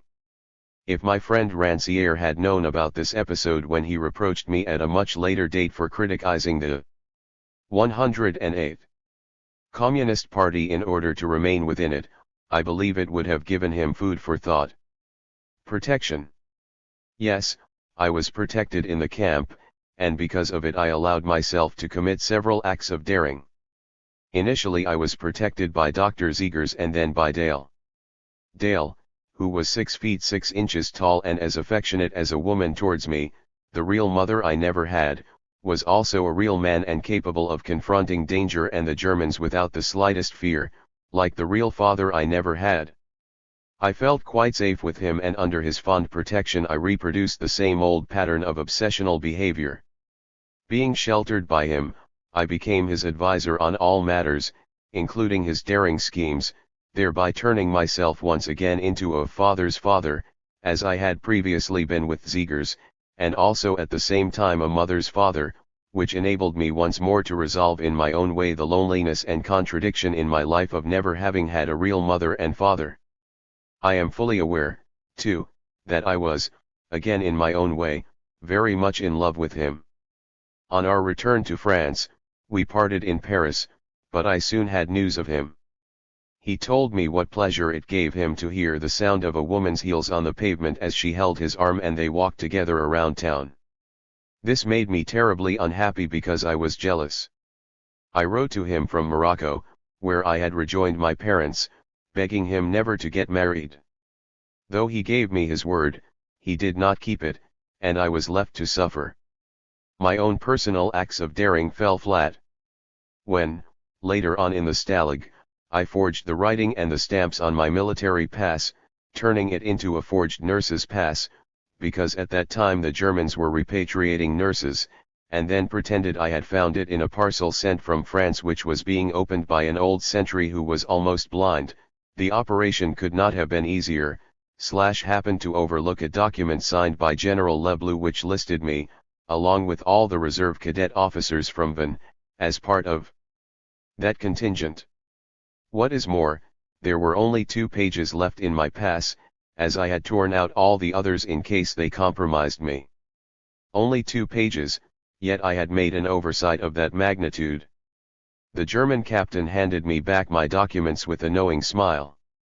How could I have overlooked that paper, given that my pass contained only 109 2 pages? It certainly suggests that unconsciously I did not wish to leave the camp. It is the only possible explanation. And though I might suggest to Dale all sorts of daring schemes, some completely crazy, I was quite incapable of carrying out a single real one myself. Clearly I had no desire to escape from captivity as it suited me down to the ground, and this could only be explained in terms of some more compelling force than my conscience or my carefully thought out plans. I had a row with the German doctor one day, but when he summoned me to appear before him, all I could do was stammer pathetically, watched in silence by the whole of the Polish medical staff who were sizing me up, or rather trying to assess the extent of my apparent claims and my boldness as a rebel. I was locked up for a month in one of the cells where the wretched Russian prisoners were rotting away. Finally, the Allies got closer. The guards were given 2 hours to think about their situation and then disappeared into the night. It was an incredible period of freedom and revelry, during which the prisoners went hunting and looking for women, but I remained aloof. The English had still not arrived. So I though up the idea, oh so daring, of going out to meet them and persuaded Dale to go along with it. Like me, he had given up his role as a trusted inmate, but, to the astonishment of the Germans, we had both refused enforced repatriation. I got hold of a car and a driver and we set off clandestinely towards Hamburg and Bremen in the south. In Hamburg we were taken prisoner by the English but managed to escape by the skin of our teeth thanks to the brilliance of our driver, though we then had to turn back because the roads were blocked. We returned to the camp and were widely condemned by our friends who were unwilling to forgive us for having cleared off. The person who felt it the most was undoubtedly the camp chaplain, the little priest Poirier. We were fond of him and he was fond of us too. He was particularly sad that this initiative had destroyed the comradeship in the camp. Oh, and the one occasion I had tried to get Dale to go along with one of my daring plans, it had gone completely wrong. Clearly I was not cut out to be a man of action or a brave adventurer. One final point. It was in the camp that I first heard about Marxism from a Parisian lawyer who was passing through. I also made the acquaintance of one lone communist. N.O. This man, whose name was Pierre Correges, appeared in the camp during the final months, having spent a year in a unit for incorrigible prisoners at Ravensbrück under a very tough regime. Dale had ceased to be a trustee for some considerable time, and a tall, rather colorless individual, an undertaker by profession, had replaced him. Simultaneously, certain irregularities or compromises which had existed previously began to resurface. Not on a large scale, however. Though no one asked him to do so, Correges intervened off his own bat and in the cause of honesty and fraternity. The effect was incredible. He was straightforward, direct, warm, and natural, and seemed capable of talking and acting quite effortlessly. His presence alone transformed the camp, and we were totally astonished by him. All the accommodations and semi-compromises with the Germans disappeared overnight, and we felt an atmosphere in the camp which had not existed since Dép's reign. This surprising change had been brought about by one single individual acting on his own, a man who was certainly different from the rest, another oddball. Communists are different, a propaganda theme I became familiar with later on. Thus I began to have great respect for militant communists. At the same time I realized one could act differently from Dale, that other approaches were possible, other forms of action, and that the possession of certain skills was of secondary importance when one's actions were motivated by genuine principles. There was no need to resort either to sharp practice or trickery. Correges was an astonishing man, and he gave me my first practical lesson in communism. I have met him since in Paris, and he is still the same warm person, though he is just an ordinary man like everyone else. But I did not believe then that he could be an ordinary man. At any rate, those who imagined it was Helene who converted me to communism should know it was Correges. The English arrived at last, and we were flown back to Paris. I went to see Jean Baillot, the secretary of the École Normale, and was feeling so desperate that I said straight out to him, "I can speak German, I had learned it while I was a prisoner, a little Polish idem, and the English I learned at school. Please, I beg you, find me a job." He replied, "Go back to your parents first, and we'll see what can be done later on." I passed myself off as an IN officer, the first piece of sharp practice I had engaged in which succeeded, and yet another deception, and on that basis was put on a direct flight to Casablanca, where my father had been posted in 1942. My parents did what they could to make me feel welcome. My father, who had a company car, took me on a quick tour of a few Moroccan TOWNs. At the time my parents were very friendly with just one couple, the Arduvins. They were a totally ill-assorted pair. Arduvin was tiny and bent, and he worked for the Moroccan railways. He was a former classmate of my father who still gave him a rough time. Madame Arduvin was tall, rather good-looking, and an intellectual who taught French in a private school. She was a warm-hearted woman, greatly liked by my mother, with whom she could discuss scholarly things, literature, and poetry.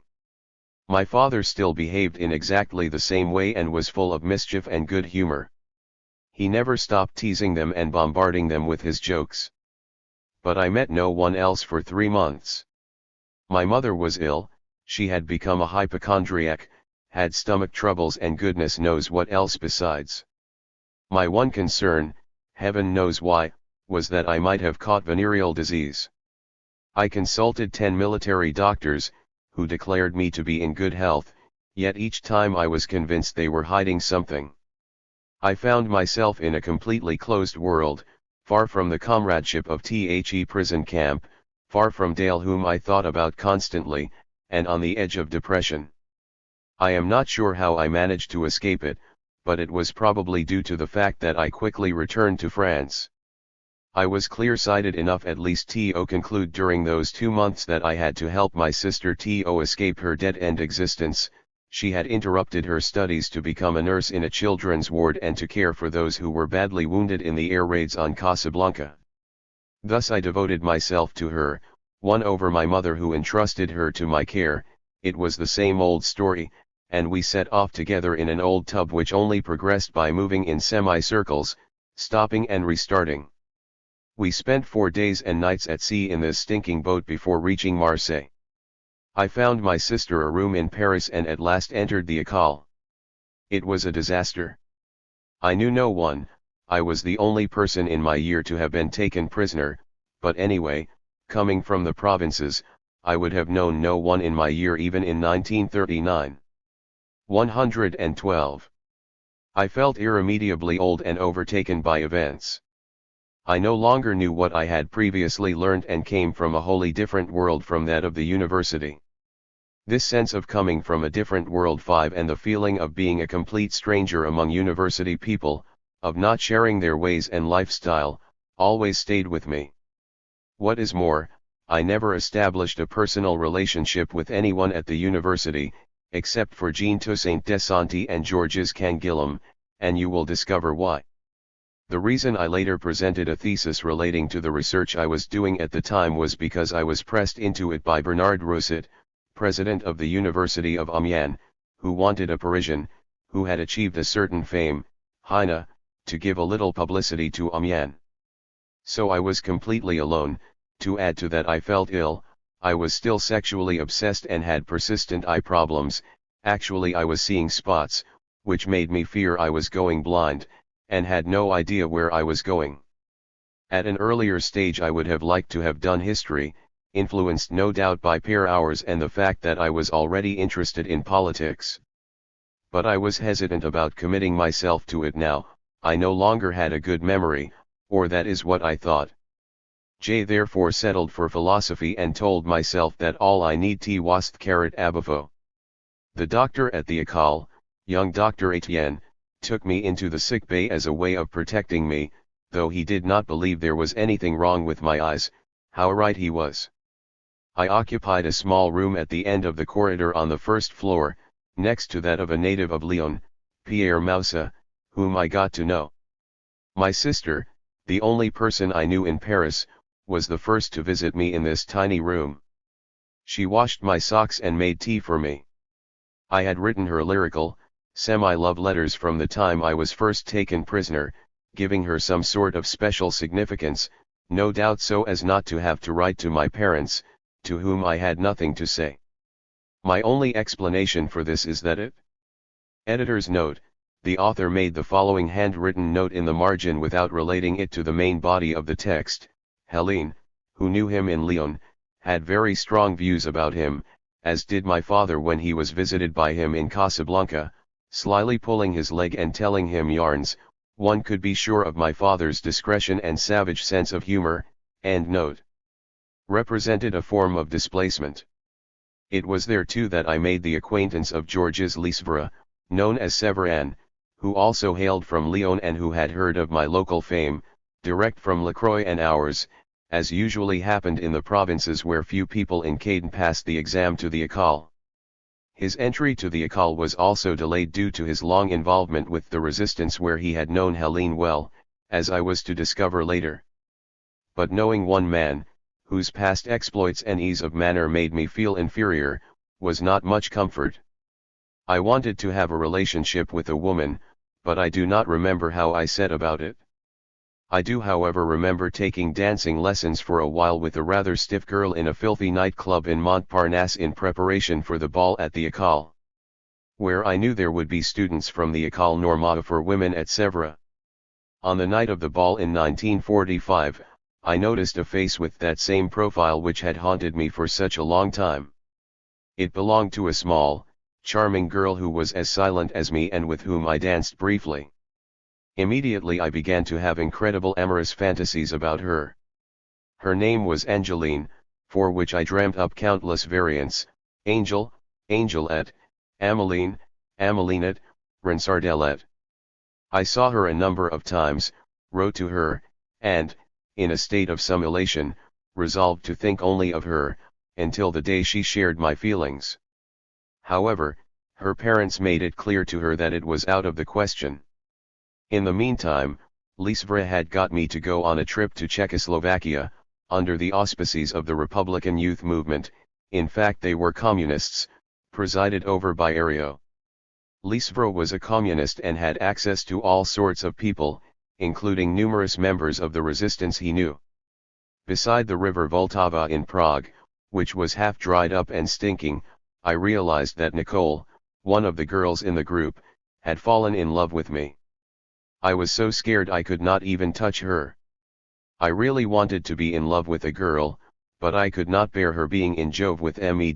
As you can see, I experienced the same old repulsion. It was then that I met Helene. One evening in December 46, when Paris was covered in snow, Lisvra invited me to visit his mother in her apartment at the top of the Rue Lepic. She was in a sorry state, having just returned from deportation. I can still picture Lisvra and me crossing the snow-covered Pont de la Concorde, with him talking non-stop about his mother. Then he said to me, "You'll meet Helene, a very good friend of mine. She's slightly crazy, but she has a quite extraordinary understanding of politics and a generous nature." Slightly crazy? What could this possibly mean, given that he also sang her praises? "We'll meet her at the entrance to the metro at the bottom of the Rue Lepic." Indeed, she was already there, waiting for us in the snow. She was very small and all wrapped up in a coat, so much so she was hardly visible. We were introduced and immediately set off up the Rue Lepic on the icy pavement. My first instinctive gesture was to take her arm so that she would not fall and to help her up the hill. But I also slid my hand towards hers. It was cold and I clasped it in mine, which was warm. I never knew why I did this, or rather, I know only too well.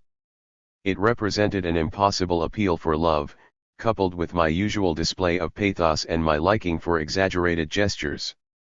We climbed the hill in silence. I have painful memories of that evening. A huge log fire was burning in the grate. Madame Lisvra was pleased to see her son again and made us very welcome. She was a tall woman, totally emaciated by what she had been through, gaunt and almost like a shadow. She did not smile at all.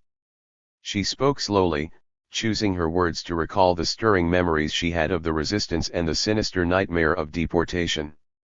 The deportation camps were nothing like the prisoner of war camps I had been in, nor were they like the conditions which Georges and Helene had experienced in the resistance. One could not even begin to 115. Imagine what they were like. Georges never said much about his exploits in the Alps and in Lyon itself. I had heard people talking about deportees, but this was the first time I had met one, and a woman at that, who remained upright and resolute in the face of her suffering. I remember I was wearing a badly cut, tight, brown jacket that someone had flogged me in Paris when I returned from captivity.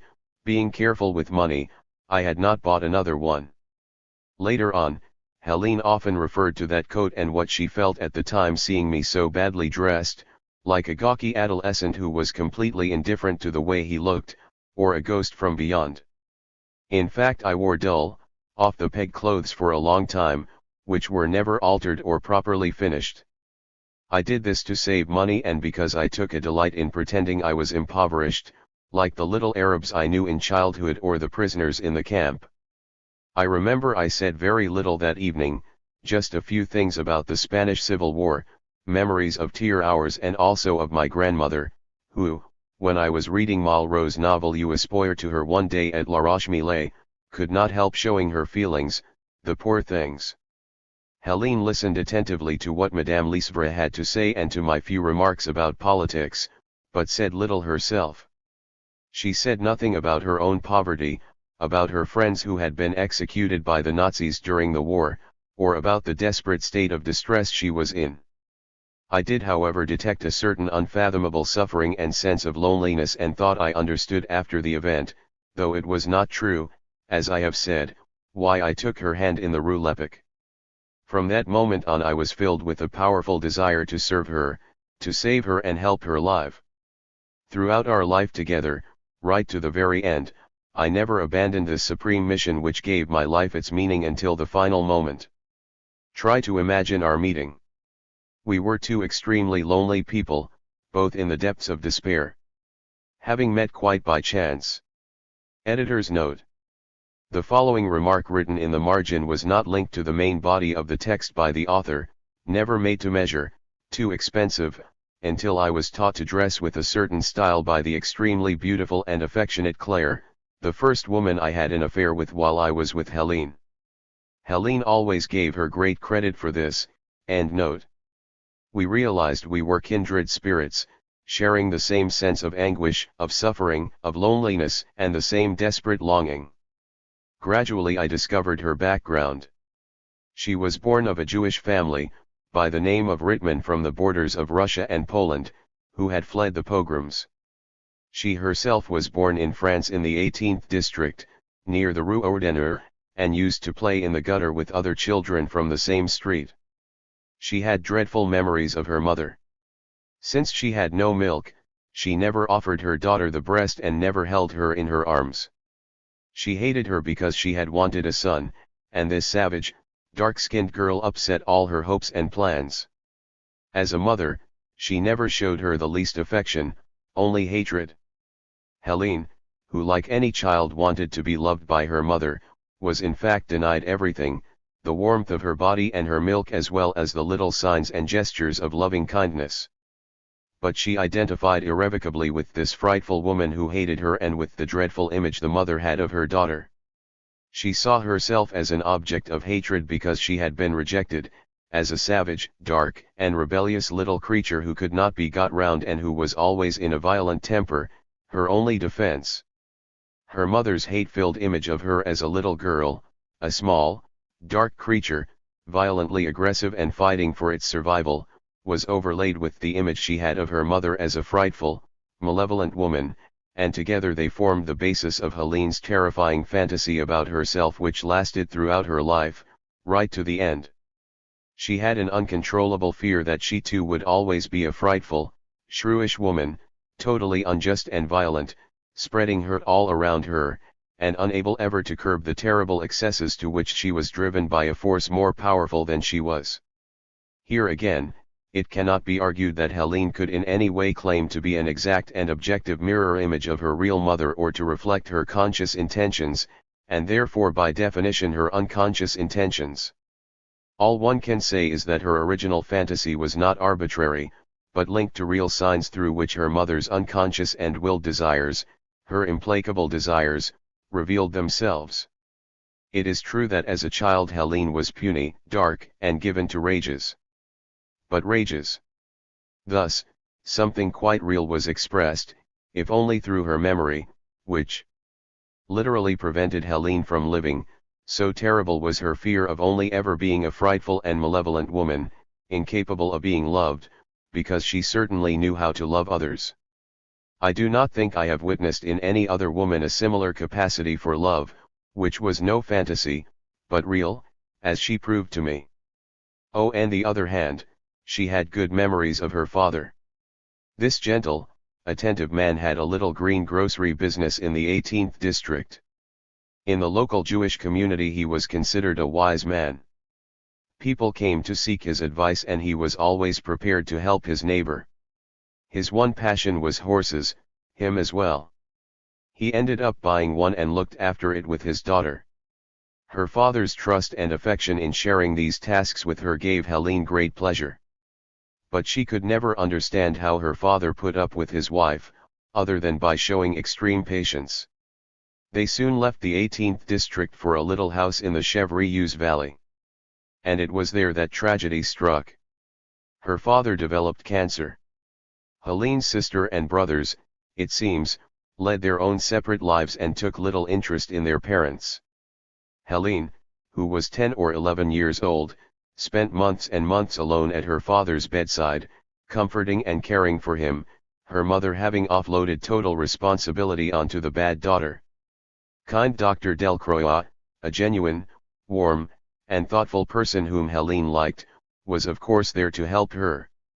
Isolated and weighed down with responsibility that was enough to crush a child, he was the only person she could turn to. Unfortunately, when the young girl was confiding in him one day, the good doctor began to feel inside her pants and play with her sexual organs. It was as if her one friend in the world had abandoned her. Not only did she continue to look after her father, she was the one to whom Dr. Delcroix turned to administer the final large dose of morphine during his final, Painful moments. It was as if this frightful child had killed the father she loved and who loved her.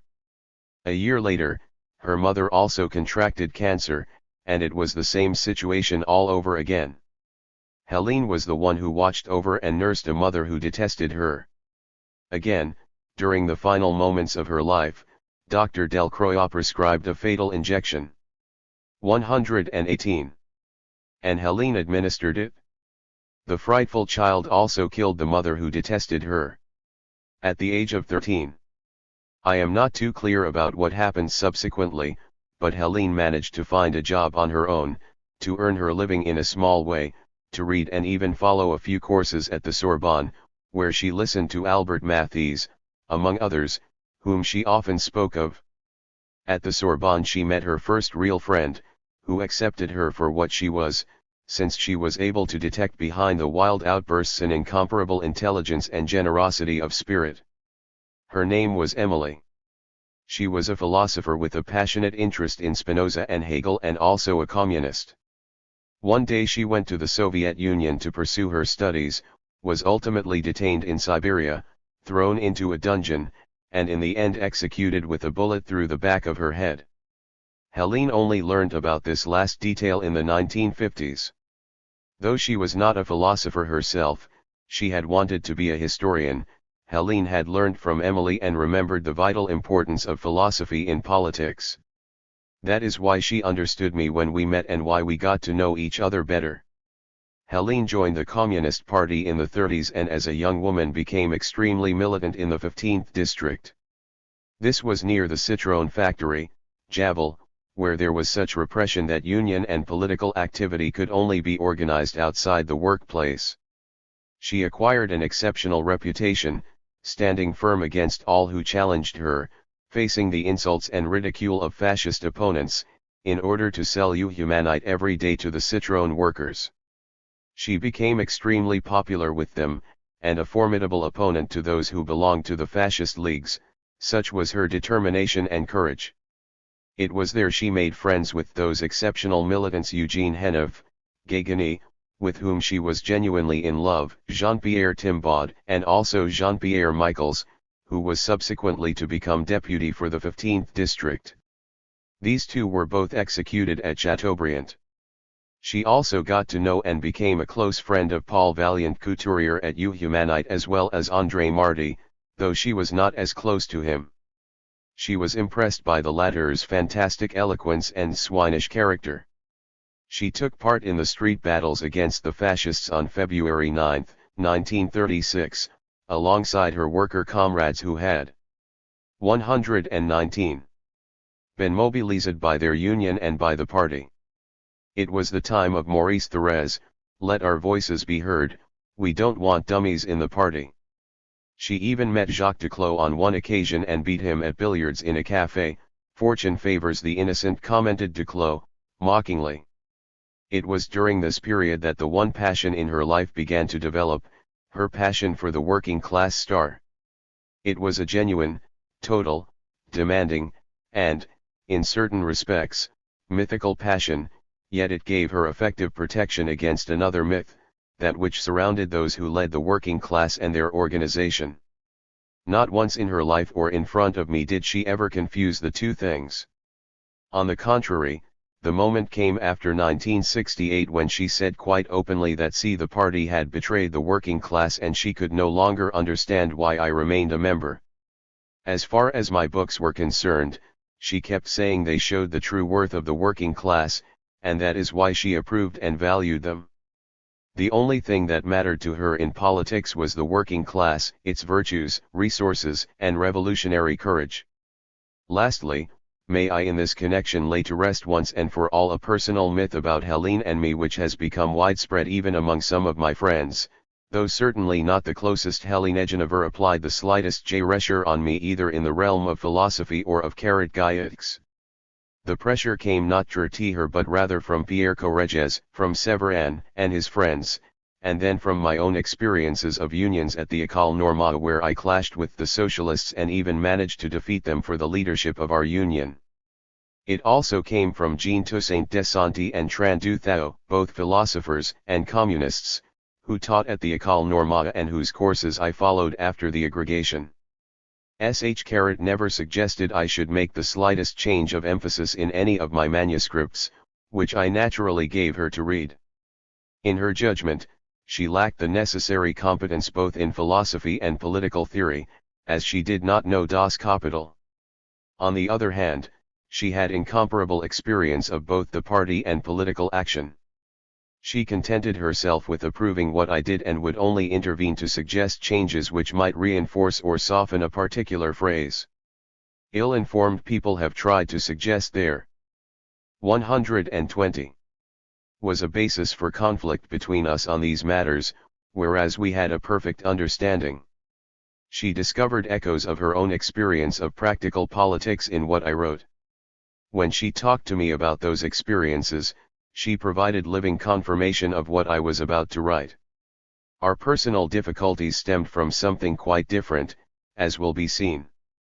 When I got to know her in 1946, I quickly discovered that not only had she lost all her friends, including an extraordinary priest, Father Leroux, whom she knew in the resistance in Lyon and fell madly in love with and who was executed by the Nazis at Montluc at the very end of 1944, but also that a daring plan involving irregular soldiers could have freed him and all the prisoners in Montluc, had it not been forbidden by the party and the government's representative in Lyon Yves Farge, who had been appointed by de Gaulle. Helene reproached herself throughout her life, as if it had been her fault, for not having persuaded those responsible to intervene in time to try to free the members of the resistance who were being held hostage by the Nazis in Montluc. Father Leroux, a small square in Fourvière now bears his name, understood her and loved her deeply.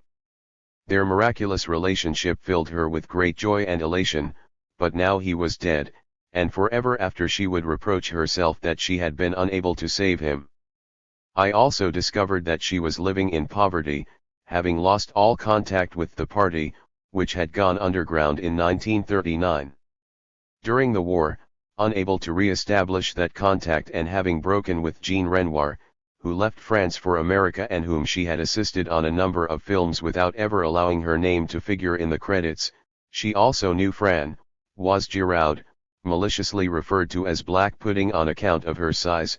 She joined an important resistance organization, Liberation Sud / I believe, though I am not sure. At the same time, in order to get information, money, and arms from Switzerland into France, she became the French representative for Skira, which meant she met and became acquainted with the greatest painters of the day. Through Jean and Marcou Ballard, her friends who worked for the Cahiers du Sud in Marseille and who entertained or gave refuge to numerous writers and members of the resistance, she 121 also got to know the greatest names in French literature of the period. That is how she knew Malraux so well and became a close friend of Elliard and Aragon, neither of whom had been able to renew their links with the clandestine party, because of the draconian security measures in force. She also got to know Lacan very well. He confided in her endlessly as they strolled late into the night along the Promenade d'Anglais in Nice where he lived with Sylvia. On one occasion Lacan made the following remark, later confirmed by my own analyst who was unaware of Lacan's opinion: "You would have made an exceptional analyst." Due no doubt to the fact that she was extraordinarily good at listening and had astonishing insights. But in 1945 not a single one of these relationships with friends and lovers was still intact. In due course I will explain why. So when I met her she was utterly destitute and was surviving by selling a few original editions of works by Malraux, Aragon, and Elliard. She was living in a squalid attic room on the top floor of a hotel on the Place Saint-Sulpice. It was there that she invited me to visit her after our meeting at the Lisvres. One thing is certain, if she had not called me, nothing would have happened between us. I drank her tea and she said something about my jacket, I was still wearing it, which had made such an impression on her. She even made a few passing remarks about my face and forehead which she found handsome. We went out into the square and sat on a bench. As she was about to leave, she stood up and with her right hand softly stroked my fair hair without saying a word. But I understood only too well. I was overcome by feelings of terror and repulsion. I could not bear the smell of her skin, which I found disgusting. It was she who called me from time to time. Lisvra and I then went off on our travels in Central Europe. I was still courting Angeline, and Nicole was still in love with me, though I was not at all in love with her. I went on a university trip to Rome to meet the Pope, organized by Father Charles, whose deliberate and popularity-seeking vulgarity appalled me. He was chaplain at the École, and I got him thrown out on the basis of certain irrefutable arguments I presented. He is now in Montmartre and has probably never forgiven me for what I did, that is if he still remembers it, being a person who quickly forgets things, not wishing to learn. 122. What a dishonest priest he is.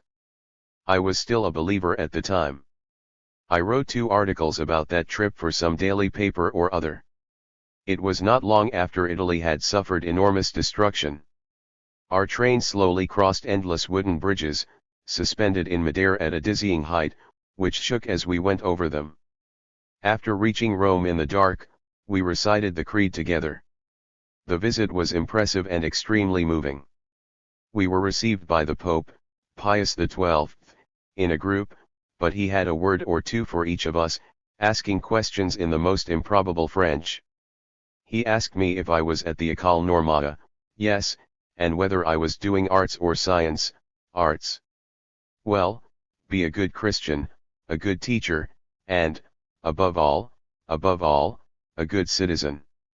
That above all summed up Pius XII. Then he gave me his blessing.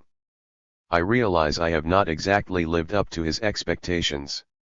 It was in February 1947 that the first great drama began to develop. I was still courting Angeline, and since I had taken the initiative in this affair, I felt I had the advantage.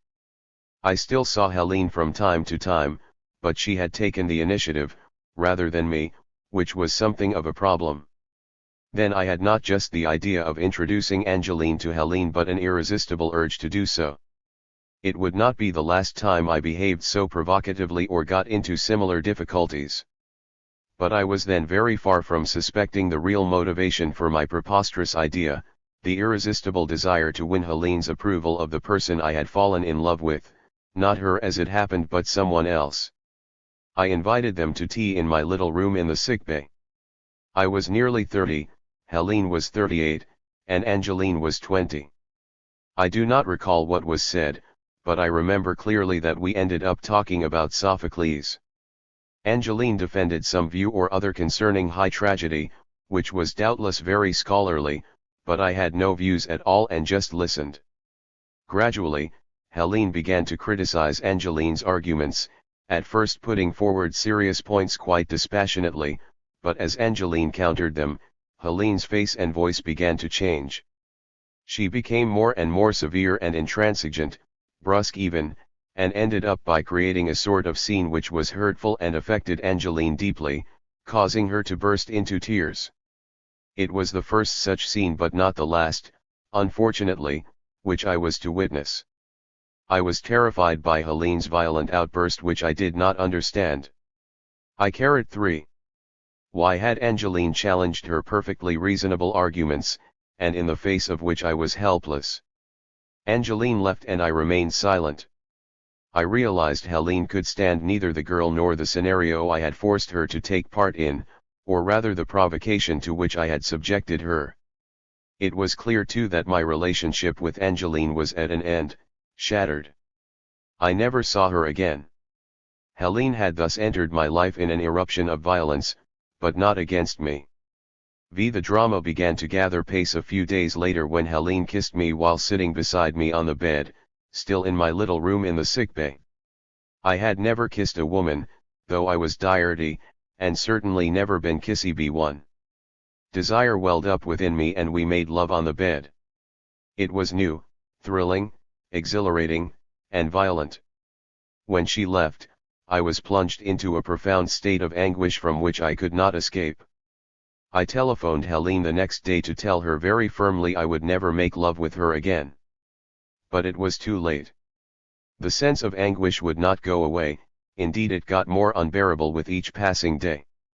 I need hardly say it was not my Christian principles which were at stake. It was something wholly different. A far more violent and deep-seated feeling of repulsion gripped me, which was much more powerful than my own will and my attempts to regain my moral and religious principles. The days passed and I began to sink into a state of intense depression. I had gone through difficult periods before, as for example when my patrol was at Helios, when I was a prisoner, or when I was in Casablanca. But they were wholly different and had barely lasted a few days, a few hours even, and then everything had been all right.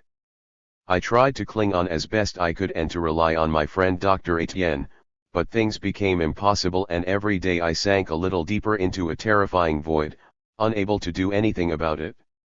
Rapidly, my state of anguish ceased to have any specific cause. It was what specialists refer to, I believe, as neurotic as opposed to objective anxiety. Helene was very worried and advised me to consult a specialist. We made an appointment with Pierre Mail, the great psychiatrist and analyst of his day, who questioned me for a long time and came to the conclusion I was suffering from dementia praecox. 124. As a result, he immediately gave orders for me to be admitted to St. Anne's Hospital. I was put in a squirrel ward, a huge communal ward, and immediately cut off from the outside world as I was strictly forbidden to have any visitors, and that included Helene. I stayed there several months and I have never forgotten the appalling experience. I was in the care of a woman psychiatrist.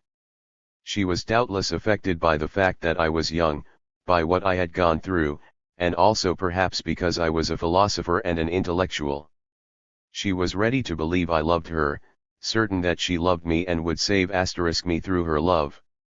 Naturally, she thought it was Helene's fault that I was ill. She was the first but not the last to think this. I do not know what I was prescribed, but my condition deteriorated markedly. Thanks to Helene's ingenuity, I had found a way of communicating with her. A minute window in the toilets on the first floor looked out onto the external world. I do not know how she managed it, but Helene often appeared beneath this window around 1 o'clock, though she had not visited me once in the ward. Thus I managed to communicate with her from a distance without too much difficulty. My feeling was that the people in the hospital did not understand me, whereas she thought they were going about things the wrong way, especially the woman psychiatrist with her terrible love, and that I had to break the vicious circle in which I was permanently caught, dementia praecox. We agreed she should try to contact Julian Ajuriagara, whom I had met on one occasion when he came to talk at the École at the invitation of Georges Gusdorf. It was extremely difficult, and still is, for another doctor to be accepted by the hospital staff and certainly to intervene, especially as he was still a Spanish immigrant. I do not know how he managed it, but he turned up one day in the huge communal ward. I followed him into an office and was able to discuss things with him. He concluded I was not suffering from dementia praecox but from profound melancholia. He recommended shock treatment, which had only recently been introduced but which was proving successful in such cases. The psychiatrist agreed to this.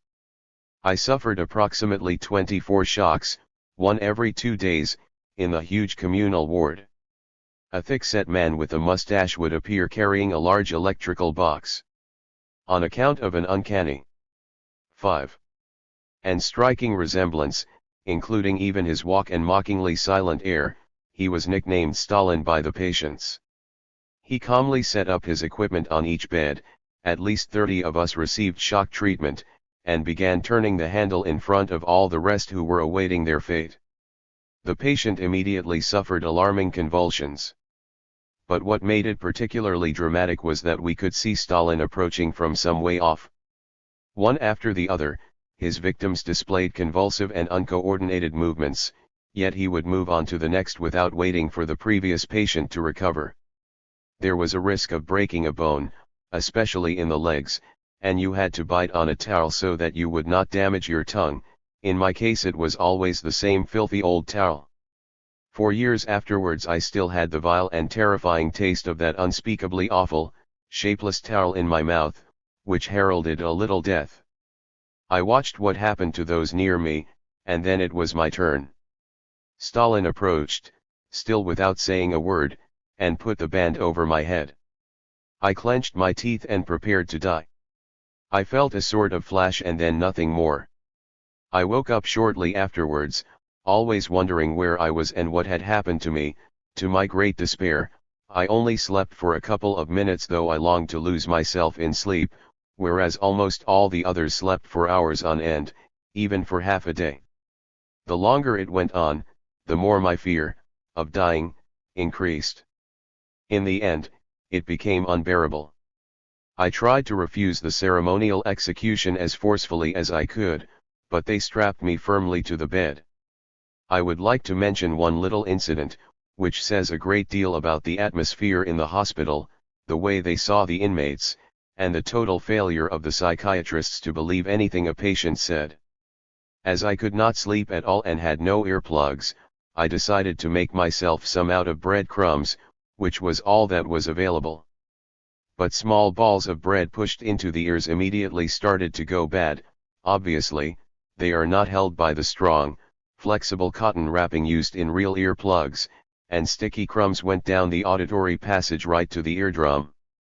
The disintegration of the balls caused me unspeakable agony, unbearable headaches, and pains in the throat. I kept mentioning this to the doctors, but they would not believe me, thinking I was delirious.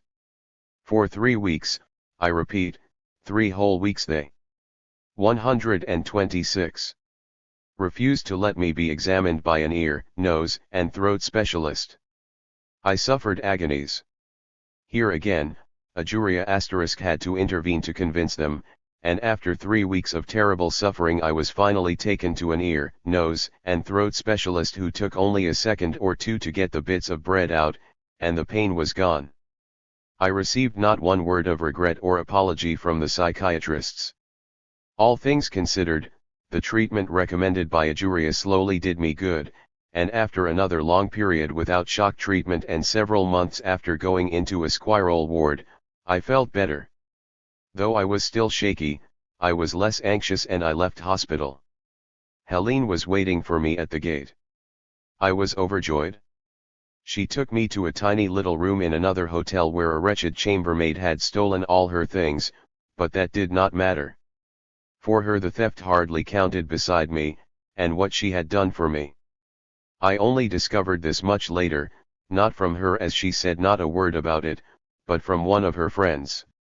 The consequence of our one sexual encounter was that Helene had become pregnant and then gone to England to have an abortion so that I would not suffer renewed depression, since I had already expressed such intense horror at having physically made love to her. Would anyone else have made such a sacrifice? Even now I am overwhelmed with emotion both physically and mentally. So there was Vera, her oldest living friend. She was very tall, dark-haired, and beautiful, and she came from a family of Russian aristocrats. Helene made light not only of the theft but of everything else as well and was more welcoming than ever. I felt immense affection for her as I took her in my arms, convinced that, had it not been for her, I would have stayed in hospital, perhaps forever. Helene, together with Jacques Martin, whom I was beginning to get to know, found a convalescent home for me at Comlu which took in students who were tired or convalescing. The peace and the splendor of the mountains, which I have loved since my scouting days, and the thoughtfulness of the Assateanis were just what I needed. They were the couple who ran the home, and they did so with much enthusiasm, tact, and extreme devotion, while at the same time allowing everyone the greatest freedom. I was. The diminutive of a Juriagara, editor's note. 7. Also surprised to meet a marvelous, unknown group of Hungarian musicians, called the Veg Quartet, who were resting, as well as young men and women of my own age. We indulged in all sorts of pastimes, including amorous ones. I very quickly spotted a small, dark-haired girl called Simone, that name again. She was good-looking, though she did not quite have the profile I liked, and seemed a most interesting person. I pursued her in a violently provocative manner and called her Leonie. Nothing serious happened, but we were very close during the 3 weeks I was there and became friends for life, until the day only 6 months ago, in October 1984, when she went out of my life, leaving the following message: "You certainly know how to use your friends, but you have no respect for them." She had indeed hit the nail on the head. I left Comlu fully recovered and went to stay at a youth hostel near Saint-Rémy-de-Provence, where Helene was to join me. She still had no money and had to hitchhike to get there. One driver tried to rape her, as an adolescent, near Chevreuils, when she was looking after her dying father. She had been attacked by 4 young louts who had made their intentions only too clear. She had managed to see them off by swinging her handbag round and round on the end of its long strap like a windmill, but whenever she spoke of this incident she did so with the same terror in her voice. As I listened, I secretly thought that, unlike her, I could not have conceived of putting up a fight because deep down I was a coward. But there she was. She loved me and I loved her too and was immensely proud of her. Spring was in the air, in the countryside, in the woods and vineyards, and in our hearts, and we were going to make love upstairs in a farmhouse nearby, where they gave us milk, bread, butter, and olives. I was not in the least bit fearful, on the contrary. The farmers complained about the noise we made during our love-making. I have to admit I went at it with a will, displaying the same kind of violence and passion as my father. My reason for recalling all these details is that, one day, the youth hostel was suddenly filled with a group of young people, boys and girls, who looked scruffy but were extremely cheerful and amusing. Until then we had had it to ourselves. We got to know each other, and I even prepared an extraordinary fish soup one day which Helene talked about long afterwards. I never liked. 128. Classic recipes, preferring what I call culinary experimentation, which enabled me to be extraordinarily inventive. Compared with what I did, classic dishes or even those created by the greatest chefs lacked imagination. By chance I had singled out a dark-haired girl in the group with the celebrated profile, and she seemed to enjoy my advances as we walked to a quiet lake where we swam side by side in silence. I still have some photos. It was pretty incredible all the same. For months I had been in the most hellish depression I had ever experienced, and Helene had rescued me. We were together again, elated by love and springtime. I made love to her freely and without anxiety, yet all it needed was for a couple of girls to turn up, like Simone, when I was without Helene at Comlu, and Suzanne, when we were together at Saint-Rémy, for me openly to make advances in front of Helene to some casual acquaintance I hardly knew, but who clearly aroused something deep inside me.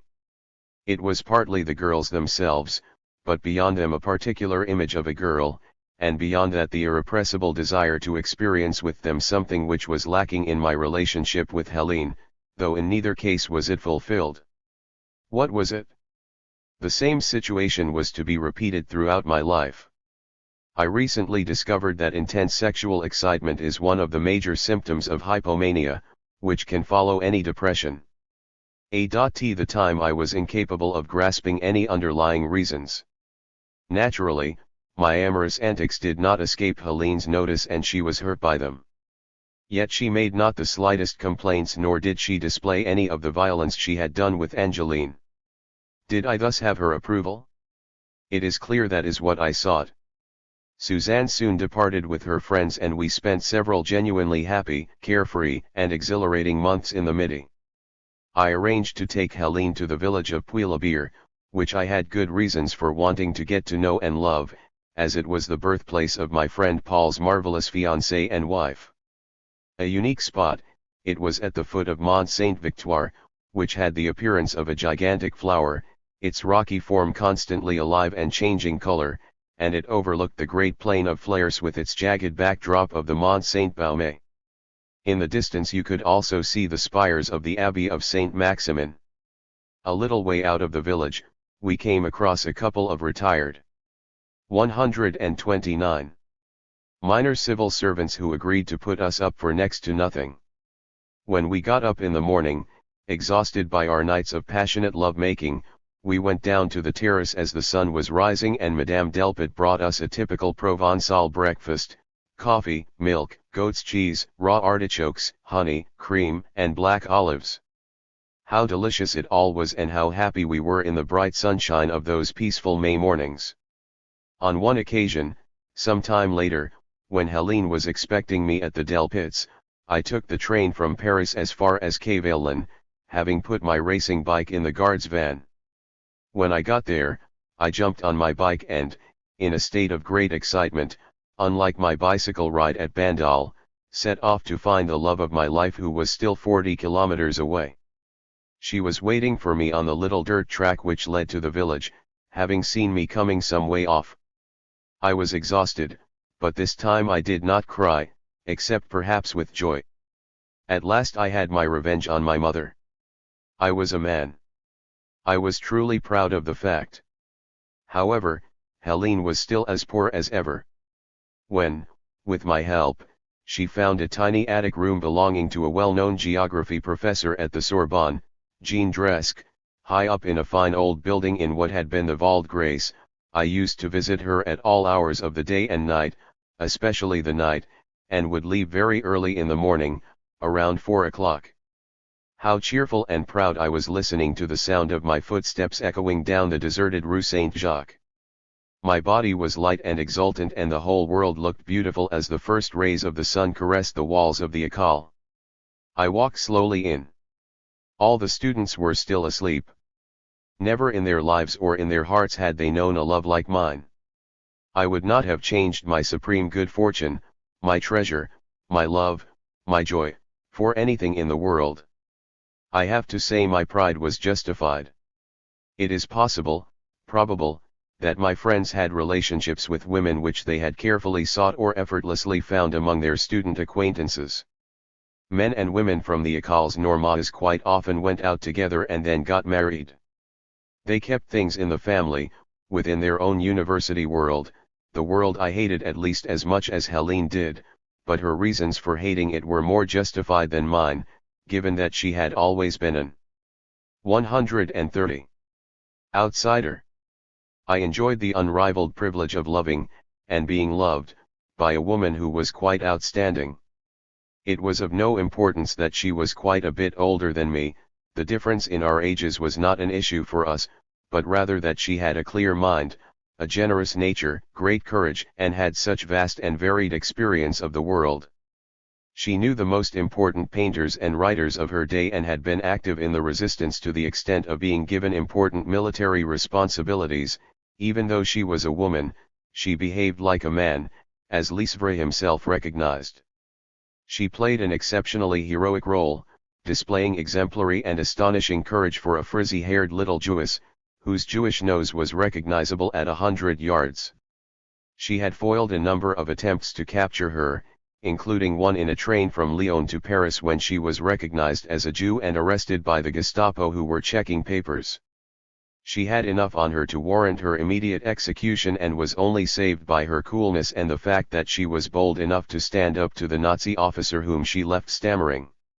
She told this story as if it were something quite straightforward and with the same calmness she had displayed at the time.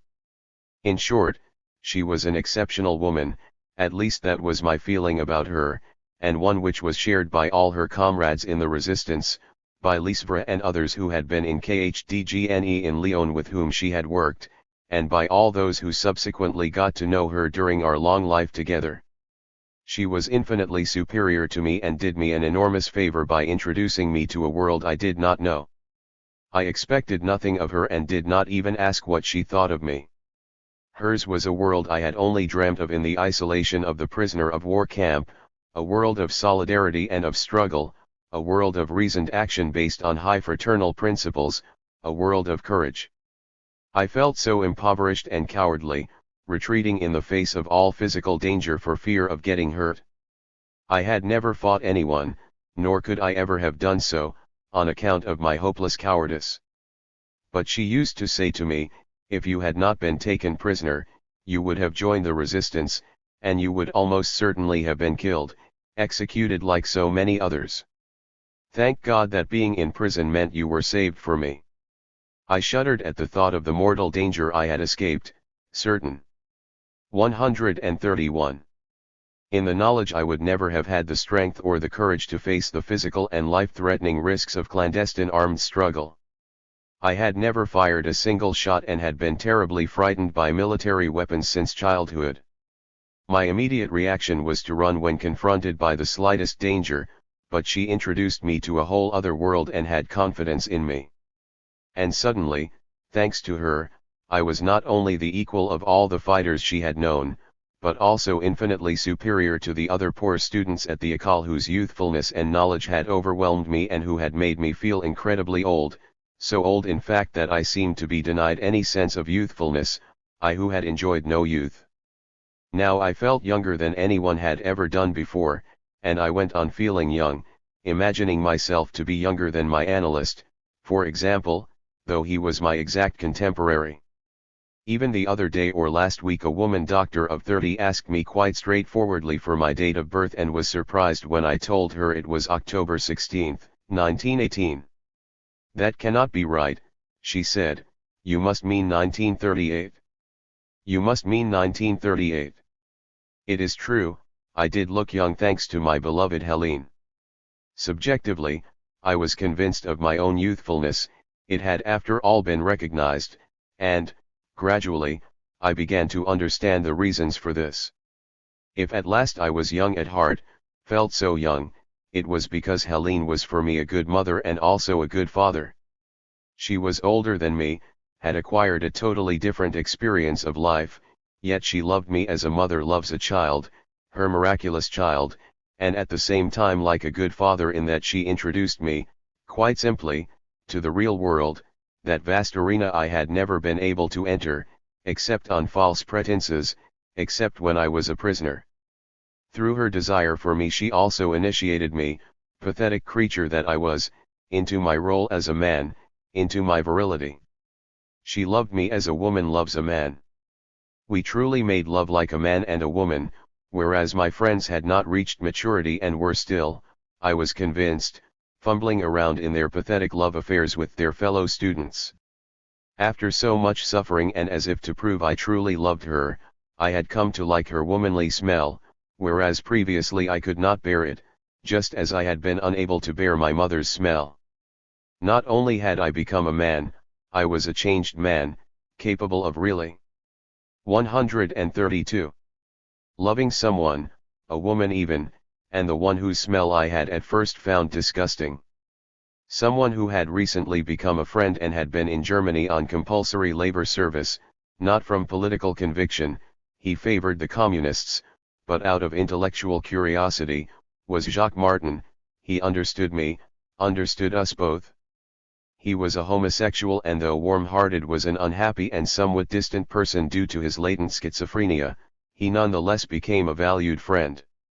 I could ask him anything, unlike my fellow students at the École to whom I was ashamed to reveal my ignorance.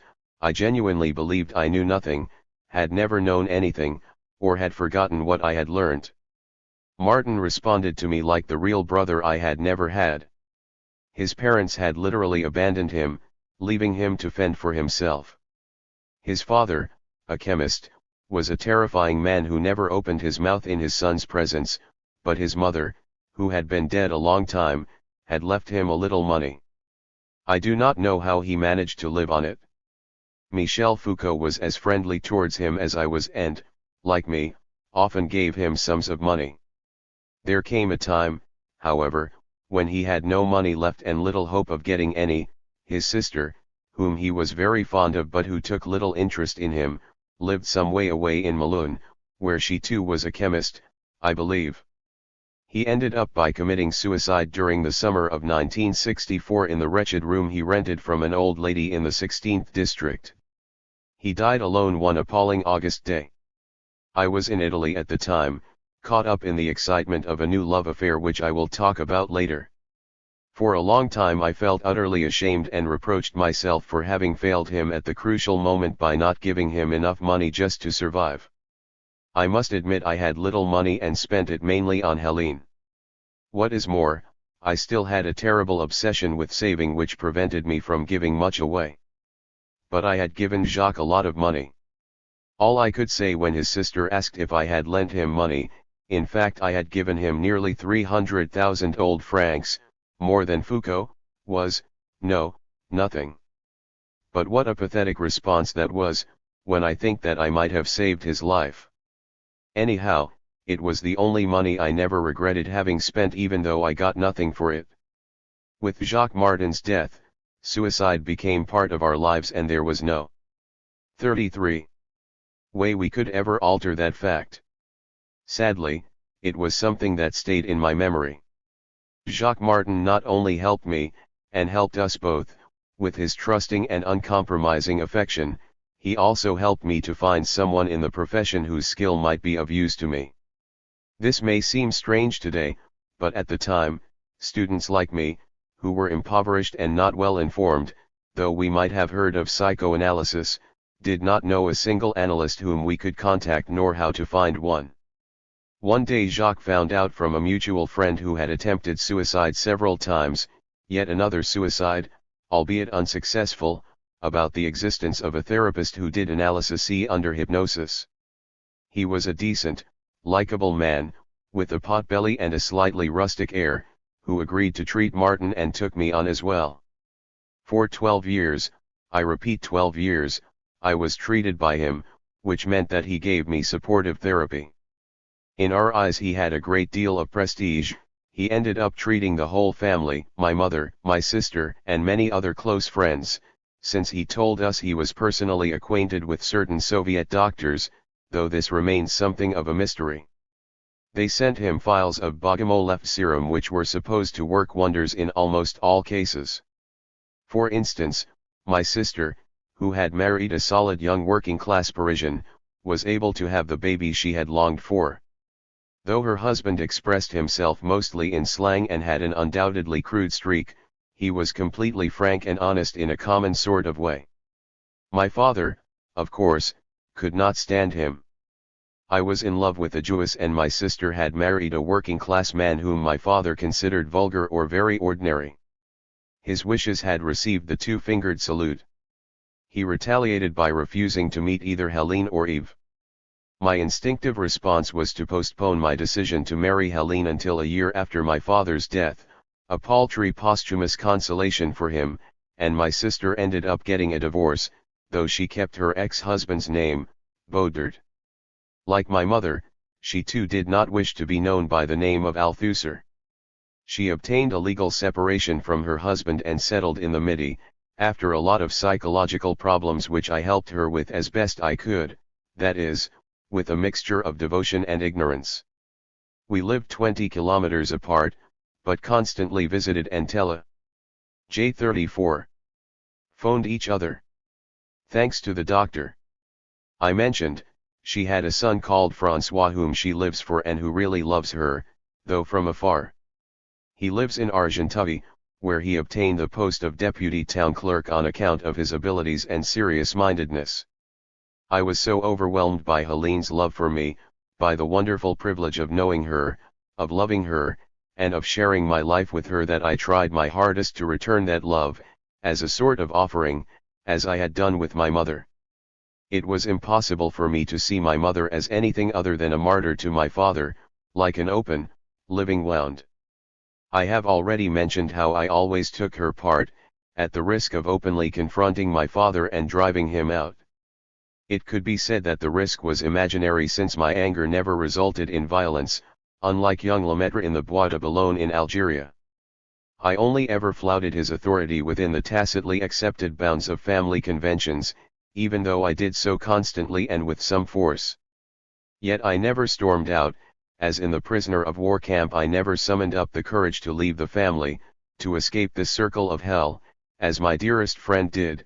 It would have meant abandoning my mother to her terrible ordeal. He was the one who took off. Until he returned, I, at least, and possibly all of us, were plunged into a state of unbearable anguish. That is why I always flew to my mother's aid, or at least wished to do so, as one might have come to the aid of a real martyr. I rushed to do the washing up, which I felt was the worst form of torture for her. Why was this? And, strange as it may seem, though perhaps understandably, I very quickly came to take an intense and perverse delight in doing it. I was the only one who swept up, made the beds, did the cooking, which I also tried to spare her, laid and cleared the table. They were visible and obvious acts of reproach addressed to my father, who was unashamedly lazy. My sister did not give a damn. Thus it was that I became a truly domesticated individual, like a pale and slender girl, my screen image in the park. I felt at the time that I was certainly lacking something as far as virility was concerned. I was not a boy and definitely not a man, more of a housewife. I behaved in a similar way with Helene, but the situation was quite different. I knew her when she was in the depths of despair and in the 135 most appalling destitution. Appalling was a word she frequently used and went on using right up to her death. The word still makes me shudder when I hear another friend of mine using it obsessively. It is true that Helene's own life was appalling. She had lost everything, her close and distant friends who had been executed during the war, the unfaithful Renoir, as well as Henneff and Father Leroux, the one man she loved before she met me. In the end she had lost all contact with the party. One could scarcely say she was housed, living as she did in appalling attic rooms in tough and dubious surroundings. She had no job and therefore no money and had to make what she could by selling her few precious books and typing the essays of other students at the école for next to nothing, after doing mine. I got her this work, though I felt a little ashamed at doing so. Did I offer her any help? I certainly tried to help her all I could, but in the beginning I only received 20 francs scholarship myself from the école, that is until Maurice caving and I obtained a salary for ourselves and all the other students via the illegal union we had set up. I did not dare ask my father for a penny, since I was very anxious to conceal from him my needs and what sort of woman I loved and was consorting with. Since she was Jewish, he would have been bound to see her as someone who was after money. Were not all Jews like this? In addition, I was terribly afraid of being without money, without savings, as I have already pointed out. You can imagine therefore how I accounted for every penny I spent, even though I wished to show how generous I was. I still remember the day I bought a little metal wood-burning stove so that Helene would not feel too cold in her maid's room in the Val de Grace. It was so poorly made it was dangerous and scarcely gave out any heat. That was my supreme gesture of devotion and of generosity, and how pathetic it was. It is true I had no money or made out I had none so that the sums I gave would appear more generous. Perhaps everything turned on this, at any rate it was what I subsequently came to think. Here are my reasons. I have said I felt incapable of loving, that I could not respond to others and to the love they so generously showed me. This was true of the women I knew and even of my men friends. It seems that my mother's impersonal love, directed not towards me but through me to someone who was dead, made it impossible for me to exist in my own right or in relation to another person, especially if that other person was a woman. I felt powerless or impotent in the full sense of the word. I was incapable of love, but first and foremost I felt impotent in myself physically. It was as if I had been deprived of my physical and psychological being. If a part of you is removed, thus permanently denying you your wholeness as a person, you can legitimately refer to it as a form of amputation, castration therefore. And while I am on the subject, I would like to return to the extraordinarily powerful fantasy I had when I was released from the prisoner of war camp and went home to my parents in Morocco. I was convinced I had contracted a sexually transmitted disease and, as a result, would never really be able to use my sexual organs. In the same train of associations and memories, and I have a very precise memory in this case, I recall being extremely anxious about an apparently common phenomenon, the Latin name of which is phimosis, which literally poisoned my life during the years we were in Algiers and Marseille. Latin enables one to refer to a number of immodest things. I spent a lot of time pulling my foreskin without being able to uncover my glands. I had what are referred to as discharges from under my foreskin, which from then on kept worrying me. I thought there was something seriously wrong with my penis, making it impossible for me to have a full erection and to ejaculate, even though I was not ill. I endlessly pulled at my foreskin, which was painful and achieved nothing. One day my mother informed my father and locked us both in the lavatory. For a whole hour, in total darkness, we left the light off for the sake of decency or perhaps from fear. My father tried in vain to release my foreskin. Naturally, not a word was spoken. My problem persisted for years and I became totally convinced that, in this respect at least, I was simply not normal. It was as if I was missing something, which meant I did not have a proper man's penis, and never would, or perhaps something had been removed. By whom? My mother, of course.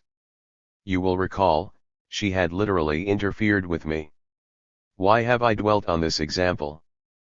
Because it is symbolic and is not confined to my own specific case, but concerns everyone.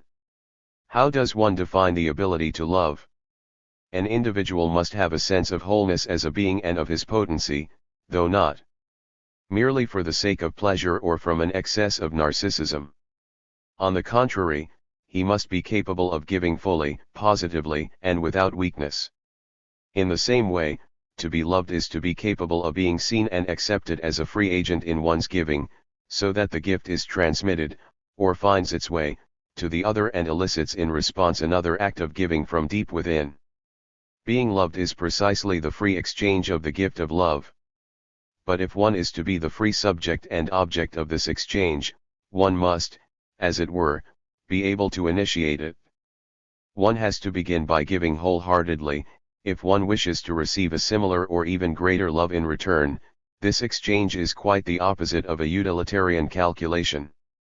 Obviously one needs to be an entirely free agent if one is to do this, with one's physical and spiritual integrity undamaged. To put it bluntly, one must not have been castrated but be in full possession of one's potency. Think of Spinoza, nothing must have been cut away, otherwise one is doomed to some form of hollow and illusory compensation. But I had been castrated by my mother, 10 if not 20 times, a victim of that same compulsion of hers, the vain attempt to control her own fear of castration, of being robbed, having her possessions or her savings cut away, or raped, having her own body torn open. Yes, I was castrated by her, especially when she claimed to make me a gift of my own sexuality, an appalling gesture which I experienced as rape on her part, as the theft or violation of my own sexuality. By interfering with me she acted against my deepest wishes, against my desire to keep my sexual organs for myself and no one else and especially not for her, which was the ultimate obscenity. As a consequence I felt incapable of love because I had been intruded upon, violated in the most intense area of my life. How could you even claim to love when the most intimate area of your life, your deepest desires, your innermost being, had been intruded upon? Those were the feelings I always had with Helene as a result of my mother's attack upon my privacy. I felt like a man, that is putting it too strongly, who was incapable of the least expression of genuine love towards her, and because of her towards anyone else. I was turned in upon myself and what I have described as my lack of sensitivity. My lack of sensitivity? In fact, it was my mother's insensitivity which astonished me in Morocco when she refused to go to the aid of her dying mother on the pretext that she had a stomach bug or something of the kind. So, when my grandmother suffered a fatal heart attack, it was I who went to the church in the Morvan very early one cold morning to receive her body. My lack of sensitivity? Again, it was my mother's insensitivity, silently expressed, which impelled me not to visit Simone but to set off on my bicycle for La Ciotat in a rage. My lack of sensitivity? Again, it was hers I witnessed when, without a trace of emotion, she coolly kissed my dead father's forehead, made a simple sign of the cross as she knelt down, and then got up and left the room. My lack of sensitivity? Again, it was hers when my friends Paul and Many, the only ones who knew her, went to see her in her isolated little house at Viroflay to tell her, after a great deal of careful thought, that Helene was dead and that I had killed her. She simply took them round the garden, without saying a word and as if nothing had happened, her mind clearly on other things. Sadly, I know only too well what they were. My lack of sensitivity. Hers, when, having overcome all her phobias once she was on her own and had given up the name Madame Althusser to revert to her maiden name of Berger, she pounced on the special chocolates I took her without the slightest worry about the amoebic dysentery or her other stomach complaints. Goodness knows, perhaps I am being too hard on her. She was upright, she hid nothing, she displayed no violence towards anyone, she was warm, to the few friends she had, she clearly loved us to the best of her ability, and she alone had to think of good ways of giving us a good upbringing, music, concerts, the classical theater, the scouts.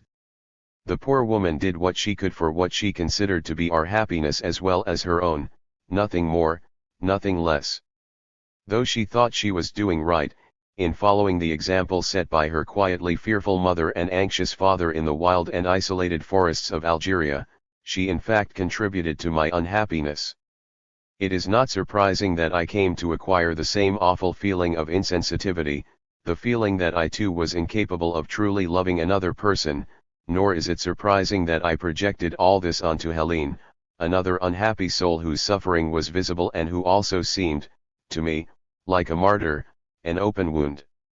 It was our destiny to have fulfilled my mother's desires to such an J39XVUT extent that I was never, up to the present day, capable of refashioning myself in order that I might offer Helene by way of love something other than the artifice, the frightful caricature I inherited from my mother.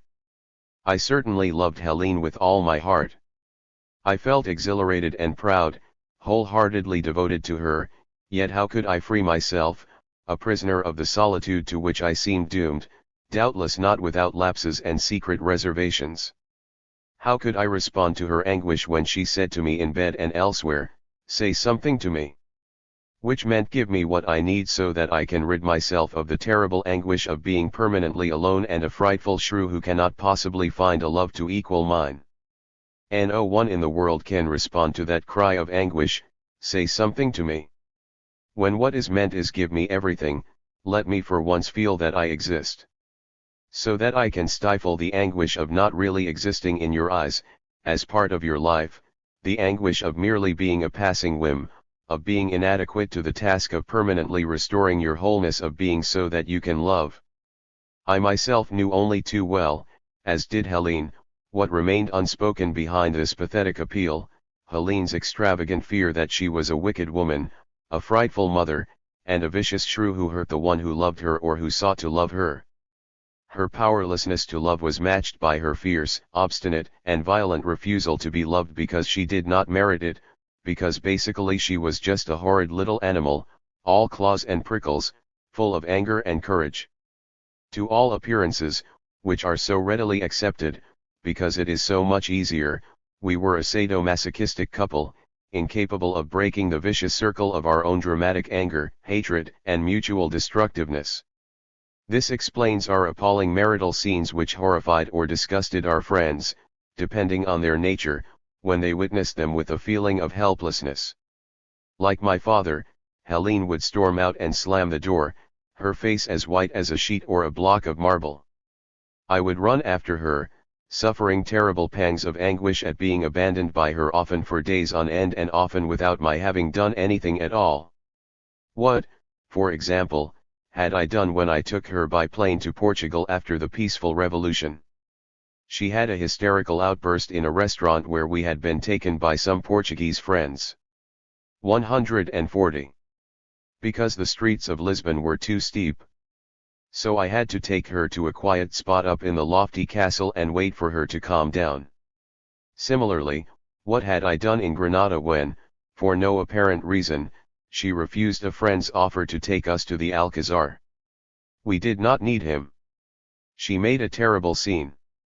Again, what had I done in Greece when she refused, and did so in advance, the hospitality of a wonderful meal of welcome which was traditionally offered by petit bourgeois families? Doubtless I had not really done anything in these situations, but sadly I have to acknowledge that, too often, I upset her and provoked her by probing too much in order to discover whether or not she was really in agreement. The same things was tray of my entanglements with omen. I always CJ ram IAI S J2 acuoxide hyphen and to seek her explicit approval of MV involvement. Doubtless I needed these women as erotic extras, to supply what poor Helene herself could not give me, a youthful body which had not suffered and that profile which I endlessly dreamt of finding. These were things I needed to satisfy my flawed desire, proof that I was capable of physical desire for an ordinary, desirable woman alongside a father-mother figure. But, until recently, I could never embark on anything without her explicit approval. Thus, unconsciously, I realized a form of synthesis, a supreme achievement. I fell in love with women who were to my liking but who lived sufficiently far away and therefore posed no ultimate threat. One lived in Switzerland, Claire, and the other in Italy, Franca, therefore at a distance which I had not consciously contrived but which meant I saw them only intermittently. If I was with them for more than 3 days I regularly, in other words unconsciously, became bored and fed up, though both Claire and Franca were exceptionally beautiful and fine women. The geographical precautions I had taken did not, however, exempt me from the customary ceremonies of approbation and protection. When I met Franca, in August 1974, I at once invited Helene to meet her on the 15th. They got on very well, but a few months later there were several painful episodes in which I was torn between Helene and Franca. There were also numerous telegrams and telephone calls between Panaria, a Sicilian island, and Paris, Bertinori and Paris, Venice and Paris, which only led to more. 141. Deceitful and provocative acts on my part and a worsening of the situation. But things came to a head when my women friends broached the subject, either directly or indirectly, of my living with them and having a child. The matter was raised by Claire when we were on a bank beside a road in the forest of Rambouillet. She spoke of the little C. Julian WE /0/H wanted so much and suggested living with me, so she too had designs on me. I fell immediately into a state of depression. It was even worse in the case of 36-year-old Franca, a magnificent Italian lady, who had despaired of ever loving anyone again. She turned up in Paris one day on the pretext of following a course given by Levi Strauss, whom she had translated in her own country, and telephoned me to say she had arrived and that I was free to do what I liked with her. She even came to see me at my place, which she thought was awful, and got in by climbing through the window. It was all too clear. I immediately became ill and was extremely depressed. She also had designs on me. My successive depressions were not all caused by the same thing. They however, itra depressions, J and that once I had been J's RK into JH S. T cajmed down almost immediately, as if the maternal protection JRF hospital J sclation, and the overwhelming NAUJJ Jove Jame J Iprasian were sufficient to satisfy my desire not to be abandoned against la fishes and to be protected from everything. I might even describe them and fortunate Jeprestuns J since they sheltered me from the outside world ANCL gave me ultimate security, as I diff for NPT have to fight T even GFL JFLFT my own desire it had no effect at all when my analysts kept repeating they were neurotic, atypical, and C bogus depressions. As they usually only lasted a very short time, a fortnight to 3 weeks, and as they miraculously ceased once I was put in hospital, despite the awful anticipation of them occurring, which was worse and lasted longer than the depression itself, I was not greatly troubled by them. My work and my plans were scarcely affected, and I often came out of hospital in a hypomanic state which made everything seem extremely easy and appeared to resolve all my own difficulties and those of others as well. I did considerably more work and easily caught up with the supposed backlog. They simply became part of my somewhat turbulent life. 142. My analyst, whom I consulted on a regular basis, enlightened me about one aspect of my depressions that I had obviously not suspected myself. He told me that depression made one all-powerful strictly speaking, that is unquestionably true. One withdraws from the world and takes refuge in illness, away from all immediate and active concerns. One is protected within the white walls of one's hospital bedroom, where attentive nurses and a doctor give you maternal care. The very marked regression which accompanies all depression turns you into a little child, though, far from being abandoned, you give way to the deep, reassuring feeling that you will never again be abandoned. You submit to the comic fetishism of drug treatment, which in fact only shortens the process of getting out of depression, as you are aware, and which makes you feel calm and enables you to sleep. Without doing anything or having to give something in return, everyone is at your beck and call, doctors, nurses, those who love and visit you. With nothing to fear from the outside world, you are all-powerful like a child with various loving mothers. You can imagine how much this theoretical explanation appealed to someone like me who felt impotent, that he did not really exist, other than through artifice and deceit. Now I discovered I wielded the sort of power I had only ever dreamt of.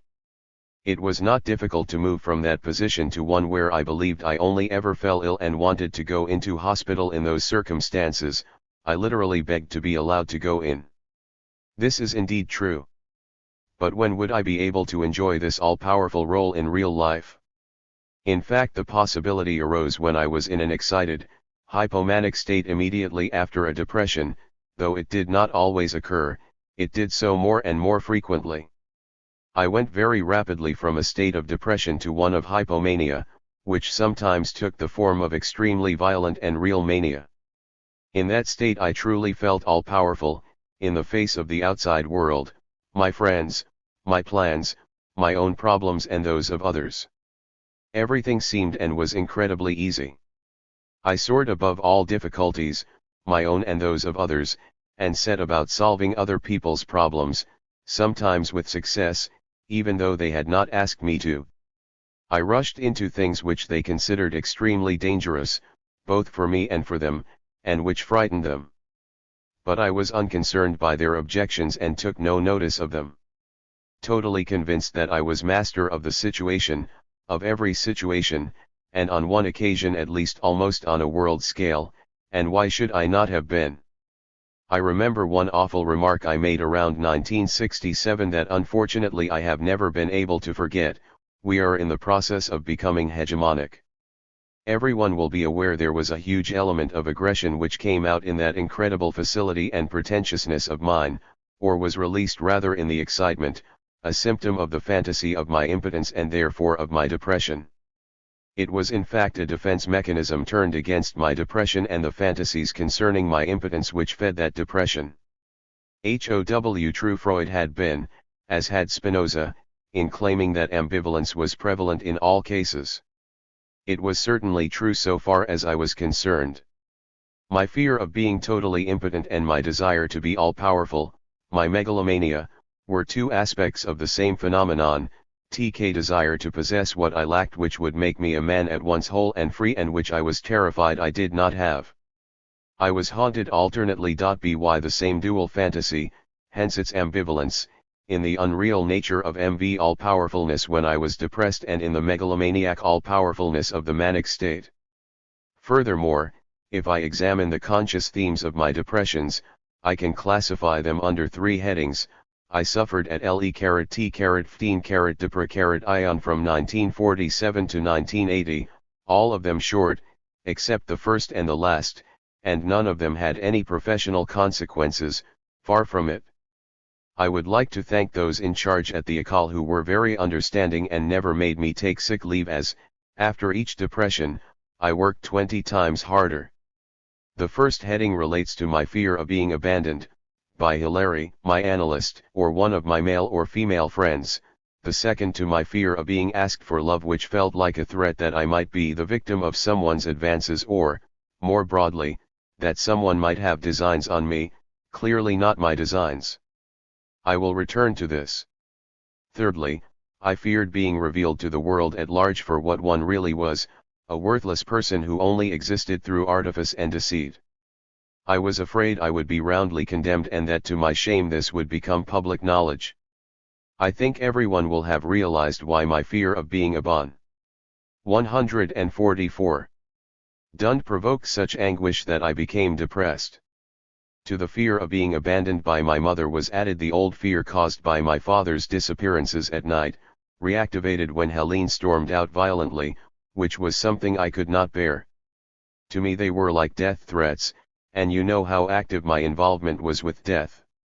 This over-determination left me in a state of terror, unable to do anything.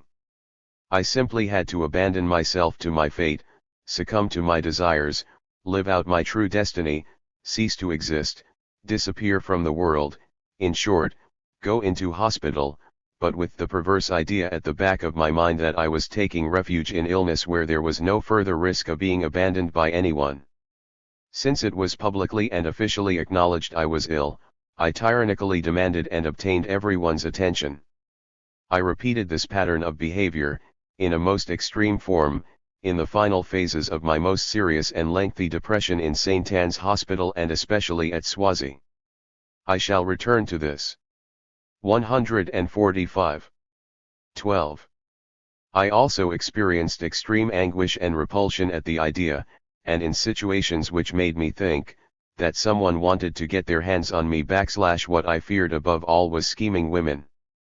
Clearly, there were obvious associations with the traumas, the attacks, the violations even, involving my mother, whose aggressive behavior carried with it the threat of castration. If a woman offered to live with me, which implied, therefore, that Helene might abandon me, though I did not feel she ever would have done such a thing, I became terrified and sank into depression. This may surprise a number of my friends, but / never felt that Helene meant to get her hands on me like a castrating mother figure. It was, on the other hand, the impression I always had when my extramarital friends exceeded the limits I imposed, by taking advantage of situations or choosing them unconsciously.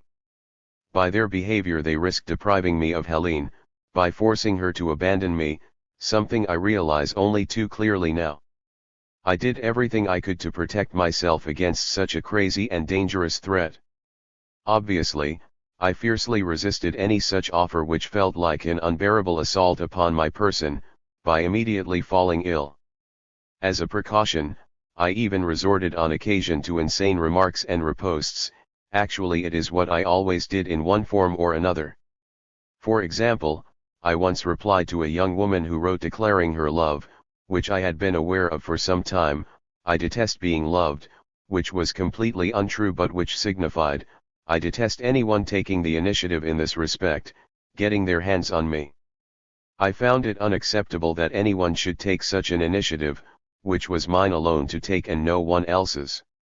I am referring of course to myself personally as an individual and not as a philosopher, in relation to my mad desire to love, of which I felt, knew even, I was incapable. 146. In a violent exchange, on my part, with my analyst, I one day referred to a more general variant of this refusal of mine to accept any initiative from a woman as a feeling of repugnance towards anyone who had views about me. In this case I referred not only to women but also to men as well, and above all to him, my analyst. I did not properly realize at the time that he represented the ideal mother figure, a woman, indeed the most important woman of all. I must make clear that I never felt Helene had views about me, since she was so ready to accept me as I was, respecting my own desires. Desire is, in fact, the fundamental issue here, as it was in my previous remarks. I had been so much under the influence of my mother's desire, to the extent that I felt it could only be fulfilled in opposition to my own. Thus I finally began to claim the right to my own desire in order not to have to put up with someone else, whoever it might be, imposing his desire and his views about me as if they were mine, even though I was incapable of realizing that desire, indeed experienced only the lack of it, the feeling it had been amputated, was dead. Having broadened the issue to this extent, I would add that my claim, albeit impossible, to fulfill my own desire was at the heart of my fiercely independent line both as a philosopher and in the party, and also explains my independent attitude towards my closest friends, despite the fact that I was very good at getting them to agree with me, in other words to bend their opinions towards my own. This trait or shortcoming did not, I think, escape them, and I often made them suffer dearly for it. It may even partly explain the reaction of the friend whose remark I have already quoted: "You know how to use your friends, but you have no respect for them." It is certainly true that I have benefited positively from this independence. I now see its negative origins, which helped shape the personality I have. It is yet another example of my ambivalent nature, and must have been the cause of other depressions. However, my most vivid fantasy fear, the fear of the impossible fantasy situation where I was expected to appear all-powerful though I was nothing of the kind, is the third factor which caused several of my depressions and, in particular, the dramatic one which occurred in the autumn of 1965. I was in a state of euphoria, having just published Poor Marx and Lire, Le Capital. 147. In October. But then I became obsessed with the terrifying thought that these texts would expose me completely to the public at large as I really was, namely a trickster and a deceiver and nothing more, a philosopher who knew almost nothing about the history of philosophy or about Marx. Though I had certainly made a close study of his early work, I had only seriously studied Book 1 of Capital in 1964 when I took a seminar which resulted in Lire Le Capital. As a philosopher, I felt I had become part of some arbitrary construction which was totally remote from Marx himself. Raymond Aron, who had praise heaped upon him even by the Trotskyists when he died, was not altogether wrong in referring to imaginary Marxism both in my case and that of Sartre, but, as always, he totally failed to understand the significance of what he was saying, when he actually had something important to say, though I have no comment to make about his other work. In short, what I feared was a catastrophic, public refutation of my position. Because I was afraid of such a catastrophe, or wanted it to happen, since fear and desire go insidiously hand in hand, I precipitated this catastrophe by having a spectacular depression. It was serious enough as far as I was concerned, though my analyst was not deceived. I had known my analyst for some little time and would now like to say something about him. People would find it strange were I to remain silent about the decisive role he played in my life, if only because, even at the professional level and among a number of his friends and mine, he was the object of severe criticism after Helene's death. It even seems that a petition criticizing his methods, signed by several heterodox practitioners, some belonging to his own school, was sent to Le Monde. Thanks to the intervention of a former student of mine, Dominique Dombrez, it was not printed. They can buy him a few drinks now, or when he gets back from Moscow. I was advised to consult him by Nicole, who became a dear friend though she had so many phobias I was paralyzed by them. I began to suspect that the treatment I was receiving from my first therapist, though very supportive, was not genuine analysis and was having no real analytic effect. He was a generous man who helped me at moments of difficulty and was always prepared to give me advice and the medication I needed for my condition. And 148. To get me into psychiatric hospitals or clinics, Epinay, Meudon, etc. I wrote out my dreams for him or revealed them under hypnosis, which I greatly enjoyed, and he commented on them at length, pointing out the positive elements as well as the negative ones. I understood some things, but he intervened at least once in my personal life when I was in hospital, telling Franca, who had sought his opinion, what occurred between you two wasn't serious, it was just a holiday romance. And on another occasion when I was in hospital at La Vallée Auxiliary Loops, a former residence of Chateaubriand, and being looked after by an old lady, one of the two daughters of Plekhanov, I made a serious attempt on my life with a horrible long knife. This was because my therapist had delayed getting me the shock treatment which I had been violently clamoring for as I was in an indescribably distressed state. So, Nicole advised me to see a proper analyst, someone sufficiently broad-shouldered to take you on. I remember her exact words, probably not by chance. After all, I might have thought of my friend Paul, who really did have broad enough shoulders to do battle on my behalf. I saw my analyst several times before the summer of 1965 and he finally agreed to take me on for regular sessions of analysis, but face to face. He subsequently explained on several occasions that I was so burdened with anxiety that he felt I could not have coped with the couch, and the even greater anxiety of not being able to see him, not to mention his silence. In fact, looking at him, seeing all his facial expressions and listening to his often immediate if not direct response to my questions, I was certainly reassured. He was there, in front of me, visibly attentive, and that was particularly reassuring. At the same time, I discovered, and observed, that face-to-face analysis is much more difficult for the analyst than one conducted with the patient lying on a couch, since he has to control his facial expressions, especially when silent. He cannot simply breathe quietly, comfortably installed behind the patient, and take refuge in his pipe and armchair or by riffling through his diary. When my books appeared in October, I had such an attack of panic that I talked only of trying to destroy them, but how, and then finally of destroying myself, the radical and ultimate solution. This was the terrible situation with which my analyst was 149. Fronted.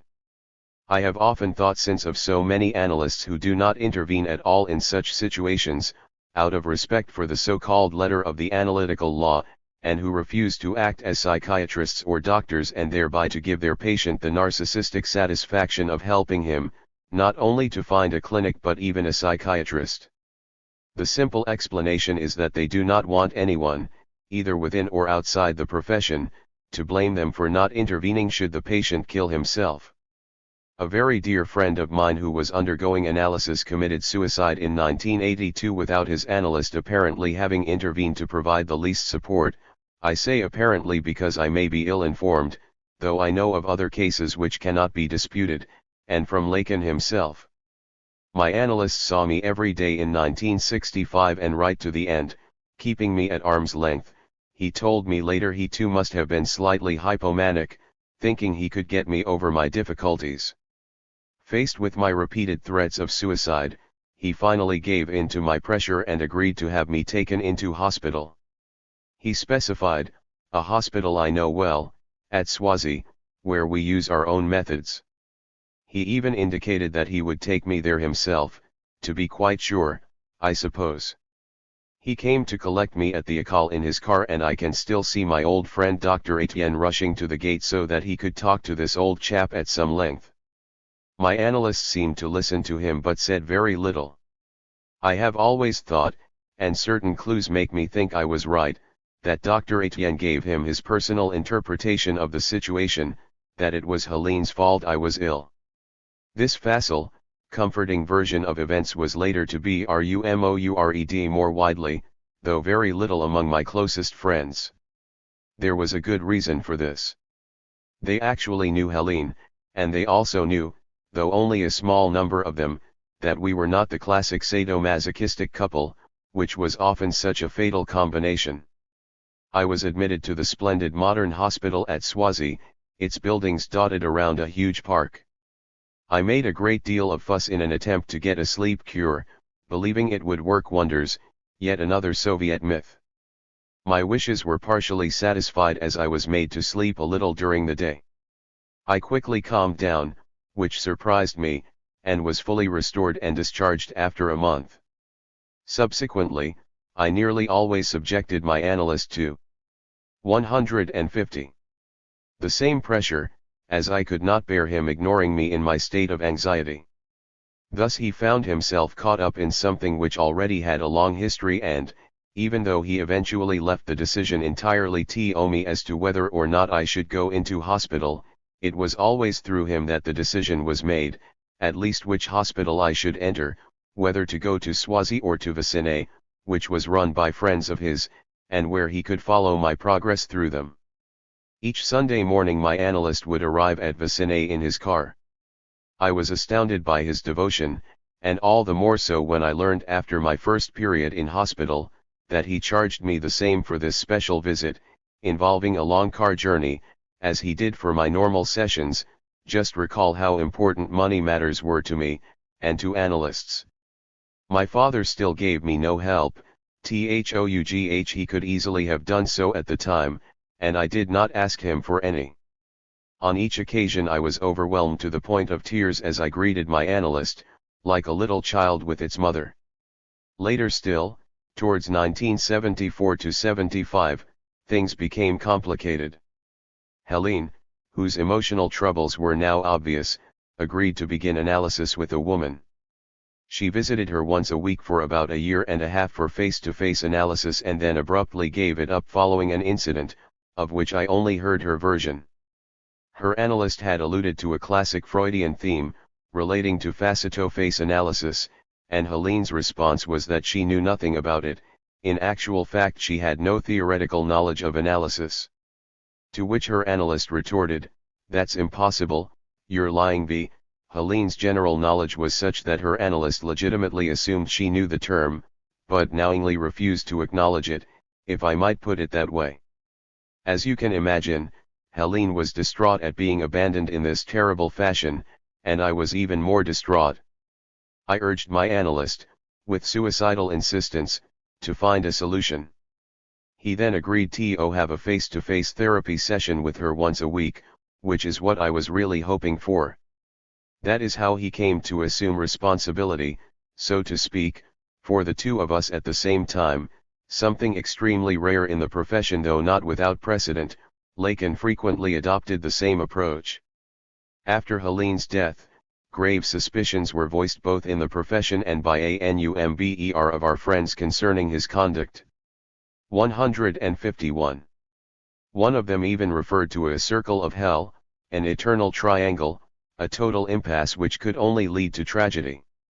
It is true my analyst always said I was an atypical case, similarly Helene and the two of us together, but isn't every case, and that an atypical case demanded an atypical solution.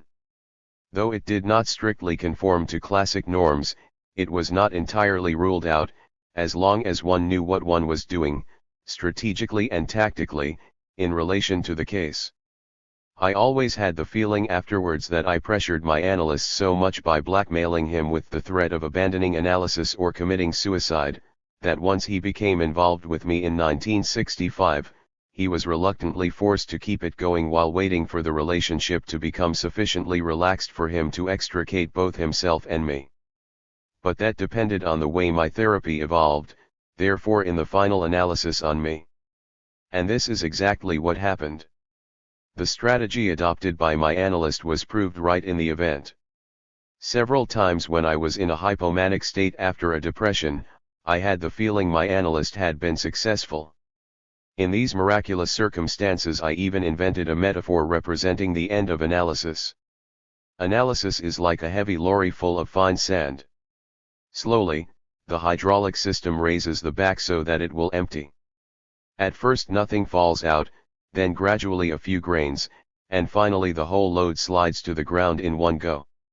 The metaphor is too neat, reflects too obviously what I wanted to happen. I had to learn the hard way that it was not like that.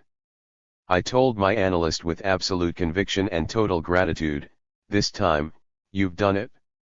And each time I recall his silence, not of tacit agreement but full of vague foreboding he could not disguise, despite his best endeavors to avoid counter-transference. I even remember a gesture of his which disgusted me at the end of one of these sessions when I was to be liberated. As I was leaving in a state of total euphoria, the last thing I remember seeing through the half-open door was him waving his hand up and down, as if to say, "Go easy," and then repeating this gesture several times. I was disgusted and had a violent set-to with him. "Either you think I've got into a hypomanic state for unconscious reasons I can't control, and if so how do you expect me to control them, and what right have you to advise me to take care when you know I can't? Or you believe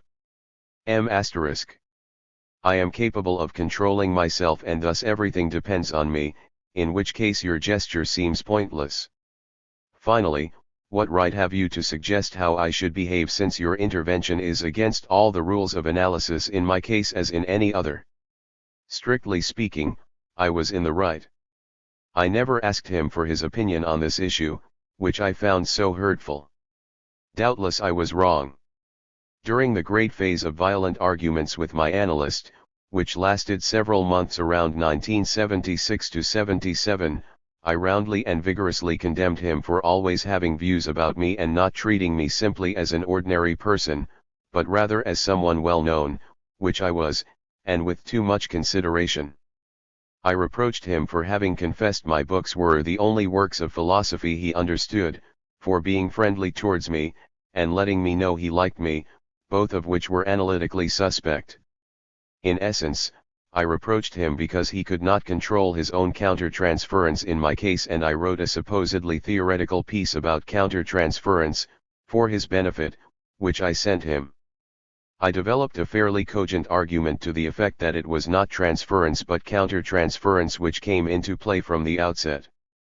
He read it and then coolly pointed out this had been known for a long time. I was terribly hurt, and this added to my feeling of animosity towards him.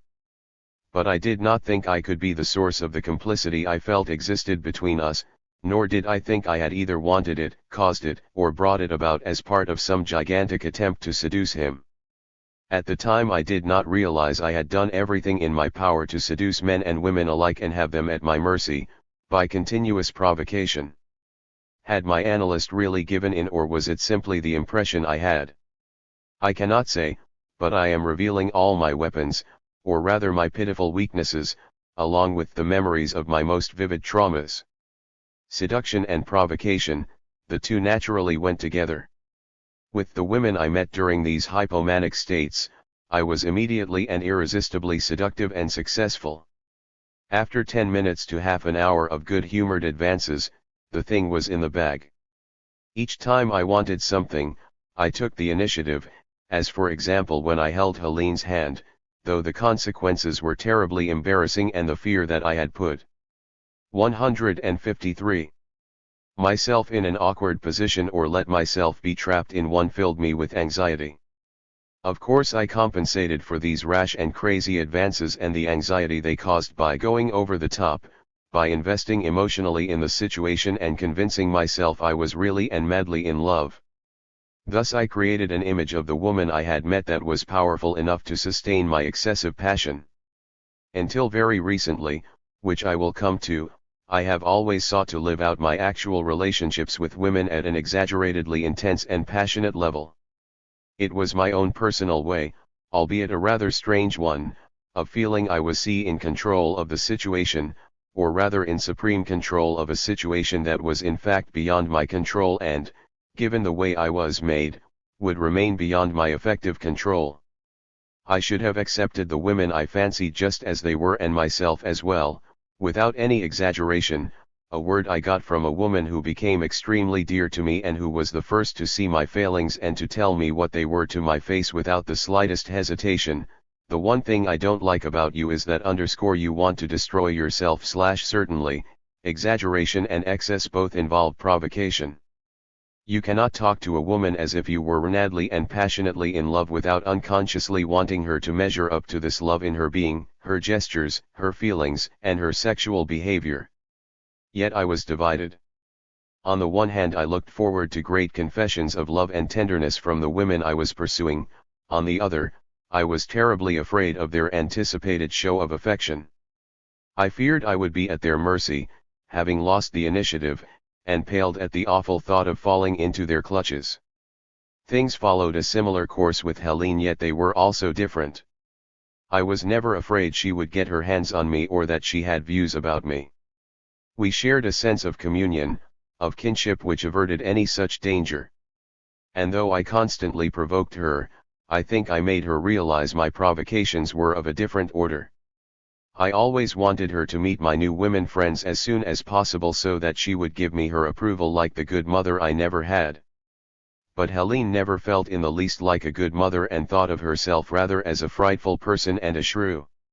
You can imagine her reaction. At first she 154 was patient and thoughtful, then gradually she turned critical and in the end suddenly became dogmatic and abrupt. And since initially she had been patient and tolerant, I did not understand what was happening. It was not so much that she was jealous, she wanted me to be free and was, I believe, deeply sincere, respecting my every wish and need, and even my quirky ways. But once that initial tolerance had vanished, she became so obviously obsessed with her terrible fantasy of being a shrew that she succumbed to my unbelievable provocation and behaved in accordance with her innermost fears. It was yet another example of ambivalence. Afterwards, she would reproach herself bitterly and tell me constantly I could do as I wished, but on one condition, that / did not talk to her about my love affairs. But I seemed incapable of following this obvious and sensible advice which she calmly and rationally offered. Every time I felt compelled to go to rub her nose in it. We owned a very beautiful house at Gourds, an old farmhouse we bought for next to nothing, which we restored to the original splendor, and which surpassed everything in the area. I arranged for my most recent women friends to visit it, in order, as always, to gain Helene's approval. Only once did things turn out really well, and that was with the one woman friend who understood me. My compulsion to provoke Helene was obviously more pronounced in my hypomanic states. As everything seemed and indeed was so superficially easy, I dreamt up other ways of being provocative besides these perverse introductions. Helene suffered dreadfully, having come to realize from experience that my hypomanic states boded ill. She knew I would plunge back into a depressed state with all its attendant suffering both for me and for her. What is more, she felt personally and directly threatened by my incredible behavior. I now realize she was right. I had a devilish imagination. On one occasion I spent a whole month in Brittany systematically engaging in a new sport, shoplifting, which I naturally found very easy. Each time I proudly showed her my varied and increasing spoils and described in detail my infallible methods. Indeed, they were. At the same time I chased after girls on the beach, and from time to time, having quickly got round them, I took them home for her to admire and approve. It was also during this period that I had the idea of committing the 155 perfect bank robbery and of stealing an atomic submarine, which again I considered foolproof. You can understand how terrified she was, knowing that I was quite likely to do something but not how far I might go. Because of me, she was insecure and in a state of total panic. Just imagine what it must have been like. On 2 occasions I put her through even more appalling suffering. The first was serious but clearly unlikely to come to anything. We were dining one evening with some friends, together with a couple we had not met before. I do not know what came over me, or rather I know only too well, but I started to make advances and all sorts of declarations and provocative suggestions to the beautiful young woman I did not know. At a certain point I suddenly proposed we could and should make love there and then on the table in front of the others. My advances had been such that this seemed the obvious conclusion. Mercifully, the young woman defended herself admirably and skillfully evaded my suggestion. On another occasion we were staying in the house of some friends in Saint-Tropez while they were away. I had invited a political friend of mine to visit us. He came with a very attractive young woman, whom I immediately went after. I gave my friend a manuscript of mine to read. During a meal, in front of Helene and the friend, the same scene took place all over again. Obviously nothing happened on the table, but I did take the girl aside and started to stroke her breasts, her stomach, and her fanny. Though slightly startled, she let me do it, because of what I had said. Then I suggested we go to a little beach which was normally deserted and which was totally deserted on that particular day because the mistral was blowing strongly and the sea was rough. Meanwhile, my friend was back at the house reading my manuscript. When we were on the beach, and in front of Helene who could not swim, I asked the young woman to get undressed and then the two of us went into the raging sea in the nude. Helene was already screaming with fear. We swam out a little and almost made love in the water. I saw Helene completely panic-stricken running along the beach shouting. We went further out into the waves, but as we turned to come back we realized we were caught in a strong current which was carrying us even further out. It took a couple of hours of incredible effort before we got back to the shore. This I-5-6 young woman saved my life as she was a better swimmer than me and helped me when I was floundering. When we reached the beach, Helene had disappeared. The nearest houses were several kilometers away across rugged hills, and the only lifeboat was a long way off at St. Tropez. Had Helene, in desperation, gone to seek help? After hunting far and wide, I found her at the water's edge but some distance from the beach. She was unrecognizable, completely hunched up and trembling with hysteria, her face ravaged like that of an old woman and bathed in tears. I tried to take her in my arms and comfort her, to tell her the nightmare was over and I was safe. It was to no avail, she neither saw nor listened to me. Finally, after goodness knows how long, she spoke and told me in violent terms to go away. You're vile. It's finished between us. I never want to see you again. I can't bear living with you any longer. You're a coward and a bastard, just bugger off. I signaled to the young woman to leave and I never saw her again. It took a good 2 hours before Helene finally agreed to come back to the house with me, still crying and shaking. We did not mention this horrible incident again, though deep down she almost certainly never forgave me. One thing is certain, it was no way to treat another human being. I came to realize that what she really feared was not my drowning in the waves but something much worse, that she would die on the spot because of my horrible and insanely provocative behavior. The fact is, for the first time my own death and hers were fused. They were one and the same death, the cause might be different but the end product would be the same. I cannot tell you how much I was struck by Helene's face the first time I saw it and how it haunts me still. She had a strange beauty. She was not exactly beautiful, but her features had such intensity, such depth and life, they could change in a flash from an expression of complete openness to one suggesting she had totally closed in upon herself, that I was both dazzled and disconcerted.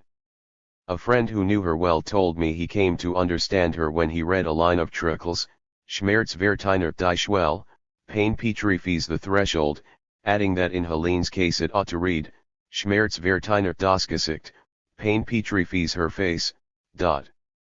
Her whole face and the hollows of her cheeks were marked and lined by the endless pain of being alive, by her long and terrible 157 negative struggle, as well as the personal and class battles in which she had engaged in the labor movement and the resistance.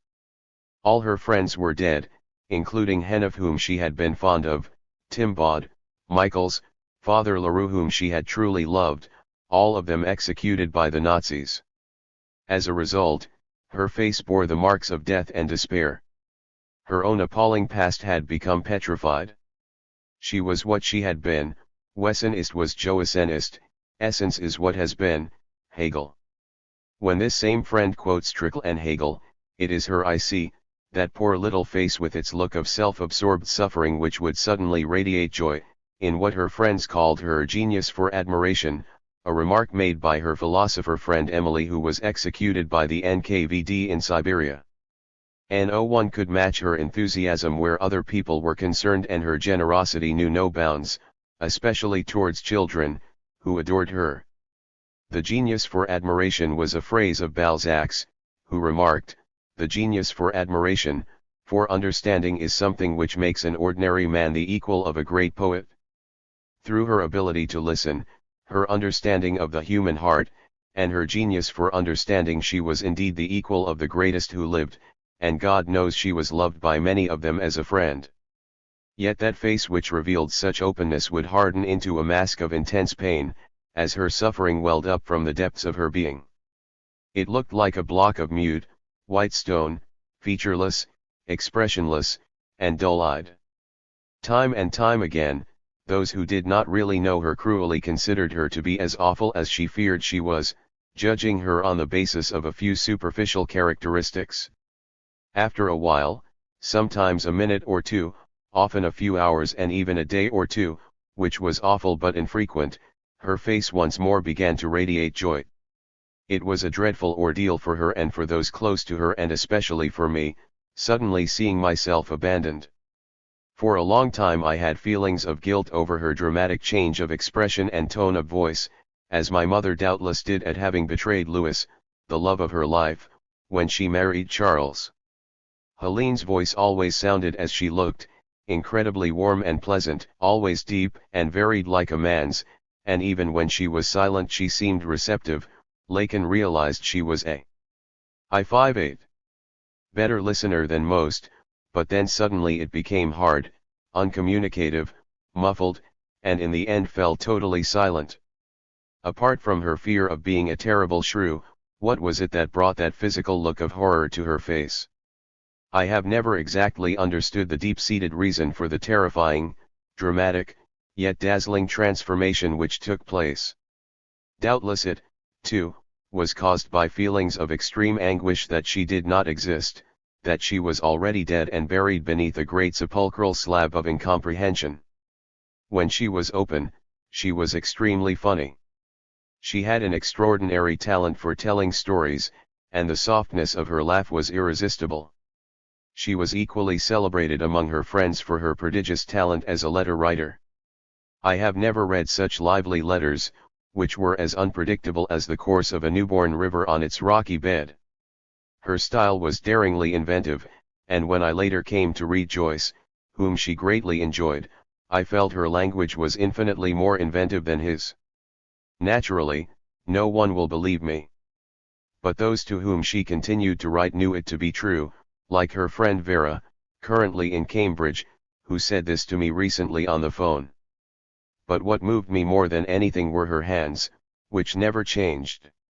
They had been fashioned by work and bore the marks of hard physical labor, yet her touch had a wonderful tenderness which betrayed her heartbreak and helplessness. They were the hands of a poor, wretched old woman who had nothing and no one to turn to, yet who found it in her heart to go on giving. I was filled with such sorrow at the suffering engraved on them. I have often wept into these hands and they have often made me weep, though I never told her why. I feared it would cause her pain. Helene, my Helene.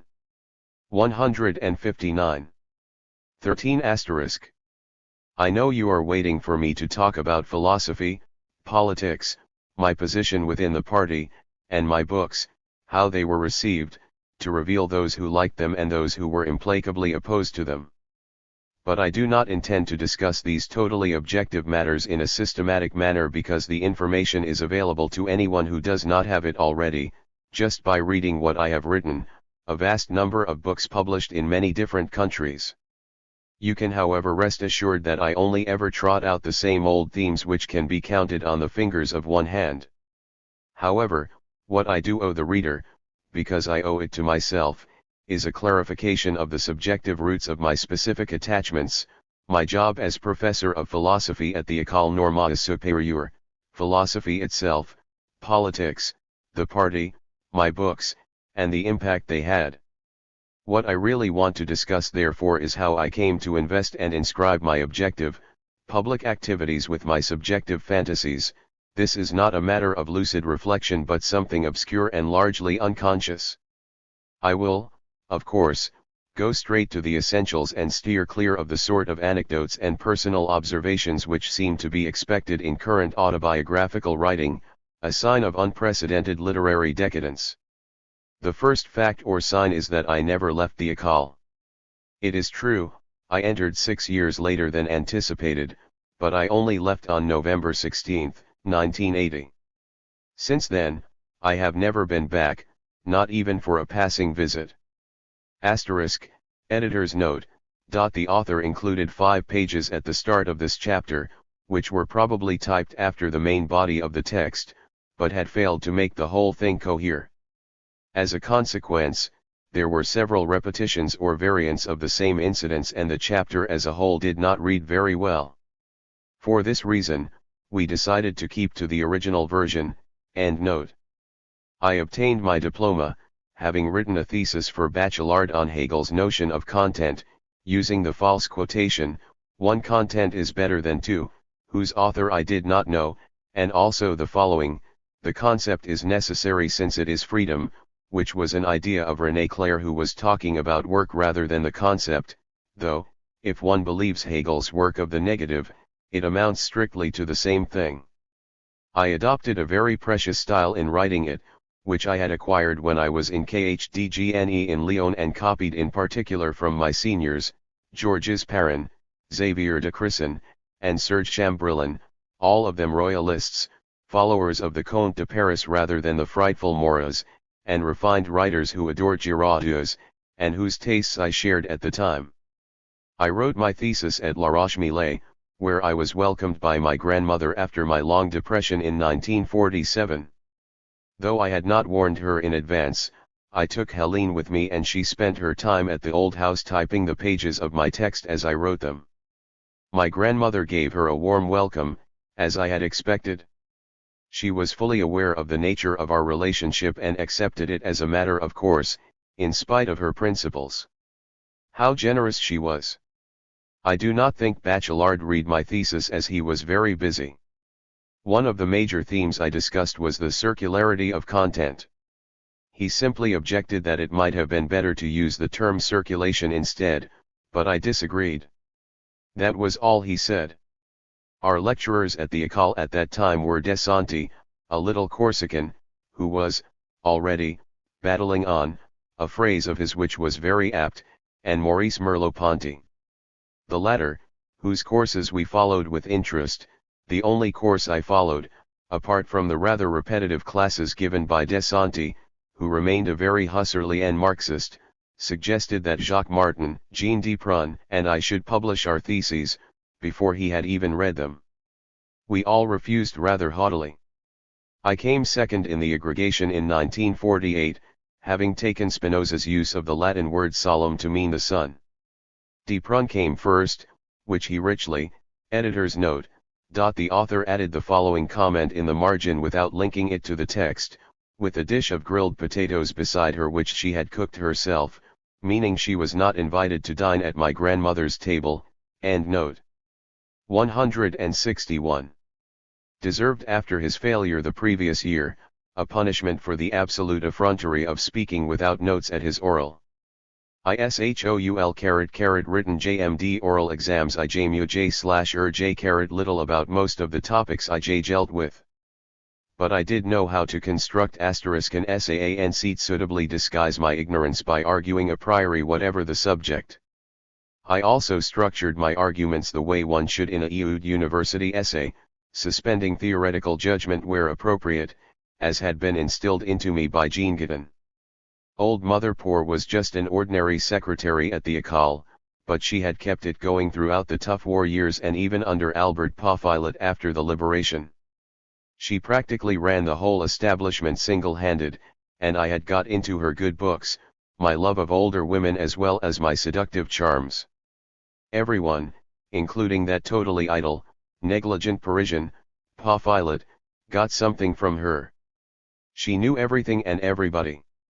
You must believe me when I say she liked me because, when Georges Gusdorf left in July 1948, she suggested to the director that I take his place, and he, quite naturally, went along with this.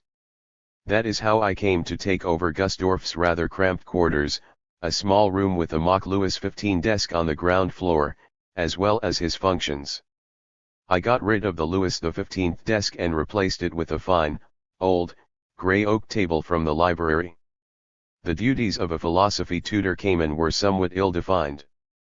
We had to look after the philosophers, though Gusdorf paid very little attention to us. He had produced his thesis, La découverte de soi, based on a study of private diaries while he was a prisoner, which he simply read out to us instead of giving us lectures. One day we sent him a letter supposedly from the director of the Palais de la Découverte which said, "Nothing connected with discovery is foreign to us." He continued to polish up his thesis in the hope of obtaining a university post, which he did in Strasbourg. I tried to improve on what he had done, which was not difficult. First, I gave a course on Plato, which kept me busy for 2 years, then I moved on to other writers. Above all I got my students, who quickly became friends, to do rhetorical exercises, which were invaluable. Merleau had told us that, fundamentally, the aggregation was an exercise in communication based on a minimum of 162 required knowledge. Thanks to Guiton, I had been convinced of this for a long time. but I took the message to heart and instituted a rather personal way of correcting students' essays. I wrote very little in the margin, other than to correct obvious mistakes and to put a long line without comment indicating approval or a plus showing I liked what I had read. However, I typed out 1, 2, or more pages of comments, depending on how much I had to say, drawing attention to the good points in the student's essay and above all suggesting how he could and should have constructed it so as to make his argument, whatever it was, as forceful as possible. I never told anyone to adopt a line of thought which was not his own, and to have done otherwise would have been folly. This was a principle of mine which I always stuck to out of simple respect for the individuality of each student. On this basis I never tried to instill anything into anyone, contrary to the idiocies put around by a few journalists looking for a scoop. In my early years at the École I took a warm and maternal interest in my protégés, nurturing and watching over them, to the extent of organizing a rest period at Royaumont which I shared with them, between the written and oral exams for the aggregation. Subsequently, I became a little more reserved, though I still took an interest when they were having problems and in helping them to shape their own thought processes. I rapidly became secretary of the École, attending all the meetings concerned with the running of the place, advising the directors on numerous issues, often getting them to take important decisions which are still visible in the bricks and mortar of the building and in a number of organizational practices. I played an especially important role in the interval between directors. This was only to be expected as I was there permanently, whereas directors died or gave up their post. Hippolyte, for example, moved on to the Collège de France. What did the École mean to me? Very quickly, in fact from the outset, it was really a womb-like place, where I felt warm and at home and was protected from the outside world. I had no reason to leave it in order to meet people as they dropped by or came to see me, especially when I became well known. In essence it had a maternal ambience, was like an amniotic fluid. Then one fine day Gusdorf's cramped flat was turned over to I-63 architects who had been given the green light by the ministry, after an improbable delay, though I never discovered whose initiative it was. They began to enlarge it, adding a huge reading room for the students. I felt very comfortable there and was ready to welcome Helene. She moved in with me because she was living in a new flat near Montparnasse and could not bear the howling of two puppies left alone all day while their master was at work. She had been unable to get him to do anything about it for the sake of his neighbors. This gives one some idea of the vigilance of caretakers and the police for whom such things were a routine matter. Again I saved Helene. This was around 1970, before we were married. And so life went on. The doctor and the sick bay were close at hand, the services of the École were available, the plumber, the carpenter, the electrician, and so on, as was the library, which I scarcely ever visited much to the surprise of Mile Critswat and M. and Madame Boulez, the discreet parents of the composer, the refectory which some days I went to, the rooms of the philosophy students, and of Jacques Derrida and Bernard Potrod when they were appointed as colleagues. There was also a post office nearby and a tobacconist, in fact everything I needed, within easy reach. It lasted for 32 years. 32 years of ascetic and semi-monastic seclusion, my dream of long ago, and protection. When Helene came to live with me, it certainly complicated my female relationships, but I had her there as well beside me. The huge task I set myself, as an act of oblation, still that same task of saving a bleeding mother figure, was to get her accepted by my friends, most of them my former students. It was not at all easy. The age gap between them, her intense dislike of the university world, not to mention her prickly nature, which soon became well known, did not help. Often I was successful but at the cost of what felt like great self-denial, and always with an uneasy feeling, as if it was entirely up to me to overcome for both of us the fear of her sudden changes of mood. Here again I have now come to realize, actually I have realized for some time, that I must have in some way induced in my friends the very judgment I feared they would make about her, as I had done in Dr. Etienne's case. By anticipating their possible reaction, I behaved somehow guiltily, seeking in advance their forgiveness of the 164 of us. And I was able actually to observe the harmful effects of my attitude. Helene had her failings, but when one really got to know her, as Lisvra and all her famous friends had done in the past, when one got beyond first impressions which were often a product of her reputation, one discovered an exceptionally intelligent, intuitive, courageous, and generous woman. All the people she worked with, who appreciated her as a person and recognized her true worth, were unanimous in their support of that view. Yet the greatest friends she made through work she made herself, without any help from me. For once she owed nothing to me and I did not have to intervene to save her from the awful fate of being a frightful woman. You can see the terrible contradiction in which I became embroiled on my own account as a result of my compulsions and fearful fantasies. I say embroiled on my own account because, in attempting to save her, she had practically no other male friend. I gave her my friends. But I could do this only by inducing and reinforcing in them the image I feared they had of her, but which I in fact carried within me as a kind of curse.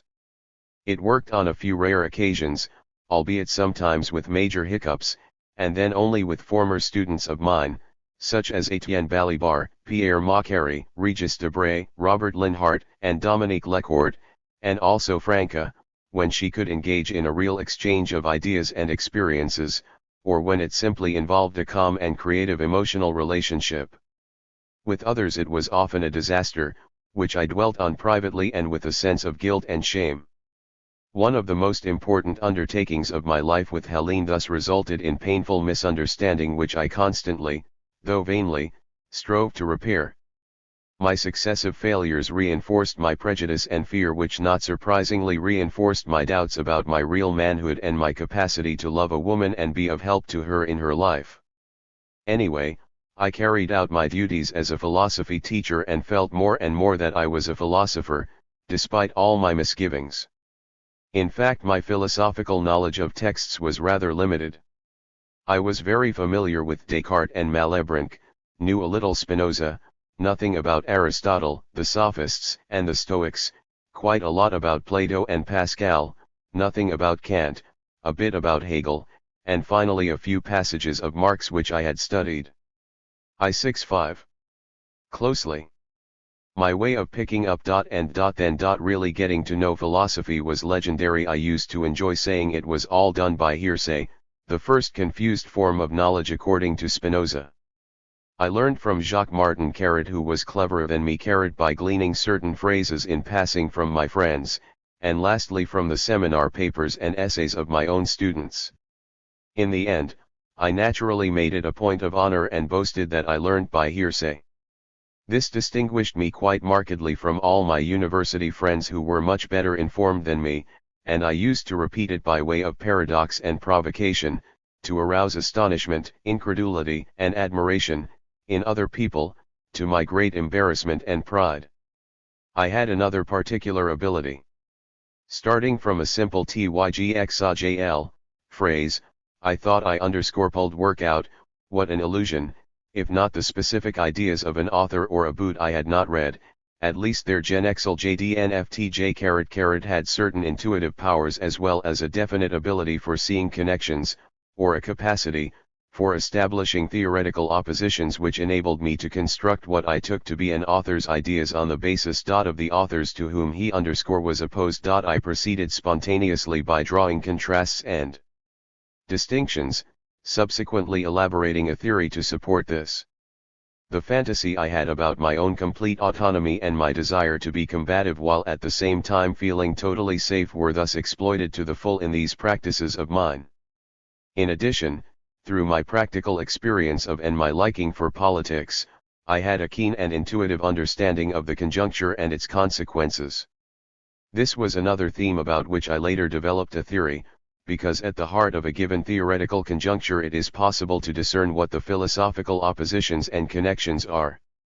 To what did I owe my acute awareness of the conjuncture, if not to my extreme sensitivity to situations of irreconcilable conflict which I had experienced since childhood?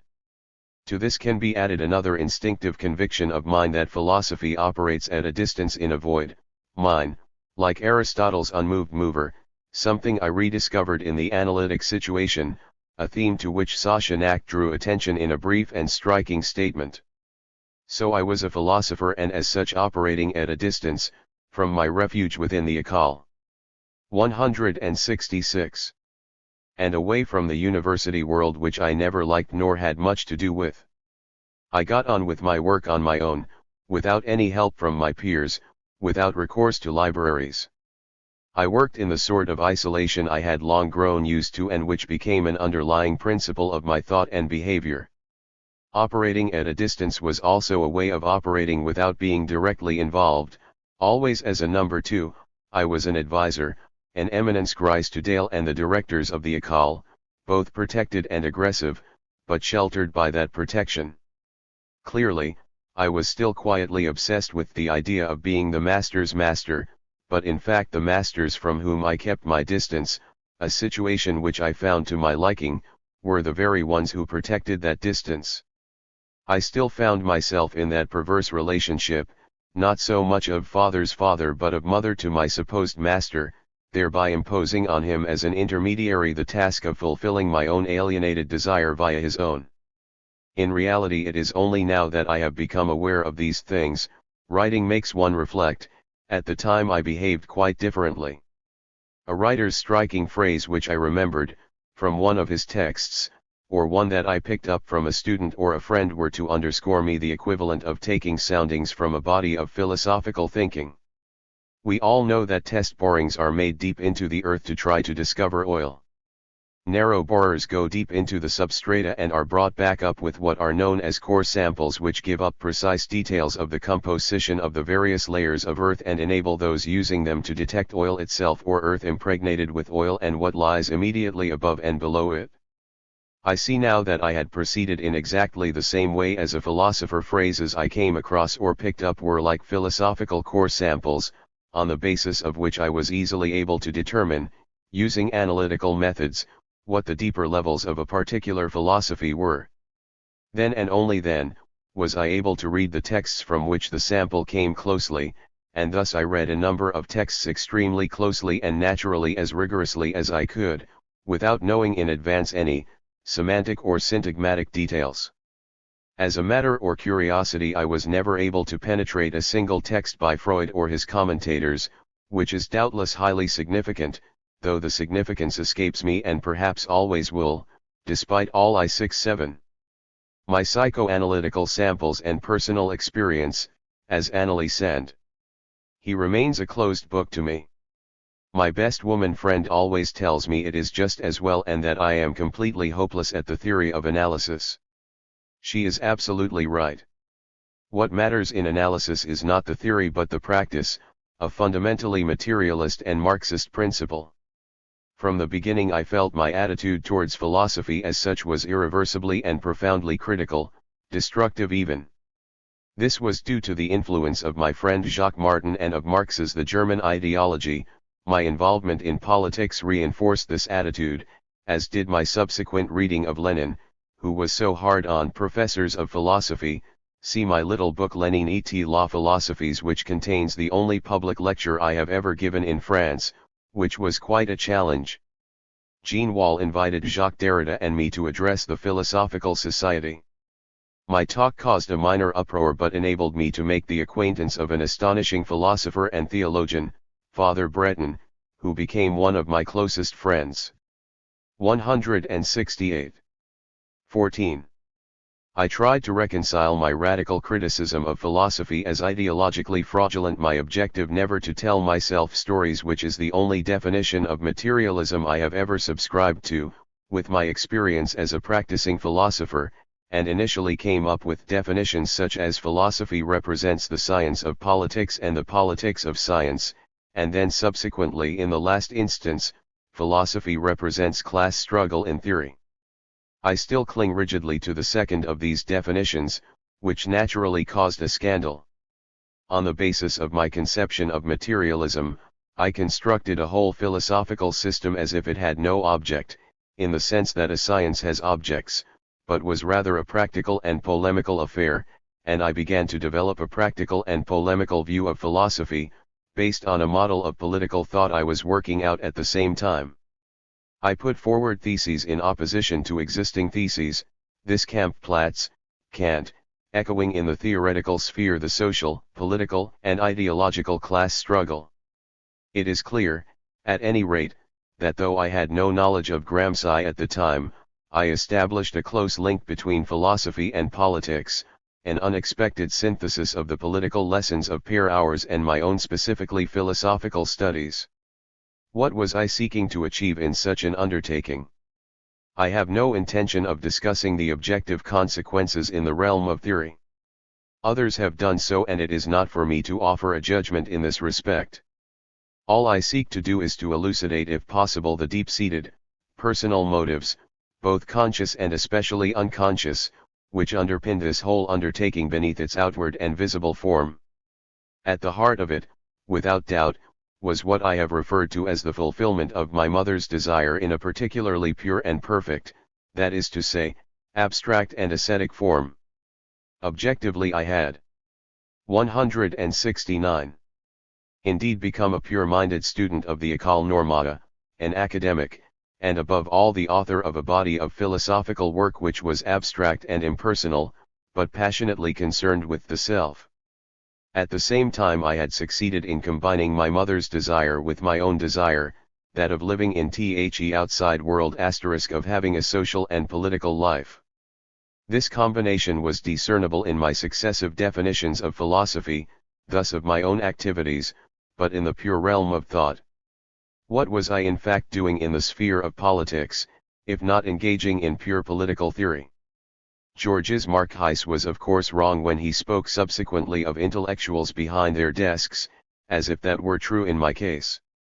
The implications of his remark were however not entirely wrong, and all those, including opponents of the Communist Party, who constantly criticized me for being a pure philosopher, looking down with disdain from my theoretical ivory tower on the practical realities of politics, were not entirely wide of the mark as far as I was concerned.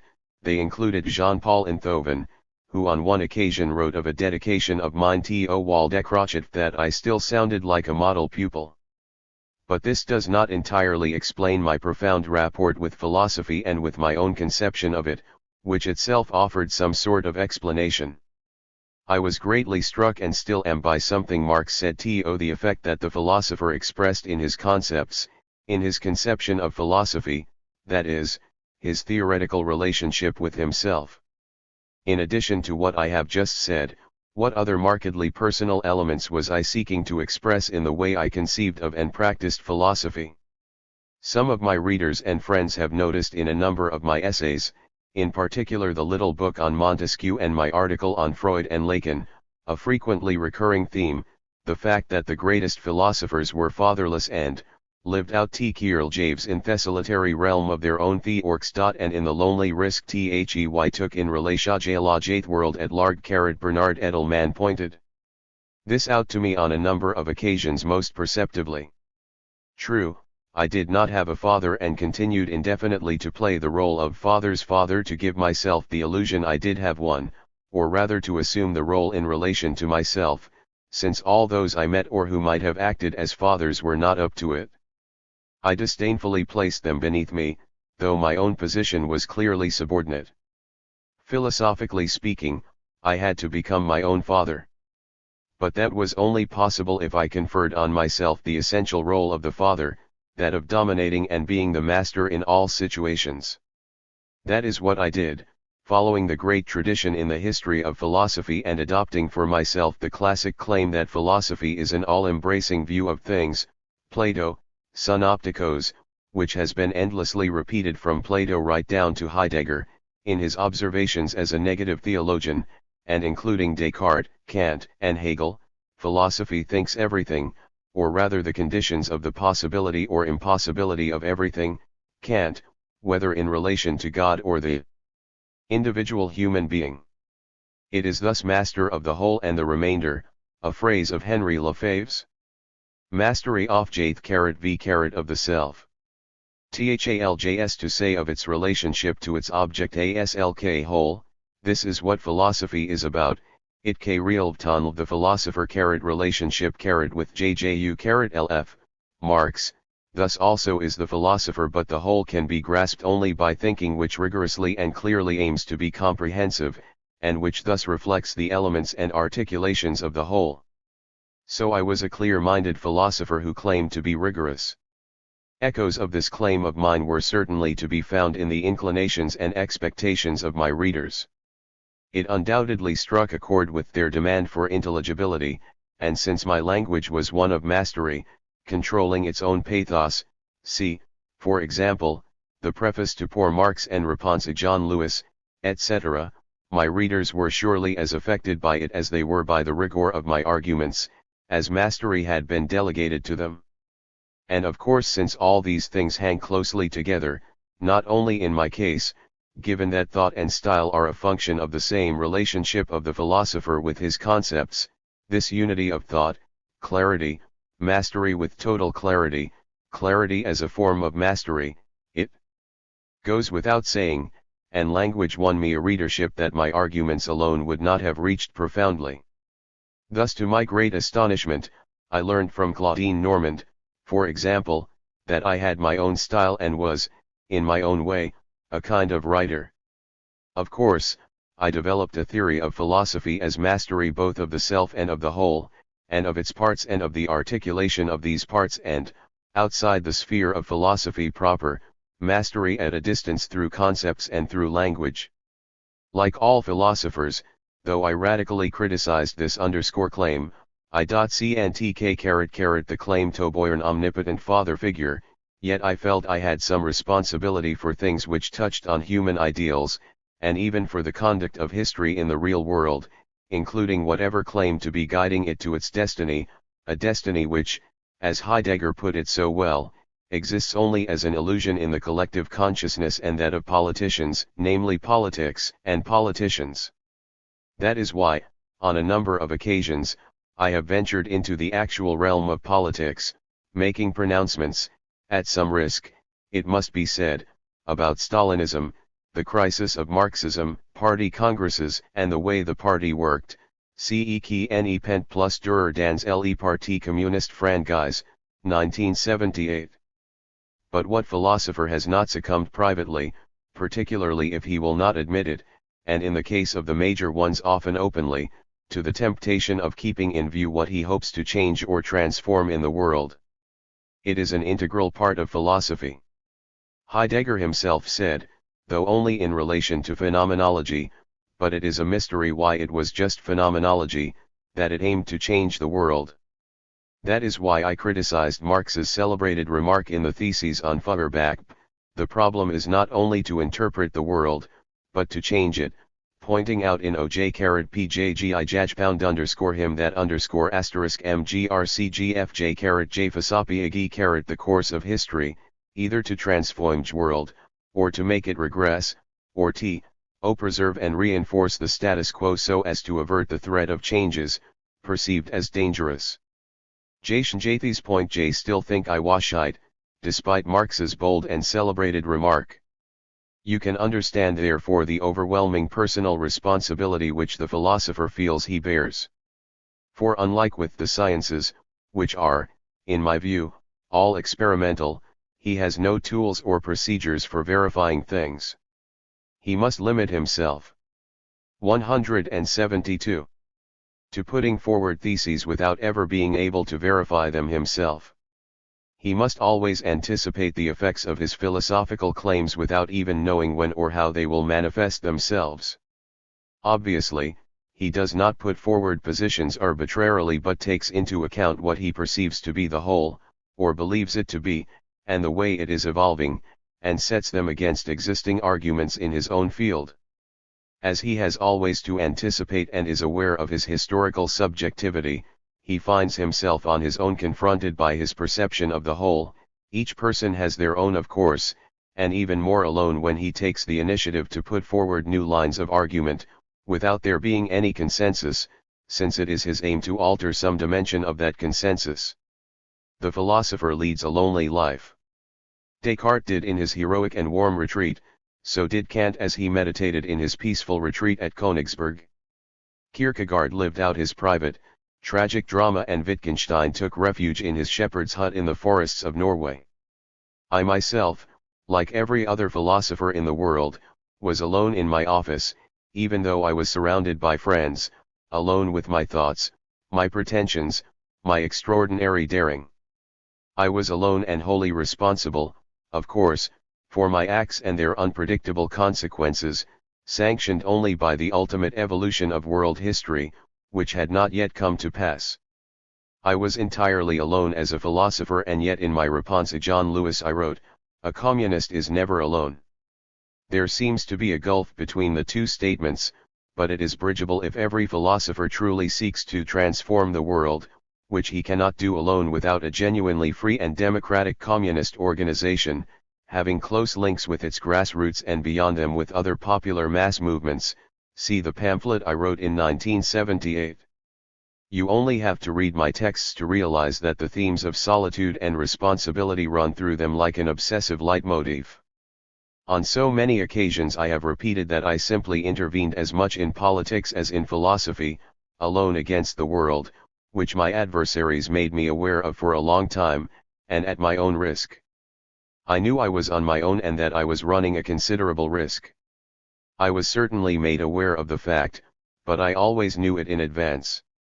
What no one can contradict, who reads what I have written, is that I was always conscious of 173.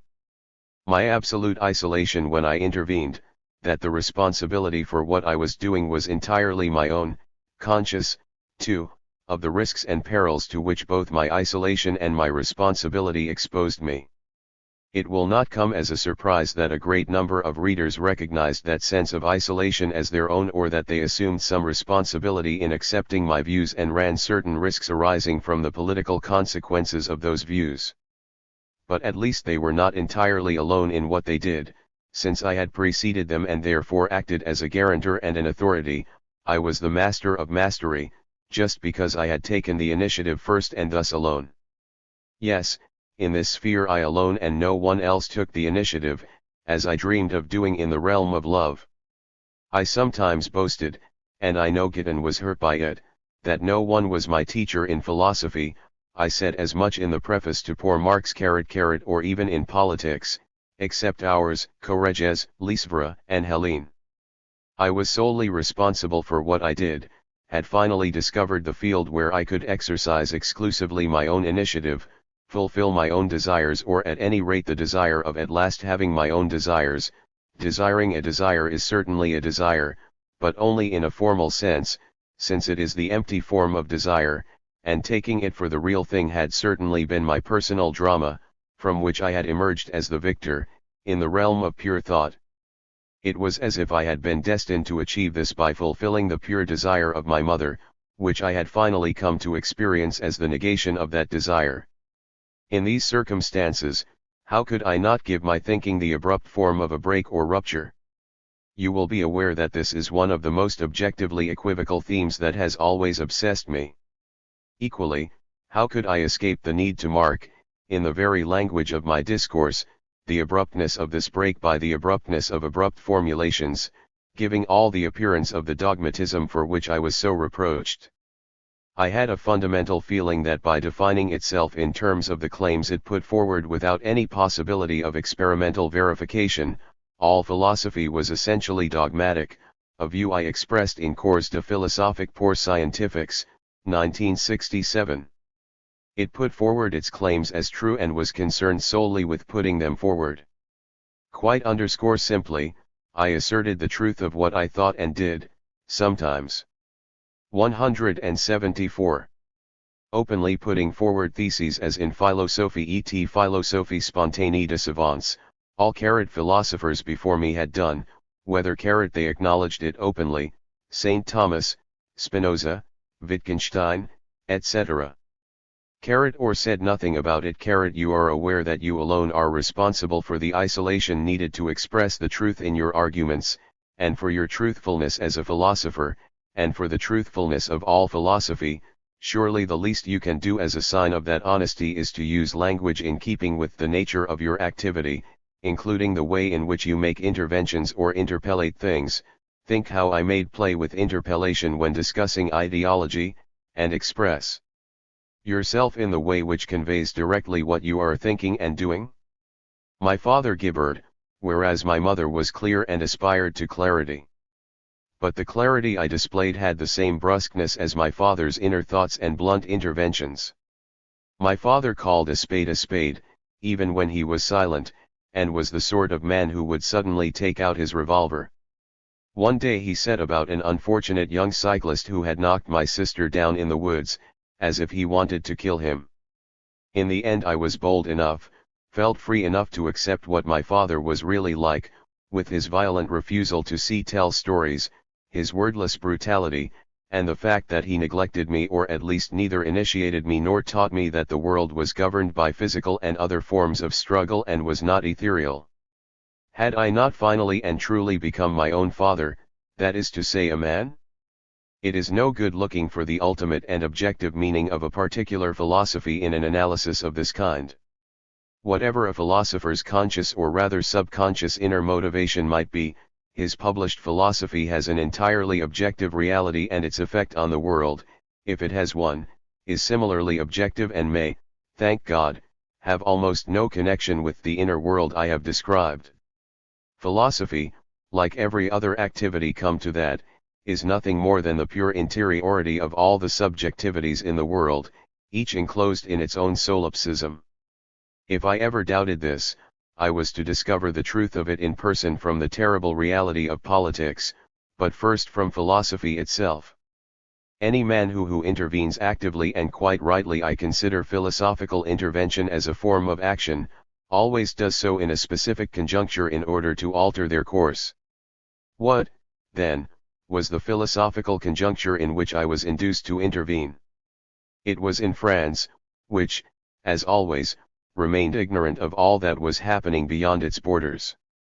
I myself was ignorant about everyone, including Carnap, Russell, Freya, and therefore about logical positivism, as well as about Wittgenstein and English analytical philosophy. Somewhat belatedly, I had read Heidegger's letter to Jean Beaufret on humanism, which influenced my arguments concerning theoretical anti-humanism in Marx. Thus I was confronted by what was being read in France, in other words Sartre, Merleau-Ponty, Bachelard, and much later on Foucault, and above all Cavaillés and Canguilhem. I also got to know a little about Husserl, whom we discovered via Desanti, a Husserlian Marxist, and Trandouthao, whose thesis I found brilliant. Of Husserl himself, I only ever read his Cartesian Meditations and Crisis. I never thought as Sartre did that Marxism could be the untranscendable philosophy of our time, for a huge number of reasons which I will one day explain. My major reason still holds good. I have always thought that Sartre, though a brilliant mind and the author of wonderful philosophical novels such as Critique de la Raison Dialectique, never really understood anything of Hegel, Marx, or needless to say of Freud. At best I saw him as one of those post-Cartesian and post-Hegelian philosophers of history whom Marx detested. I was aware, of course, of how Hegel and Marx had been introduced to the French. Kojevenikov, Russian émigré who held an important post at the Ministry of Economic Affairs, had made them known. I went to meet him one day in his ministerial office to invite him to give a lecture at the École, which he did. A black-haired, dark-skinned man, he was full of infantile and mischievous remarks about theory. I read everything he wrote and rapidly came to the conclusion that he understood absolutely nothing about Hegel and Marx. Everyone, including Lacan, had listened to him with immense interest before the war. For him, everything centered on the life and death struggle and the end of history, to which he ascribed a stupefyingly bureaucratic content. Though history as class struggle might end, history as such would continue, but only in terms of the routine administration of things. Long live Saint Simon! No doubt it enabled him to bring together his desires as a philosopher and his professional role as a high bureaucrat. I could not understand how Kojève had so captured the interest of his audience, which included Lacan, Berthelot, Queneau, and a good many others, but for the total ignorance of Hegel on the part of the French. On the other hand, I had unbounded admiration for the courageous and erudite work of someone like Hippolyte, who instead of interpreting Hegel was content to give him his own voice in his admirable translation Phenomenology of Spirit. That, then, was the philosophical conjuncture in which I had to think. As I have already said, I wrote a short thesis on Hegel, guided by my friend Jacques Martin, who had a wide knowledge of philosophy. It was not hard to see that the French Hegelians, disciples of Kojève, had not understood him at all. One only had to read Hegel for oneself to realize that. They were all taken up with the master-slave relationship and the total absurdity of a dialectic of nature. Even Bachelard, to judge from the remark of his which I quoted earlier, had not understood him. Indeed, he made no claim to have done so, never having had the time to read him. In France at least, everything about Hegel still had to be understood and explained. Husserl, on the other hand, had penetrated France to some extent to Sartre and Merleau. Everyone knows the famous story told by Simone de Beauvoir. Sartre's good friend Raymond Aron had spent the year 1929 studying in Berlin, which opened his eyes to the rise of Nazism and where had absorbed the rather colorless philosophy and the subjective German sociology of history. On his return to Paris, Aron went to see Sartre and Castor Simone de Beauvoir in their usual café, where he found Sartre drinking a large apricot juice. Aron said to him, "One discovered a philosopher in Germany, my friend, who can explain to you why you are sitting in a café and drinking an apricot juice and why you like doing so." The philosophy was, of course, that of Husserl, and his pre-predicative could account for everything including apricot juice. It seems Sartre was astounded by what he heard and began to devour Husserl and then the early Heidegger. It is easy to see in his own writing what he borrowed from them, a subjectivist and Cartesian apologia for the subject as opposed to the object and essence, the primacy of existence over essence, etc. But it has little to do with the more profound ideas either of Husserl or of Heidegger, who quickly distanced himself from Sartre. It was more a Cartesian theory of the cogito within the framework of a generalist phenomenology. Merleau, a philosopher of much greater profundity, was far more wrathful to Husserl, especially when he got to know the later works, particularly Erfahrung und Urteil and his lectures on time consciousness. He gave an excellent commentary on these in his lectures at the École, drawing parallels between the theory of the pre-predicative in the notion of praxis in Husserl and the theory of natural judgment in Malebranche and ideas about the body itself in Maine de Byron and Bergson. It was all very illuminating. In private, Thao told us, "You are all egid transcendental egos." He smiled as he said it, but how profoundly true it was. What Merleau told us about Husserl was extremely illuminating, and in continuing to reflect on his work he returned to that most profound French tradition, spiritualism, though. His version of it was particularly subtle and embellished with profound ideas on childhood, Cézanne, Freud, language, silence, as well as Marxist and even Soviet politics. See, for example, Humanisme et terreur and les avenches de la dialectique. Merleau, in contrast to Sartre, who resembled Voltaire as a philosophical novelist but had the personal intransigence of Rousseau, was a truly great philosopher, the last in France before that giant of a philosopher Derrida, yet he was not in the least illuminating about either Hegel or Marx. In this respect, I think above all of Descente, who was an extremely 178 competent logician and mathematician. He proved as much in his various books. Each year he began a course on the history of logic, but though he battled on he never got beyond Aristotle. It did not much matter. What mattered as far as I was concerned was that when he began to talk as a philosopher about Marx, it was to consider him straight away in Husserlian terms. And as Husserl had established the splendid category of pre-predicative praxis, the original level of meaning linked to the manipulation of things, our friend Toki, the nickname we gave him, was delighted to discover in Husserl a meaningful basis for Marx's notion of praxis. Toki was yet another of those, like Sartre, who claimed to give the original meaning of Marx's own philosophy. Obviously, I did not go along with this, as I had begun to read and understand Marx for myself, thanks to Jacques Martin, and I was indignant about the claims made for the humanistic and seminal nature of the early writings. I never went along with de Santi's Husserlian interpretations of Marx nor with any humanist interpretation either. It is easy to see why.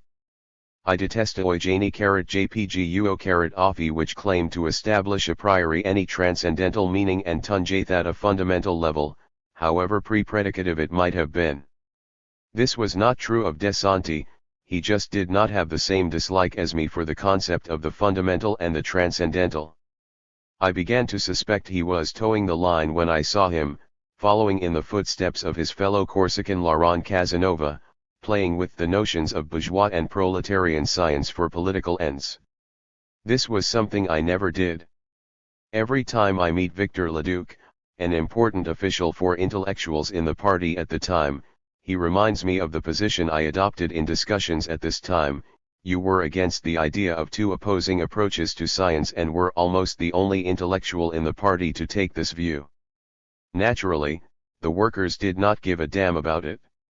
All I know is that, to his shame, Toki wrote an implausible theoretical article in La Nouvelle Critique laying the basis, still the same old story, of the theory of two sorts of science as part of the class struggle.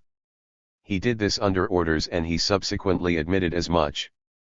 No one asked him as a matter of conscience to renounce publicly his whole philosophy and way of thinking. But he did so, without. 79. Even the excuse of having had to appear before the local committee. But the worst thing of all, for which I cannot forgive him, however, is a television broadcast about himself which he made around 1975. He appeared alone with a nasty, runty little dog, the sort favored by old ladies, which led him from one statue to another, to pee on them, while Toki kept up a monologue. He referred back to the period of the two sorts of science and how he had been recruited to defend that view. He recounted the story in a comic tone, for which he had a talent, although the whole dreadful business had or might have caused a number of deaths and certainly reduced Marcel Prenant to a shadow of his former self. He was like a drunk telling some trivial story, they told us it had to be done, so we did it. It was unbearable, and he went on in the same vein for 10 minutes or so. His monologue was only interrupted when he stopped to call his awful little dog as they walked up and down the broad avenues of the Luxembourg Gardens and by the conspiratorial nods and winks he made to the viewers. It had to be done. Toki has since left the party and is pursuing his sober career as an academic. Someone told me that recently he had tried to re-examine his Husserlian past. We shall see. Thus there were too many political and philosophical reasons for me to be inspired by him and to follow his example. This twin truth approach just did not suit me. I could not see how you could be a philosopher, thinking for yourself at the École, and Casanova's poodle in the party. The unity of theory and practice, crucial to Marxism and for communists, Correges, excluded as far as I was concerned, as far as everyone was concerned come to that, the possibility of twin truths, recalling as it did the practices of the clerics in the 18th century, which were so justly criticized by Helvetius and D. Holbach. It was beyond me that a philosopher who claimed to be a Marxist could, from 1945 to 1950, fall short even of the principles of the Enlightenment which, however, I scarcely shared. That is why, as I have pointed out in the preface to Poor Marx, J had no real philosophical mentor, apart, FRO_THAO, and he soon left us to return to Vietnam, where in the end he languished as a street sweeper and suffered from ill health without the medicines. 180. He needed, his French friends tried to get some to him. There was also Merleau, but as he was already powerfully attracted by the old, dominant spiritualist tradition, I could not follow him. Philosophy in the university was thus divided between this unbelievable French tradition and the so-called Neo-Kantian tradition of Brunswick.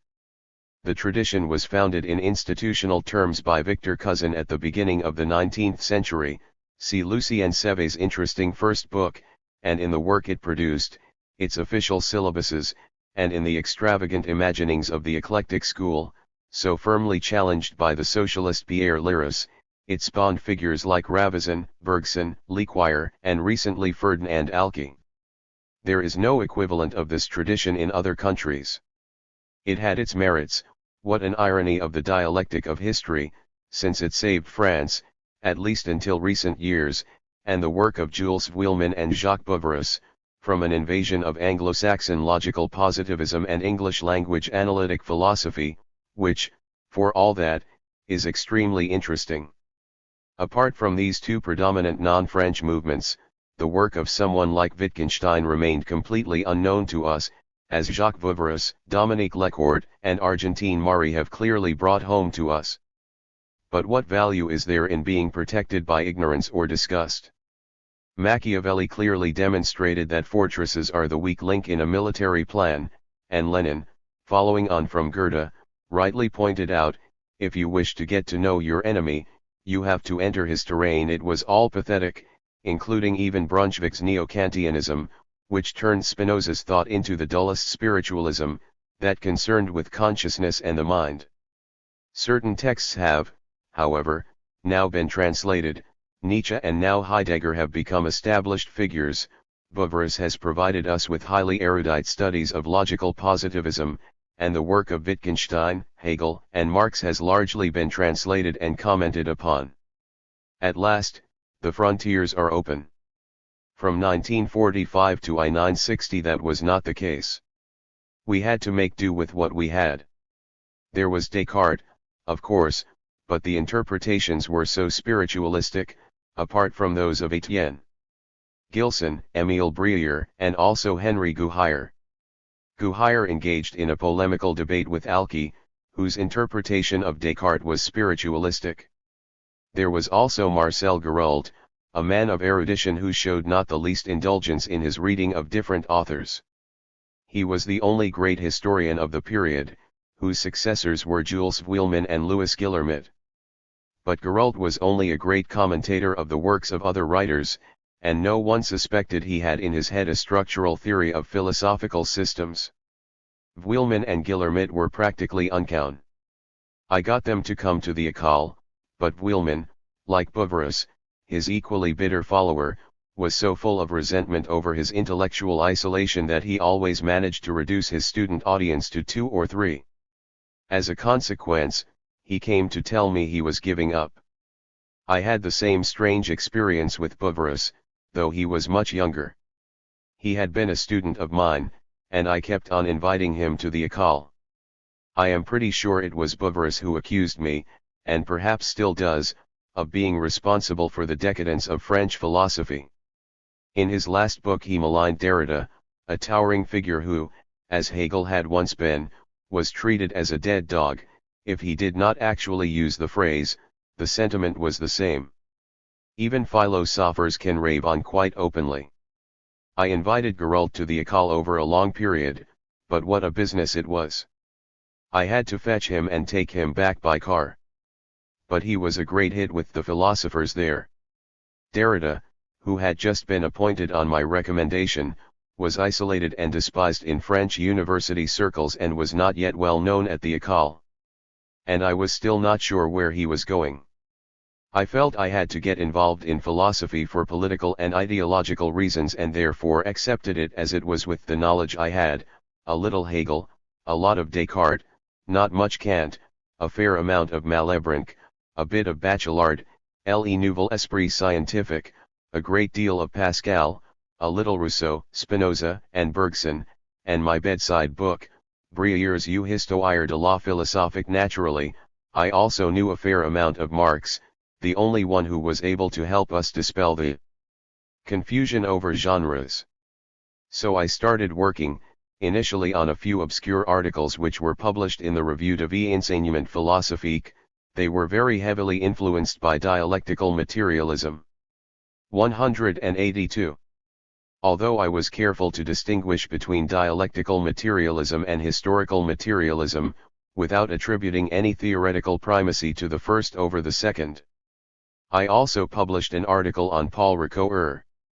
Then in 1962 was given the chance to contribute to La Pensée, in circumstances I have described in the preface to Poor Marx.